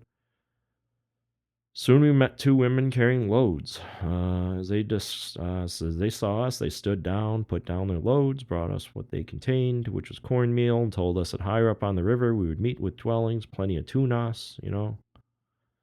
And that same meat, whatever. Whatever meat they had. I guess they had some meat, and they're like, "We got more like this up there." We left them as they don't know what meat, I guess. We left them as they were going down, those from whom we had just taken leave. Okay. Wait, they were going, just as they were going to those whom we'd taken leave. Okay, so we met them, and they were going to join up with the people we'd just split off from, and then walked on until sunset. We reached a village, about 20 lodges, okay, where they received us with tears and deep sorrow. They already knew that wherever we arrived, the people would be robbed and plundered by those in our company. Okay, these people, like, they see these Spanish people show up, or whatever you want to call them, and they're like, "Oh no, like, we're gonna all get robbed," and But then they see us alone, and they lose their fear, and then they give us their tunas and nothing else. We stayed there overnight, but hey, we got some more tunas. All right, at daybreak, the same Indians we had left the day before. Why would you make that up? Okay, I mean, if you're talking about what you ate, why would you lie and claim that all you ate was prickly pear fruit for maybe years? At daybreak, the same Indians. It's like all people eat. What they're saying about the mountains are like, "Hey, there's more tunas up there."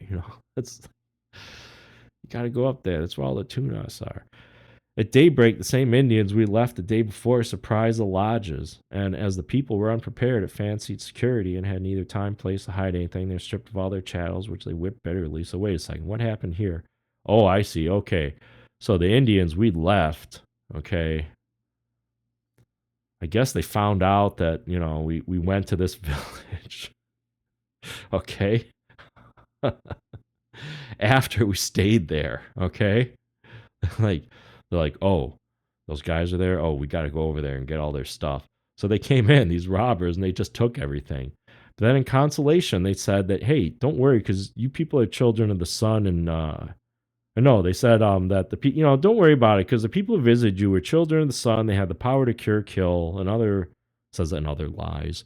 They were telling all kinds of lies about the powers that these foreigners had. Okay, and he says they were making up stories. Okay, and so with that, so he says they were telling everybody that they encountered, you have to treat these, foreigners, these strange people, you have to treat them like gods, basically, and be careful never to anger them.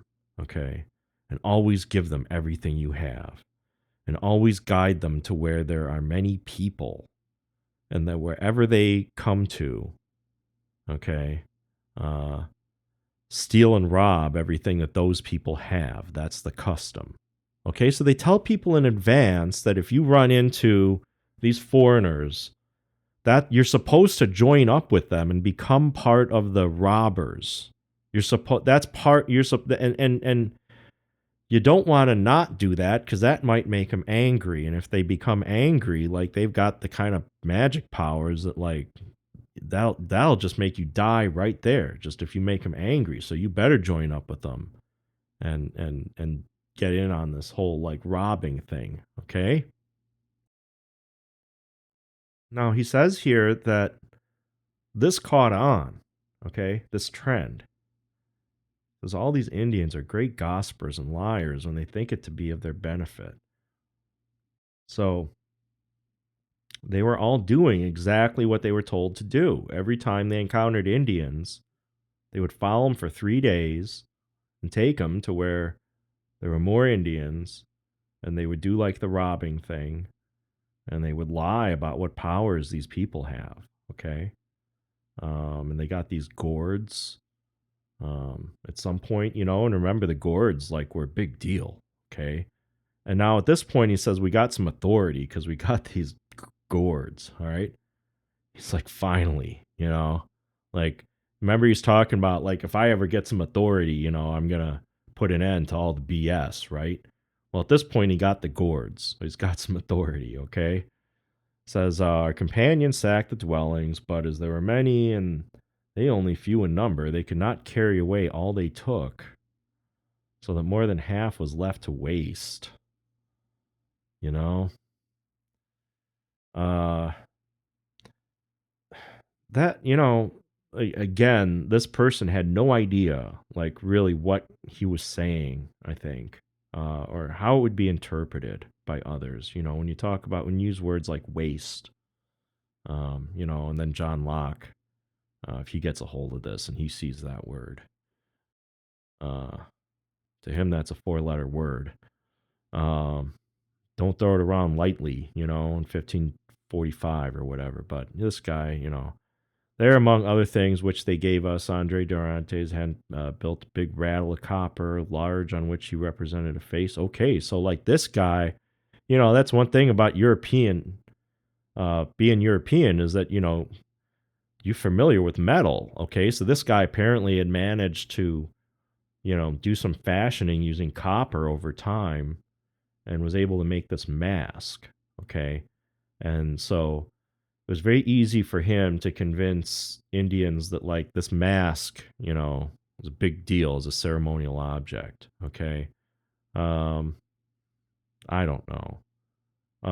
I mean, it says he got the mask on, or a big rattle of copper on which was represented a face, and they said it had been obtained from some of the neighbors. Okay, but I mean, he says here we understood that wherever it might have come from, there must be foundries, and metal was cast in molds.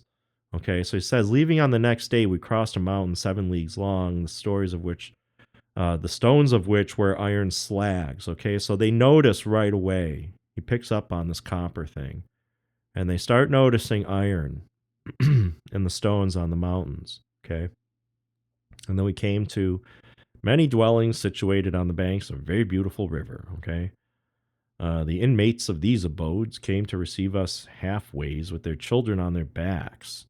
They gave us pouches with silver, okay, and powdered lead, okay, which they used to paint their faces, all right? And many beads and robes of cow skins, and loaded those who came with us with all their, their stuff, their chattels, he calls it. That just means like their little beads and trinkets and stuff.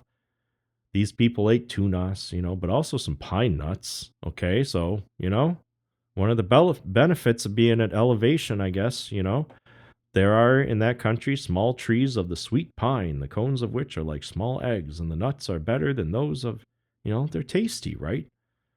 Because the husks are thin. When still green, they grind them and make balls that are eaten. When dried, they grind the nuts with the husks and eat them as meal, And those who received us, as soon as they had touched our bodies, returned to their houses on a run. They came again, and they never stopped running back and forth. In this way, they brought us great many things for our journey. That's pretty nice. People are just like, like people just run out and start giving you food and stuff, while you're on your journey, I mean, at this point, the mountains are sounding pretty nice, okay? Gotta admit. So here they brought me to a man who they told a long time ago had been shot through the left side back with an arrow, the head of which struck. Oh yeah, this one here. He says, so with a knife. I put it in green. I assume he means a flint knife, okay? He doesn't say flint, but I'm reading this. I'm like, where the hell this, he must mean that. He can't, if he had a metal knife at this point, that would be like serious business. And he claims that he lost all his stuff, when the raft got turned over and he was naked or something. So, now in Mexico, they had obsidian, okay? They had volcanic glass, but he never describes encountering any obsidian while he's out there. So I guess he's using flint, okay? But anyway, he says did some like surgery on this guy and pulled an arrowhead out of him that was difficult to remove and had to cut deep and had to use a deer bone. According to my knowledge of surgery, okay. I guess he gained some of that by then. He made 2 stitches. So sounds like he made, didn't make a real wide incision there. Just went deep, doesn't sound like sterilized anything either, but whatever. After I extracted the arrow, they begged me for it, and I gave it to them. And the whole village came to look at it, and they sent it further inland that the people there might see it also. So yeah, that arrow. These people are like, wow, that arrow was stuck in that guy's body. Okay. On account of this cure, they made many dances and festivities, as is their custom. Okay, and then the next day I cut the stitches and the Indian was well. The next day, I don't know. The cut I made only showed a scar like a line in the palm of the hand, and he said that he felt not the least pain. The next day, I don't know. I'd give it like at least a couple weeks or so. I don't know, like the next day. All right, so this cure gave us such fame among all over the country as they were capable of conceiving and respecting, He has no idea how big the country is, okay? He's just saying all over whatever the hell country I was in, as much as you could like get famous in that country, like we had that, like we were the Beatles, okay? Like wherever the hell we were, that's who we were, okay? We showed them our rattle, and they told us where it and they told us where it had come from. There was a great many sheets of the same metal buried, and it was a thing they valued highly. Also, they knew about copper, okay? And then there were fixed abodes at the place. So there's houses there. People don't move around; they stay there. We believe it to be near the South Sea. All right, for we always heard that sea was richer than the one north. Like what sea is to the north? But anyway, yeah. After leaving the people, we traveled so many among so many different tribes and languages that nobody's memory can recall them all. And always they robbed each other, but those who lost and those who gained were equally content. The number of our companions became so large that we could no longer control them. Okay. Like, this is this like populist movement or something that's happening where all these people are being transformed, as these poor handful of Spanish people just wander across, to the west trying to find a way back to, they have like dreams of somehow getting back to Spain, All right. There's never a point at which they say, what if we just made lives for ourselves here and just, came up with a long-term plan? That never happens, okay? Going through these valleys, each Indian carried a club 3 palms in length. They all moved to the front whenever a hare. Yeah, this is interesting, okay? So, like, Locke, I had the video where I read John Locke's first treatise, and he's talking about how, if God made Adam king of the earth, then he would have given him a king, really made him like a king over all the animals, or made the animals his property. Then he would have given man like the innate ability to capture these animals. They wouldn't be able to run away from him. And he mentions rabbits. Now here, this guy's saying like, these people have it all mapped out where they play a game. They know which way the rabbit's going to run. So like one of them runs after the rabbit, and they already know which way the rabbit's going to run to get away from him. And then there's another one planted there, and he knows which way the rabbit's going to run. And then there's another guy waiting there, and he knows which way the rabbit's going to run. And so they all make a game out of it. Just making the rabbit run around until finally they're just like, whatever, and they kill it. Like it's never any difficulty for them to like kill a rabbit. They just play this game with it, right? So, maybe Locke was wrong. Like maybe just English people didn't know how to kill rabbits. Locke's saying like, oh, we're slow and we can't catch rabbits. We don't have big teeth. And these people are like, we can catch rabbits, like no problem. All right, so. At night we camped, and they'd given us so many that each of us had 8 or 10 loads of what, rabbits? You know, those Indians who carried bows would not take part, but went to the mountains after deer. Yeah, they're like, rabbits, we're not shooting those, That's beneath them. We got to go after the deer. And then when they came back, it was with 5 or 6 deer for each one of us, with birds, quails, and other game. In short, all those people could kill they set before us without ever daring to touch anything, even if dying of hunger, unless we blessed it first. So they would eat it, but these foreigners had to give them permission to eat it. And say, okay, you can come down and eat it with us. Otherwise, doesn't matter how hungry you are, it's you just gotta let these 18 deer carcasses rot or whatever. The women brought many mats with which they built us houses. I mean, either a lot of people are following them at this point if they're eating all those deer, okay, or they're just put the deer population is going down by like 30%, okay, wherever these people wherever these people put up their tents for the night or whatever. We partook of everything a little, giving the rest the principal man among us, among those who had come with us for distribution among all. So they had a hierarchy set up, for who got, to do what with what. They came up with a system. Often we had with us 3,000 to 4,000 persons, and it was very tiresome to have to breathe on and make the sign of the cross over every morsel they ate or drank. Okay, so they had to come up with who's gonna bless whatever, how much stuff. And these women brought us tuna, spiders, worms, and whatever else they could find, for they would rather starve than partake of anything that had not first passed through our hands. So, hungry women were ready to eat worms and spiders, but they felt like they had to come to these people and get permission from them before they could eat it. Never mind the tunas, which people are still eating, So while traveling with those, we crossed a big river coming from the north, traversing about 30 leagues of plains, met people that had come from afar to meet us on the trail and treat us like the foregoing ones,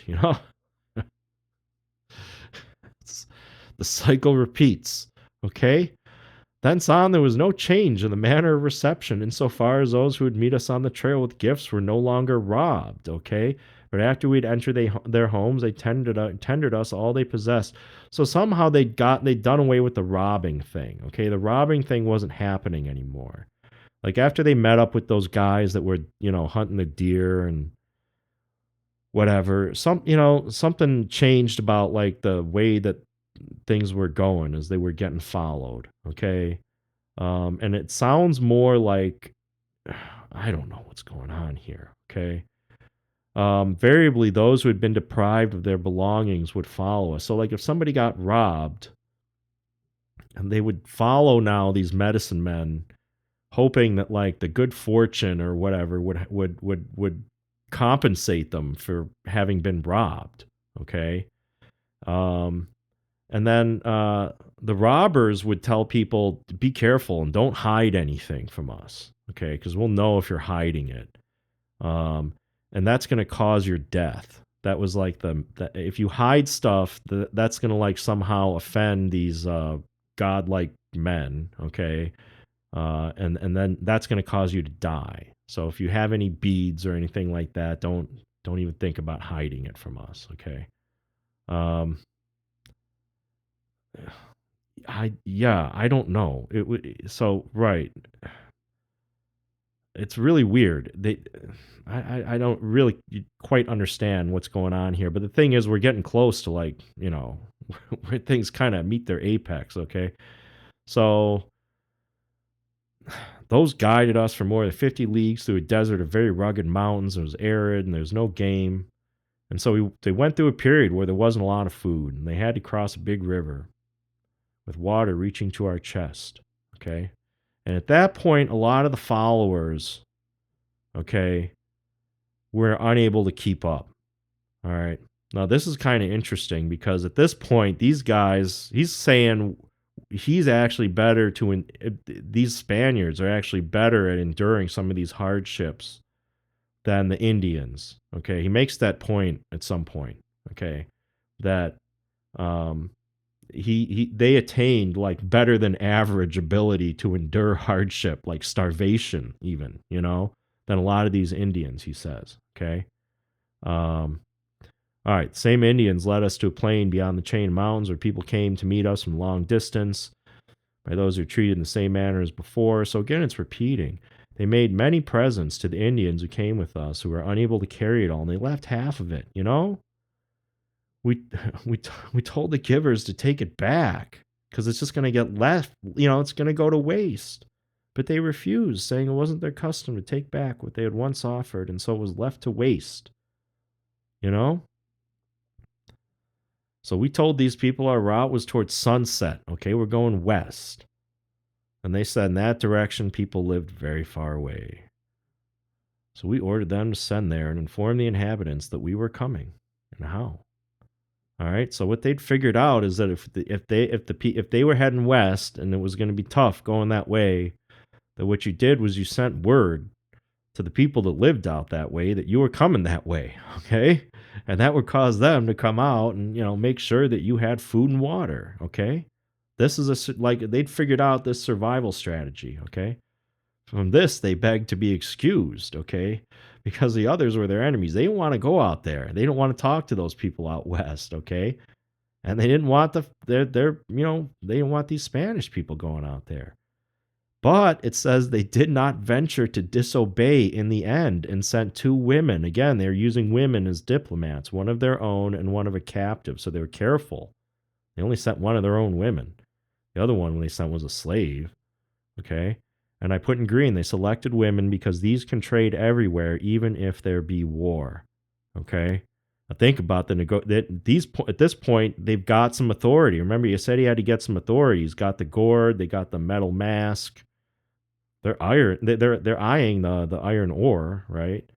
And so he's telling these people, like, you gotta now go out west. And they're like, okay. All right. Oh, they went with the women. We followed the women to a place where it had been agreed we should wait for them. And after 5 days, they had not yet returned. And the Indians explained that it might be because they had not found anybody. Right? Nobody knows what the hell happened to these women. So we told them to take us north, and they repeated that there were no people except very far away, and neither food nor water. Now, the thing is about north, these Spanish people, I think, are probably guessing that, like, there must be a sea somewhere to the north, they're like, hey, in Europe, if you go north, you'll bump into the sea eventually. So, if you're not going to take us west, take us north. Because they're saying they don't like the Indians down south. Those ones are no good. For whatever reason, this guy said he just says those ones are all bad. Okay, we don't want to go south. So, all right. They said at some point they became angry. Okay, I don't know. I guess they probably did legitimately get angry because they were trying to, get something done. And that's the thing. Europeans, sometimes they can't control their tempers and they do get angry, and they get angry sometimes when they're overseas in cultures where that's not customary. All right, one night I went away to sleep in the field apart from them, but soon they came to where I was. And, he's like, I'm getting away from you people. I'm sleeping out here. And they remained awake all night in great alarm, talking to me, saying how frightened they were. They're scared. They said, please don't be angry any longer, because even if it was their death, they would take us where we chose. They're like, we'd rather die taking you out in enemy territory than risk you being angry at us. And he says, we feigned, I guess he's making it up, we feigned to be angry sills so as to keep them in suspense. And then a singular thing happened. On that same day, many fell sick, and on the next day, 8 of them died. All right. Now, this is, all over the country where it was known, they became so afraid that it seemed as if the mere sight of us would kill them. They besought us not to be angry, nor to procure the death of any more of their number, for they were convinced that we killed them by merely thinking of it. Wow, that's thorny, right? All right. In truth, we were not very much concerned about it, foreseeing the great mortality. We dreaded all of them might die or forsake us in terror, while those further on, upon learning of it, would go out of our way hereafter. Like nobody would greet us after this, So I'm saying it says we were very much concerned about it. Yeah. So we prayed to God, our Lord, to assist us, and the sick began to get well. Then saw something astonishing. Is that the parents, brothers, and wives of the dead had shown deep grief at their illness. From the moment they had died, the survivors made no demonstration whatsoever. Uh, okay. So hang on a second here. Like while people are sick and dying, everybody's like, all upset and, there's all kinds of grief. But then as soon as they die, the survivors are just like, whatever, you know? And the other thing is they wouldn't go near the bodies unless these Christians ordered their burial, like order and bury them. Like I don't know. Now again, he has no reason to lie about this, okay? Because in this letter, he's not trying to portray these people negatively at all, okay? So if he's going to say something that's, makes them seem different from, Christians or whatever, it's probably true, you know. If he could say that these people are just like, us people over in Spain, he would, okay? But he's not. He's just saying, it looks like he's just calling it like he saw it, okay? So more than 15 days we remained with them. We never saw them talk together. We didn't see a child laugh or cry. One child cried, and then like people really freaked out, and they carried it off and they scratched it with some mice teeth.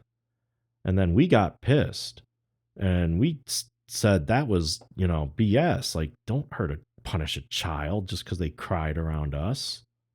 And then they saw us that caused them to like freak out. Like other people came, like their apprehensions caused the others that came to see us to give us what they had or something like that. Like we got more gifts or something now because we were mad about them, doing this to this kid or whatever. Anyway, he says, I put this in green. Those were the most docile people we met in the country, the best complexion, and on the whole, well built. He says about those people. Okay. All right. The sick being on the way of recovery, when we had been there already 3 days, the women whom we had sent out returned, saying that they had met very few people, nearly all having gone after the cows, as was the season. Now, he says the cows, I mean, we'd have to guess that they mean like bison, but these people that worked, nobody'd seen a bison at this time. So these people wouldn't have known that there was a bison. So these Indians were probably using some word and they're trying to figure out, they probably drew a picture and they're like, oh, that's a cow, of course, So we ordered those who had been sick to remain and those who were well to accompany us. So the 2 days' travel from there, the same women could go with us to get people to come to meet us on the trail. So, they had to deal with just kind of, people's reality, okay, their calendar, their whatever, and the fact that some people were sick. And the next morning, all those who were strong enough came along. And at the end of 3 journeys, we halted. What he means? Okay, now he mentions the other people. He's got Alonso. Okay, we got Castillo. He's still here. I don't know who that guy is. Still has, I guess, the African guy, who we never get the name of. We get They left with the women as guides, and the woman who was captive. And they went to a river that flows between mountains, and where there was a village where her father lived, and where there were the first countries or houses that were like unto real houses. Okay, all right, whatever, fixed houses. All right, so Castillo and Estevancio went to those, and then they went and talked to those Indians. And then at the end of 3 days, they returned where they had left us, and they brought 5 or 6 Indians from up there. And they said, up there's permanent houses, and there's a bunch of people that ate beans and squashes, and had also seen maize. Wow. All right. Of all things upon earth, this caused us the greatest pleasure. And we gave endless thanks to the Lord for this news. Think about it.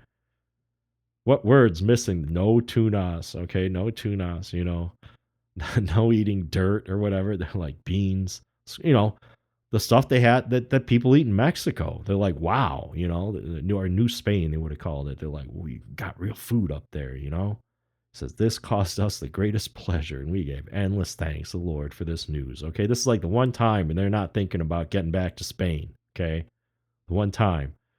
All right, so Castillo, all right, said that the slaves come to meet us on the way nearby with all the people of the houses. For that reason, we started, and after going a league and a half, met him and people that came to receive us, gave us beans and made squashes to eat. Those people were, all right, as those people and the Indians of our company were enemies and did not understand each other, we took leave of the latter, um, the people that were accompanying us, okay, leaving them all that had been given to us. We said, so everything they had, they gave to the people that had been following them. But then they said, go back home, because the people, we know that where we're going, like, these people are your enemies. And then they went on with the enemies, and then they went 6 leagues beyond. And then when night was approaching, reached the houses where they received us with great ceremonies. And then they remained one day and left the next, taking them to other permanent houses. And then they found a new custom. All right, we're getting last 10 pages of the book here. The people who heard of our approach did not, as before, come out to meet us on the way, but we found them at their homes. And they had other houses ready for us. They're all seated with their faces turned to the wall. Their heads bowed and the hair pulled over the eyes. It's not Blood Meridian. But, their belongings had all been gathered in a heap in the middle of the floor, and thence on they began to give us as many robes of skins. There was nothing they would not give us. They are the best foreign people we've seen, the liveliest and most capable, who best understood us and answered our questions. We called them of the cows, because most of the cows die near therein, and because for more than 50 leagues up that stream they go to kill many of them. So I guess they are talking about like some bison or something. Those people go completely naked after the manner of the first we met. All right, so like, I guess, when they started out in Florida or wherever, or Texas, everybody's naked, and then they, now here they are. And then I guess as they moved on, like, people were wearing skins and stuff, and now here they're naked again.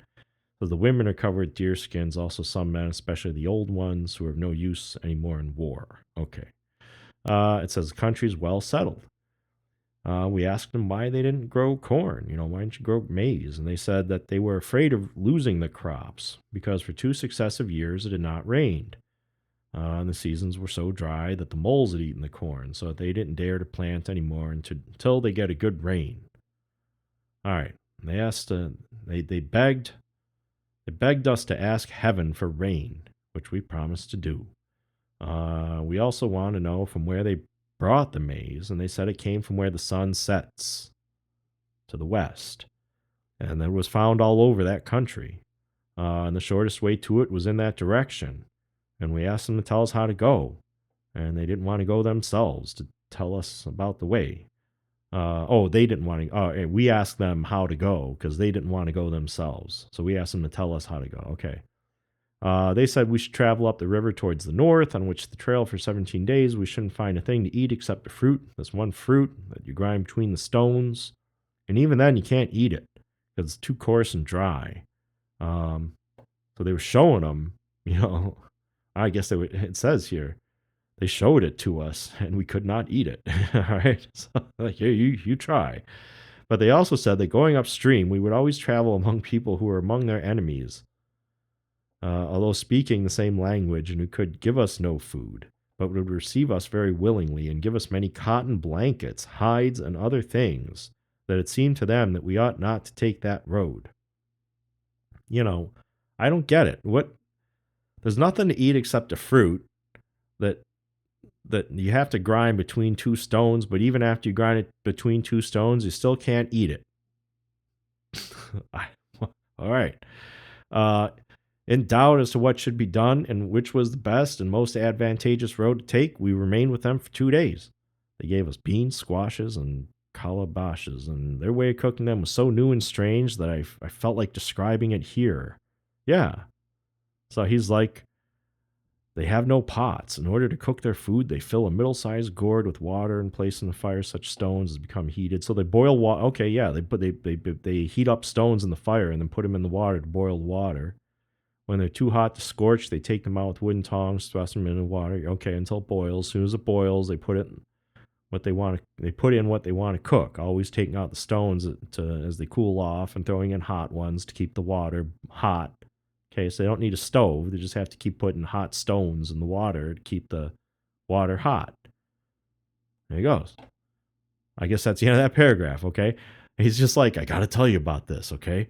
All right, after 2 days we were passed, we determined to go and search a maze and not follow the road to the cows, since the latter carried us north, which meant very great circuit. So we held it was always certain that by going towards sunset, we should reach the goal. So he's like, we're going to keep going west. I don't care what anyone says. People tell us it's easier to go north. I don't care. I'm going west. All right. Because we just figured this. That's where the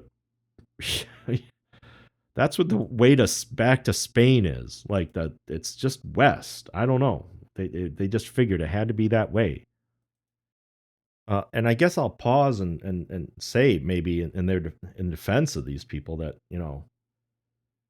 like Columbus landed in like Panama. The distance between the Atlantic and Pacific in Panama is like a day's walk or something. So and then even in Mexico, New Spain, they would have figured at some point you're going to hit the coast. It's not that far between the two oceans. So these people are starting out, walking through like, Alabama, Louisiana, they're crossing, no, they weren't walking through those areas, but I think they crash landed somewhere in Texas. And so they've been walking across like Texas or Oklahoma or something like that, and they have no idea how much further it is until they get to the coast. Okay. As they're taking this walk, they don't realize that, you know, Columbus, thought that Japan was just over the horizon. Like these guys are like, we just got to keep walking west. We got to get to the Indies over there. We got to get like surely at least Japan is over there, right? So, they're, that might have been why they were thinking it was smart to go west. And it was smarter to go west than to go north, it worked out. So, anyway, among the houses, there were several made of earth, and others of cane matting, and traveled more than 100 leagues, always meeting permanent houses. I got to look up how long a league is, because I thought, oh, my math must be wrong. All right, so anyway, they found blankets of cotton better than those in New Spain. I don't know what he means by cotton, because, like, I thought that was from Egypt, but whatever. They gave us plenty of beads made from the coral found in the South Sea, many good turquoise. Yeah, okay, that kind of stuff. All right, so stuff's good quality. So he's asking, hey, where'd you get that stuff? That that stuff that comes from the sea. And they said it came from some high mountains in the north, and they traded for them with feather bushes and parrot plumes. And there were villages with many people and very big houses. So I don't know. That's not a lot of help if you're trying to find the sea. Among those people, what did they get up there? They gave us what? Beads made from the coral found in the South Sea, but they got them from the north. So go figure. All right. Among these people, we found the women better treated than in any other part of the Indies, as far as we've seen. He stops and comments on that. All right. So they wear skirts of cotton that reach as far as the knee, and they have half sleeves with deer skin. Okay, he's saying like, I don't know. They wear these like fancy clothes that they keep clean. They wear shoes. All the people that came to us that we might touch and cross them, and they were so obtrusive as to make it difficult to endure. Since again, the sick, here he says like the sick and the healthy wanted to be crossed. Like even the people that weren't sick, they wanted to get like preventative care or something from these guys, right? So it happened frequently that women of our company would give birth to children and forthwith bring them to have the sign of the cross made over them and have the babies be touched by us. So, man, they always accompanied us until we were again in the care of others. And all those people believe that we came from heaven. What they do not understand is new to them. And they are wont to say it comes from above. Okay. So like anything that they haven't seen before, you tell them it comes from heaven, They're like, okay, no, we believe it. We got you. We hear it. It had to, where else would it come from? It had to come from the sky. It didn't, that makes the most sense, right? Things fall, right? All right. So, while traveling, they understood gravity, right? They probably just figured like that's where things come from. So while traveling with these, we used to go the whole day without food. And then we'd go with so little to eat that the Indians were amazed. This is where he says, like, yeah, this is the part where we started to outstarve these people, They never saw us tired because we were, in reality, so inured to hardships as not to feel them anymore. We exercised great authority over them and carried ourselves with much gravity. In order to maintain it, spoke very little to them. Now this is interesting. He says, it's the, he keeps calling the Negro. Okay, he called this guy, whatever. He talked to them about all the time, and he inquired about the road we should follow and the villages. In short, about everything we wished to know. Okay, we went up there and we pretended to be like gods. Okay, we couldn't talk to them, and then this guy would go and talk to them, and he'd get all the info. And we came across a great variety and number of languages, and God our Lord favored us with knowledge of all, because they could always understand us, and we understood them. So that when we asked, they would answer by signs, if they spoke our tongue, and we theirs. For although we spoke 6 languages, like between them, like with all the people he's got in his crew, he's like, we speak 6 languages. Not everywhere could we use them, since we found more than 1,000 different ones. More than 1,000. I mean, I'm sure that's an exaggeration, but at the same time, people will tell you that, like, yeah, there's a huge diversity of languages in North America among, North American Indians. So this guy noticed. He wasn't lying. In that part of the country, those who were at war would at once make peace and become friendly to each other in order to meet us and bring us all they possess, and thus we left the whole country at peace. Now, that's pretty significant. He's saying, like, we got the power to end wars. We show up, and warring tribes put down their weapons. Okay. We told them by signs which they understood that in heaven there's a man called God, and he worships whatever. We did as he ordered us to do, all good things coming from his hand. They don't have a copy of the Bible with them, right? None of them have seen a Bible since, like, I don't know, this is 6-7 years ago, right? So they just have to go based on memory here, and so they just tried to say, like, we're Christians, and that, and that they would tell them, like, oh, we'll make you Christians. Okay, that's fine. And like these people would believe whatever the hell they were telling them their religion was. They're like, what's your religion? And they'd say, well, we believe in this God. And they'd go, well, you must be, I guess, I guess you're right, because like you're the powerful magician or whatever. So, sure, we're on the same page, whatever, we're there. So, like, we did our best to explain it to them, because again, in our Bible or whatever, it says they are well conditioned people, apt to follow any line which is well traced for them. They're like, as much as we could explain Christianity to them, like, they were into it, they liked it, In the village where they had given us the emeralds, they also gave Durantes over 600 hearts of deer. Okay, opened, of which they kept always a great store for eating. Yeah. So this is a different part of America from when they started out before, Um, so for this reason, we gave to their settlement the name Village of the Hearts, though it leads the pass into many provinces near the South Sea, and anyone who should attempt to get there by another route must surely be lost. There's no maize on the coast. And this is where it's weird. He said they eat powdered foxtail grass, straw, and fish. Now that, humans can't digest grass and straw, like gorillas can, but like we can't. I don't know. But they say these people are eating straw, and grass. I don't know. And then the women also, dress up in straw and grass. And then they are very shy and surly people. Okay. It's a new adjective.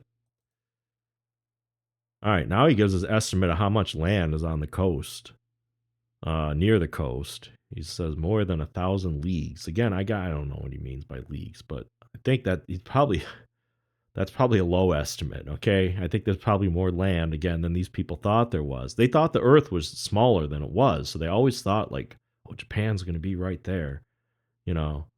So there are three kinds of deer. One's large. All right, and talks about the houses and the deer, and they need pick the fruit and rub their arrows with it. And there's what is this?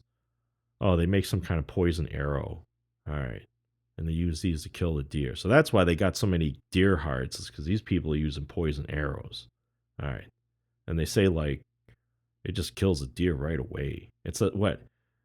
If it gets into the water and a deer drinks it, it burst at once. So yeah, I don't know. All right, anyway, during this time Castillo saw the neck of an Indian. Yeah, now this is significant. This is where big things start to happen. Castillo notices something important: a buckle from a sword belt with a horseshoe nail sewed into it. Okay, he's like, that didn't come from around here.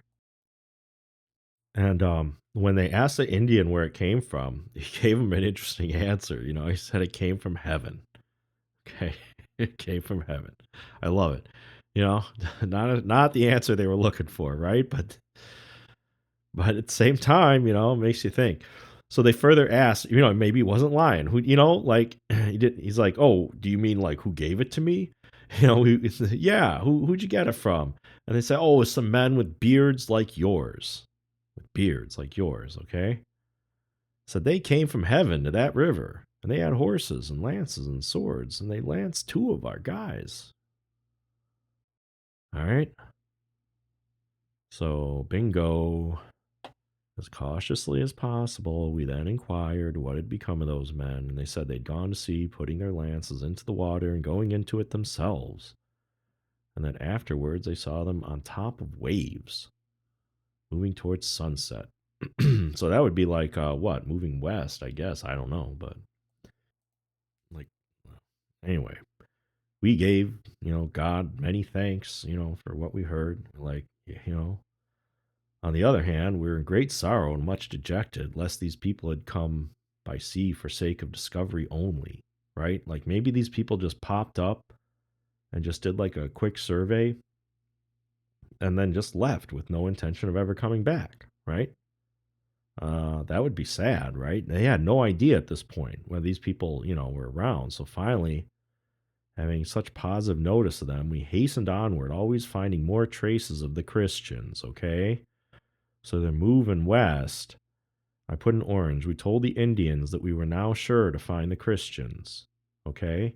They're telling the Indians that there's more Christians that they think they're going to be able to find. And they say we would tell them not to kill Indians or make them slaves, nor take them out of their country, nor do any other harm. And of that they were very glad. He puts that in orange. Remember, they have all these Indians following them, and now they're getting signs of that there are other Christians. Now they're excited because they're like, we can get back to Spain. But that's not. But they're all. But all these Indians are still following them out there, and they still, I guess, need them, to get info and to get food and all this kind of stuff and support. So they're telling them, without really knowing, hey, we're gonna, when we get to those Christians, like we're gonna tell them, like, you guys are awesome. They need to be nice to you, okay? So we traveled over a big part of the country and found it all deserted, and people had fled to the mountains, leaving houses and fields out of fear of Christians. Now, this is how he knows he's getting close to Christians. It says, this filled our hearts with sorrow, because what was happening was that he was coming across all this land that looked perfect, but it had been abandoned. Places had been burned down. And the only people that were left were like hiding. They were hungry. They're trying to get away. Nobody was growing anything. And they were all terrified of Christians. Okay? All right? Now, it says, of this distress, we had our share along the way along because they, because they would provide so little of us. All right? All of a sudden, these people weren't taking care of us at all. It said they looked as if they were going to die. And then he says they brought us blankets, which they had been concealing from the Christians, and gave them to us, and told us how the Christians had penetrated into the country before and had destroyed and burnt the villages, taking with them half of the men and women and children, and how those who could escape by flight. All right, seeing them in this plight and afraid to stay anywhere, and that they would, neither would nor could cultivate the soil, preferring to die rather than suffer such cruelties, they showed the greatest pleasure at being with us. Like, people started to realize, like, these Christians were different. Like, these guys are showing up, and it's just like, a handful of guys and not killing anyone. And all of a sudden, these people run out, and they're like, holy crap, we can't believe it, So we began to apprehend that these Indians who were in the arms against the Christians might ill-treat us in retaliation for what the Christians did to them. So they were worried, like, hey, these Indians might, start taking revenge, when they see another Christian. But they didn't. So they respected us and held us precious as the former had done, and even a little more, at which we were not a little astonished. While it clearly shows how, in order to bring those people to Christianity and obedience to your imperial majesty, they should be well treated and not otherwise. It took us to a village on the crest of a mountain, which can be reached only by a very steep trail, and we found a great many people who had gathered out there out of dread of Christians. Okay, they were afraid of the Christians. Received us very well, giving us all they had, over 2,000 loads of maize. I don't know what a load is, but 2,000 anything of corn's a lot, which we distributed among the poor famished people who led us to the place. They're different than those other Christians. The next day we dispatched, as we were wont to do, our four runners to call as many as could be reached, to get other people. Now, remember, last time they had this, earlier they had this problem where the runners would run out to a village and announce that the healers were coming to heal all the sick, okay? And these people are trying to get to the Christians, and they're like, no, you got to come and heal my, in-laws or whatever, my uncle or something.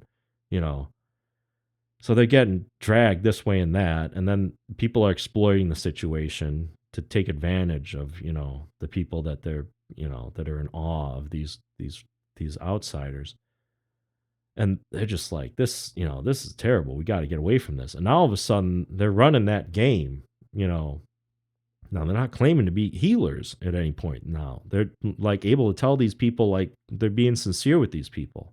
Okay, now this whole, run out and tell the other villagers, that we're here thing that the other people were doing. These people are Cabeza de Vaca is telling people that, that go out and do it.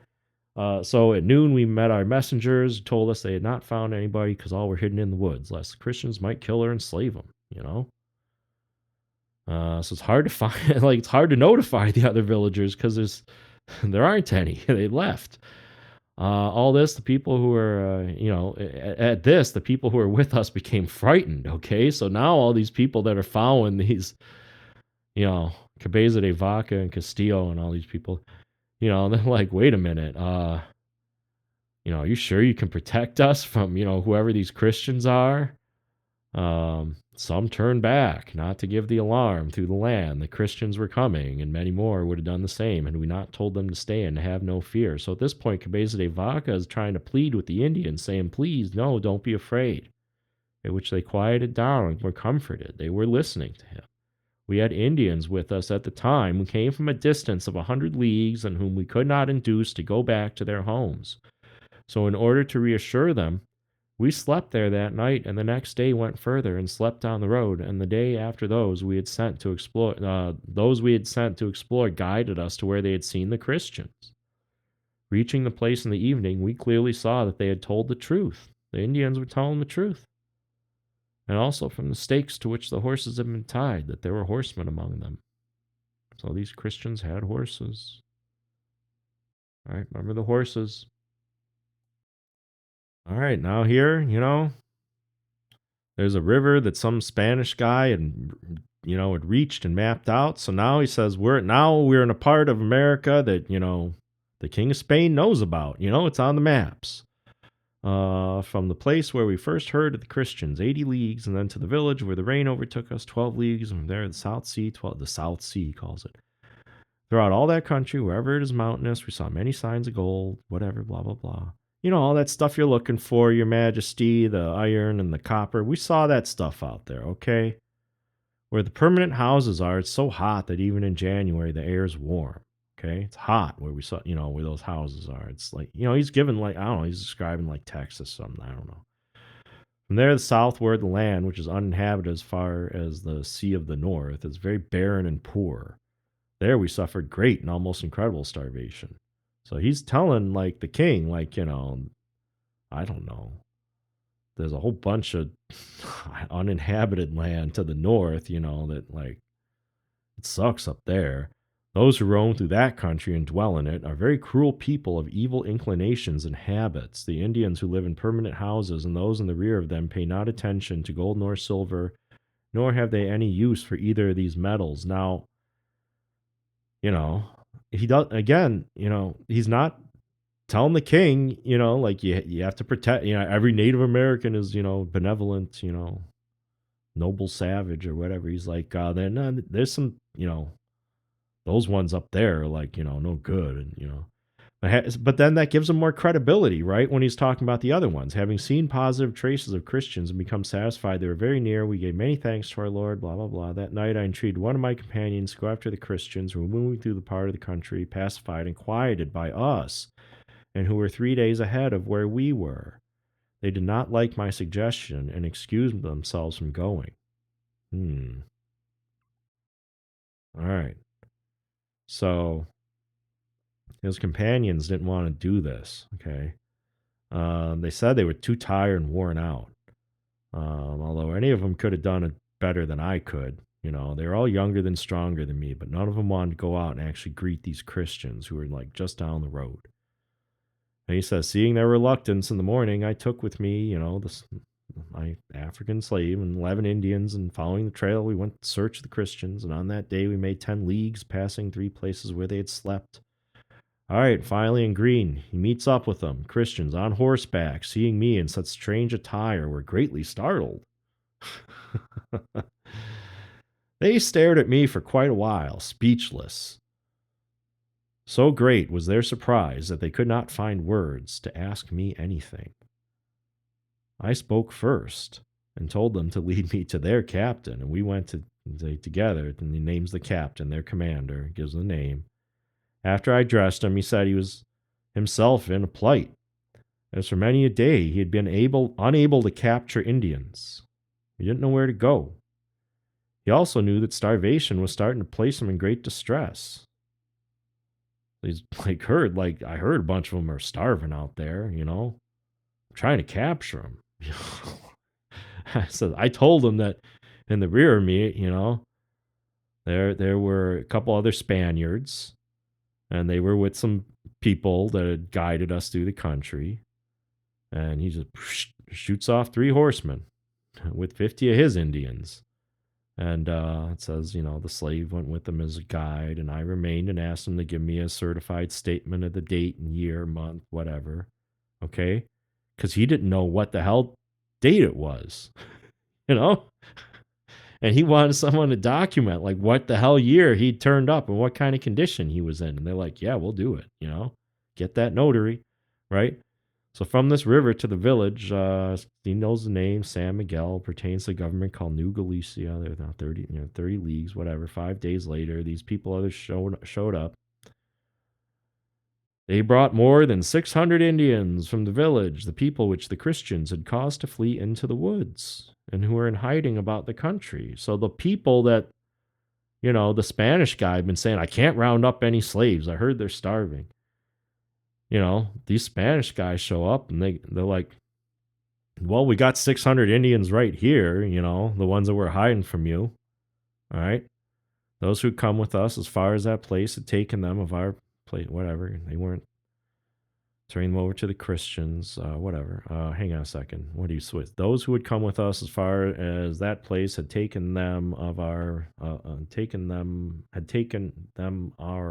their places of concealment, out of their place of concealment, turning them over to Christians. Okay, so, you know, the game's up. Nobody's going to get away at this point. They had also dispatched others who had come that far. Okay. When they arrived at where I was, Alcaraz begged me to send, he's the commander again, send for the people, the villages along the banks of the river. He's like, hey, you're good at making Indians appear, you know? Those people are hiding in the woods. Can you get them to, like, come out here and, like, fetch some? And he requested me to order them to fetch supplies, okay? And he says there was not occasion for the latter, as the Indians always took good care to bring us what they could. You know, and this guy's like, you don't have to order them to, like, bring stuff. Like, these people just bring whatever the hell they got. Like, they're already going to do it anyway. You know, you know. Nevertheless, we sent our messengers to call on them, and 600 persons came with all the maize they had in pots. All right, now these people had maize, and they had clay pots, and they buried it to hide it. Okay. So they didn't bring, what the captain wanted. The captain said, go bring some, I don't know. He said supplies, I guess. So there's some supplies. So whatever. They got food, and the Christians got it. The captain gave them the maize. So the captain's like, hey, Cabeza de Vaca, you can work miracles, So thereupon we had many bitter quarrels with the Christians, all right? For they wanted to make slaves of our Indians, and we grew so angry at it that at our departure we forgot to take along many bows, pouches, and arrows. Also the 5 emeralds. So they were left and lost to us. So remember, he's writing to the king. He's saying, Your Majesty, there was a bunch of stuff I was going to bring back, like some bows and stuff to show you, like, the cool stuff that we got. I even had some emeralds, but like the fight that I had with the Christians over there was like, I was so pissed off that I just forgot about all that junk, It says we gave the Christians great many cowskin robes and other objects, and we had trouble in persuading the Indians to go home and plant their crops in peace. They were trying to follow us. Okay? And they kept saying that according to their custom, we should be in the custody of other Indians because they were afraid they were going to die. They thought if other Indians weren't around, Cabeza de Vaca and Castillo and all these people, that like their power that was protecting these Indians would like disappear or whatever, and the Indians would die. Okay, so there always had to be Indians protecting them. Besides, as long as we were with them, they had no fear of the Christians and of their lances. Like, as long as you're here, we're not worried about these people, killing us. And all this, the Christians were greatly vexed. Okay, the Christians, they didn't know what the other, they told their own interpreter to say to the Indians how we were of their own race. Okay, so like the Spanish that were running things, they sent their interpreters to tell these Indians that, like, no, these people aren't gods. They're just like us, okay? They just got lost. And, look, they're just losers. They just had no luck. We're the lords of the land. Like, we're the people in charge. Cabeza de Vaca was like an accountant on a ship. Like, he's nobody. He's just some dude who got lost. Okay, that's what they're telling the Indians. They're like, forget whatever the hell that guy told you. And then Cabeza de Vaca is saying, you guys need to clear out. You need to go home. You need to go back to where you're from and go plant your fields and go feed your people. Okay? Now, the Indians gave all that talk of theirs little attention. They weren't listening to these Christians, who were saying, hey, Cabeza de Vaca's nobody, we're in charge. Indians were like, screw you guys. They talked to themselves. They talked between each other, and they decided that those Christians were lying. That's what they came up with. That's a story they came up with. They said, no, these people that, these Christians that have been traveling with us, they came from sunrise, and the other comes from where the sun sets. Think about that for a second. Everyone knows that Cabeza de Vaca landed in, somewhere east of where he was now. So he came from eastward. He came traveling west. So he came from where the sun rises. And these other people landed somewhere on the west. And so they were coming from where the sun set. And so the Indians were like, yeah, there's a difference. And then they said, and these other guys, they cured the sick. They cured the sick. And then the ones that came from the west, they killed the healthy. Okay. And they said, these ones that came with us, they went naked and shoeless. But the other ones have clothes and go on horseback and have these fearsome weapons, these lances. Okay. And they also said that these people that came from the east asked for nothing and gave away everything that they were presented. But these other ones are just trying to like steal whatever the hell they can get. And they don't give anything back. They're not doing any trade. They're just stealing. So after thinking about that, they recalled all our deeds and praised them highly and contrasted them with the conduct of the others. So they told the interpreter of the Christians, made it understood by means of language, by which we understood each other. And so, he talks about the languages in here. Talked with us. He says, finally, we could never convince the Indians that we belong to the other Christians, and only with much trouble and insistency could we prevail on them to go home. Okay. They could never convince the other Indians that they weren't special. Even if they could convince them to go home, they couldn't convince them that they were the same as the other Christians. He says down here, we recommended to them to rest easy, settle again in their villages, tilling and planting the fields. Don't let them go to waste. Don't let them get overgrown. Don't let it go so long that like everything fills up with weeds. You got like the best land in the Indies. Like get over there. Grow some crops. That was their sales pitch. Like you don't understand. Like your rivers are awesome. The water's clean. Oh, you got gold and silver up there too. You people are healthy and you're in good shape and everything. He says here they are much better inclined than the natives of Mexico. Okay. They're looking at these people and they're going like, I don't know. They'd seen stuff, bad stuff had happened in Mexico and was still happening in Mexico while this is going on. Okay. And they're looking at these people and they're like, we think you have a better shot, at like making it than the people in Mexico. In short, this is a country that lacks nothing to make it very good. When the Indian, like this country's full of good stuff. All right. We saw it and we got a good look. When the Indians took leave of us, they said they would do as we had told them and settle in their villages, provided the Christians would not interfere. So I say and affirm that if they should not do it, it'll be the fault of the Christians. I don't know what that means. All right. Okay.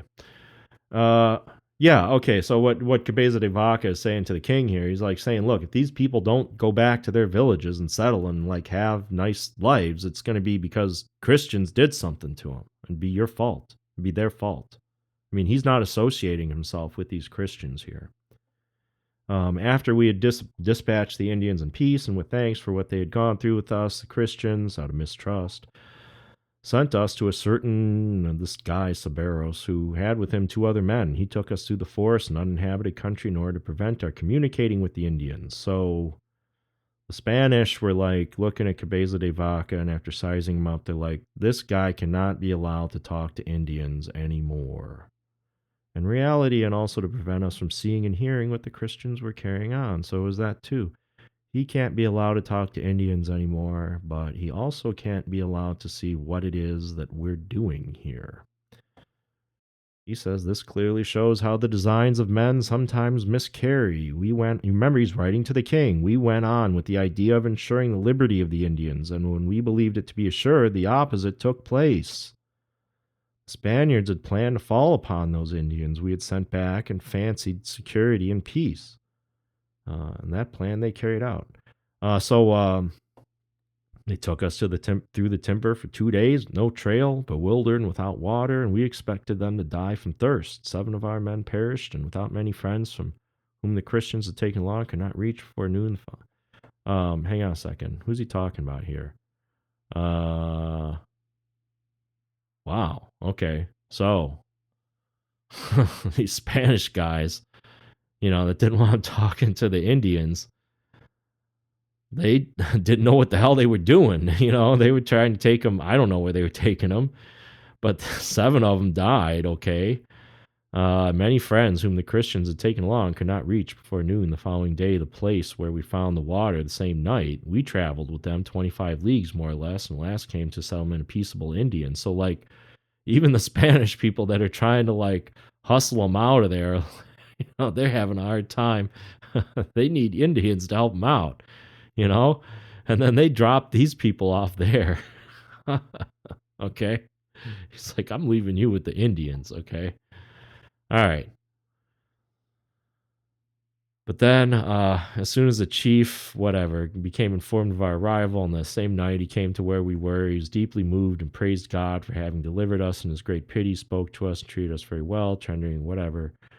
Okay, he appeared much grieved at the bad reception, evil treatment we had met at the hands of, some of these Spanish, and believed had he been there at the time, things done to us and the Indians would not have occurred. So they met this guy that was telling them, like, hey, I'm sorry for all that bad stuff that, was going on. Like, if I'd been there, when those villages got torched, well, they wouldn't have gotten torched, and like you guys would have been treated a lot better, but, sorry, I'm down here. So, they're getting closer to like the port to getting back to Spain.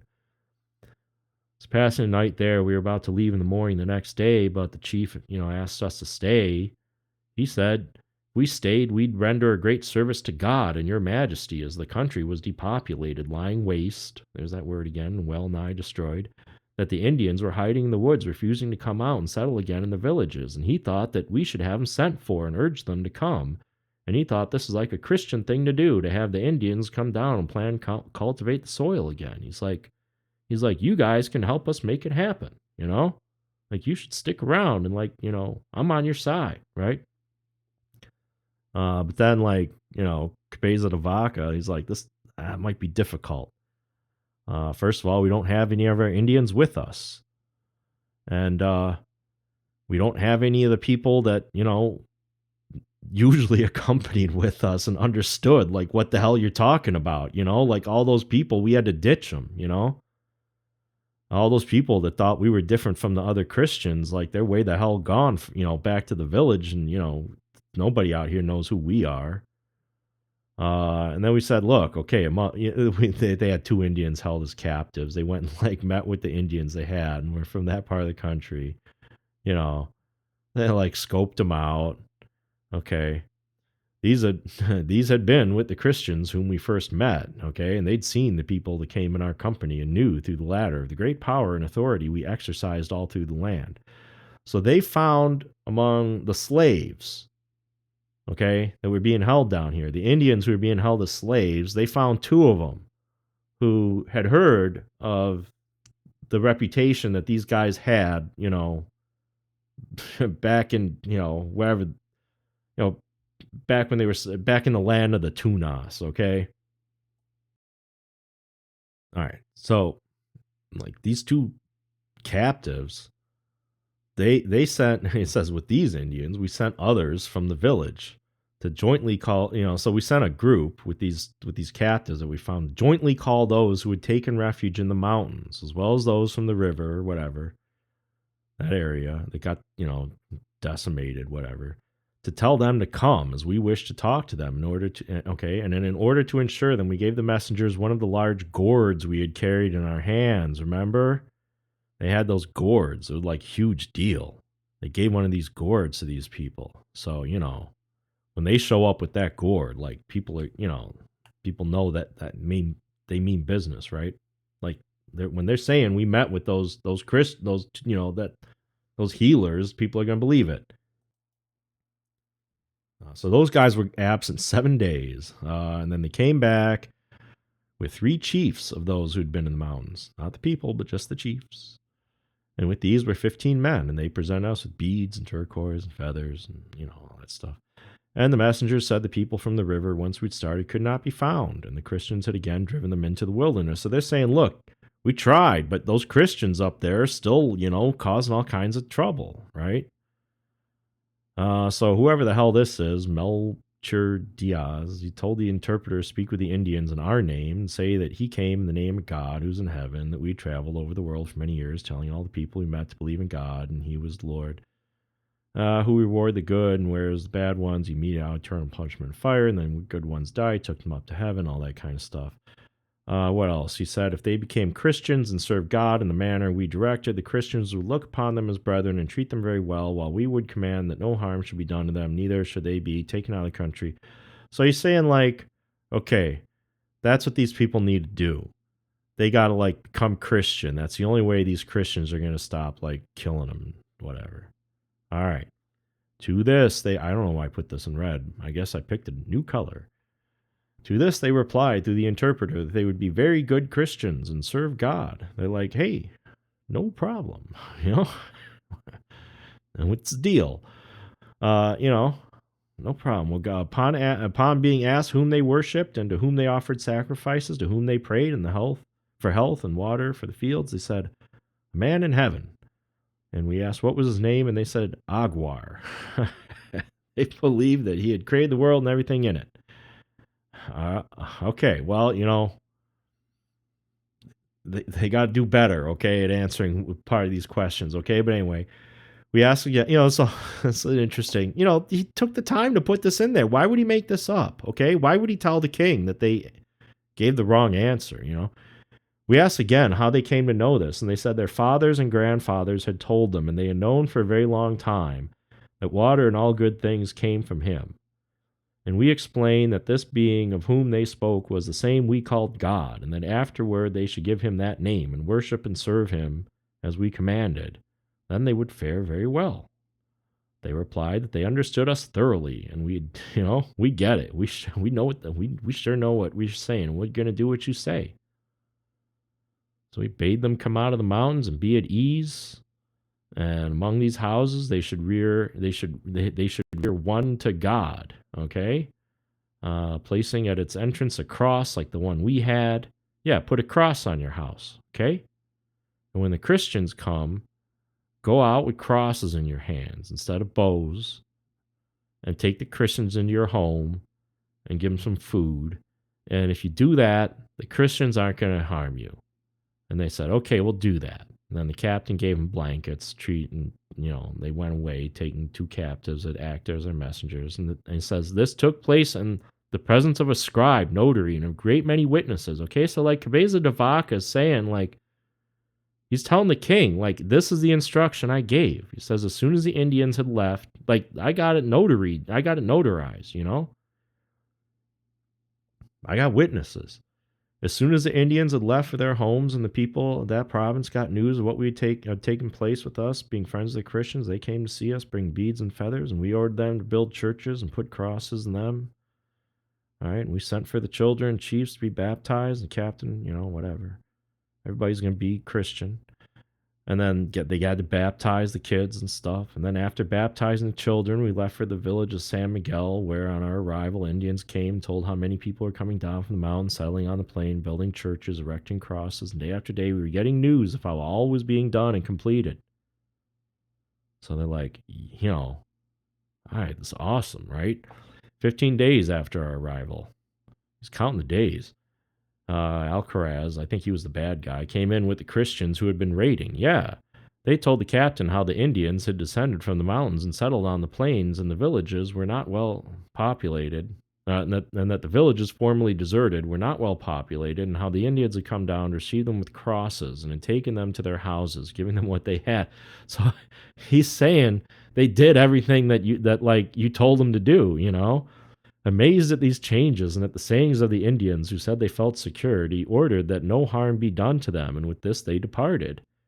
May God in his infinite mercy grant that in the days of your majesty and under your power and sway, these people become willingly and whatever. He's like, we got to keep doing this, So for 2,000 leagues did we travel on land and by sea in barges, besides 10 months more after our rescue from captivity. Untiringly did we walk across the land, but nowhere did we meet either sacrifices or idolatry. So that's important. That's important. Okay? First of all, he's probably right. you know, there might have been human sacrifice at times, okay, in North America, but uh, it varied, okay, in terms of where it was happening and when it was happening, and like I think it might have been like an infrequent thing, okay, that just like happened during certain times, okay.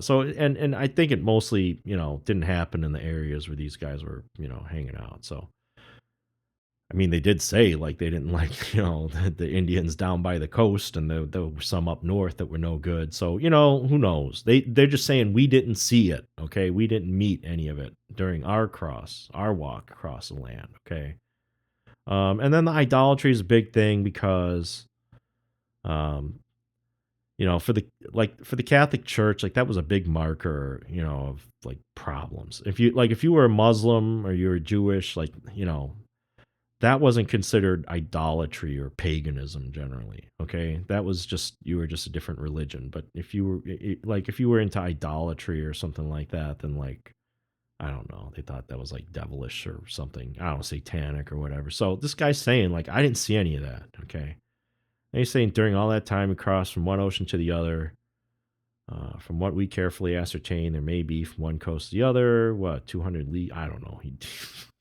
I'm sure it's more than that. We heard that on the shores of the south there are pearls. Okay, so there's some, go south. If you want to, if you want to enslave some Indians, enslave those ones like to the south along the coast. We heard there's pearls down there. We didn't go and check. Okay, the richest and the best is near there. That's the end. That's the end. That's it. That's it. That's the whole damn book. I read the whole thing, 47 pages. But you know what? Was there any part of it that wasn't worth reading? And let's go back, look at where, he traveled, okay? What do they say? So, this white part is the continent. So he came up here in Florida, and it looks like he was mostly just hanging out in Texas and then, whatever's down here, and ended up along the coast, coming down here towards Mexico. So that must have been why he ended up with, the squash and all that stuff. So these mountains you must have been seeing. But anyway, that's the first time anybody had set foot like, up north up here. And the guy wasn't just, some Spanish guy with a lance just going out there and saying, hey, I killed everybody out there. I enslaved everybody. Like this guy sat down and wrote about what all these people were like and just like, you know, the endearing qualities and the stuff that he didn't like and, what makes him human and what, ultimately, he really just wanted the best for them and wrote this letter to the king. And we got it today. So anyway, I'm the regular guy. Hope that was interesting. And I'm signing off. Take care.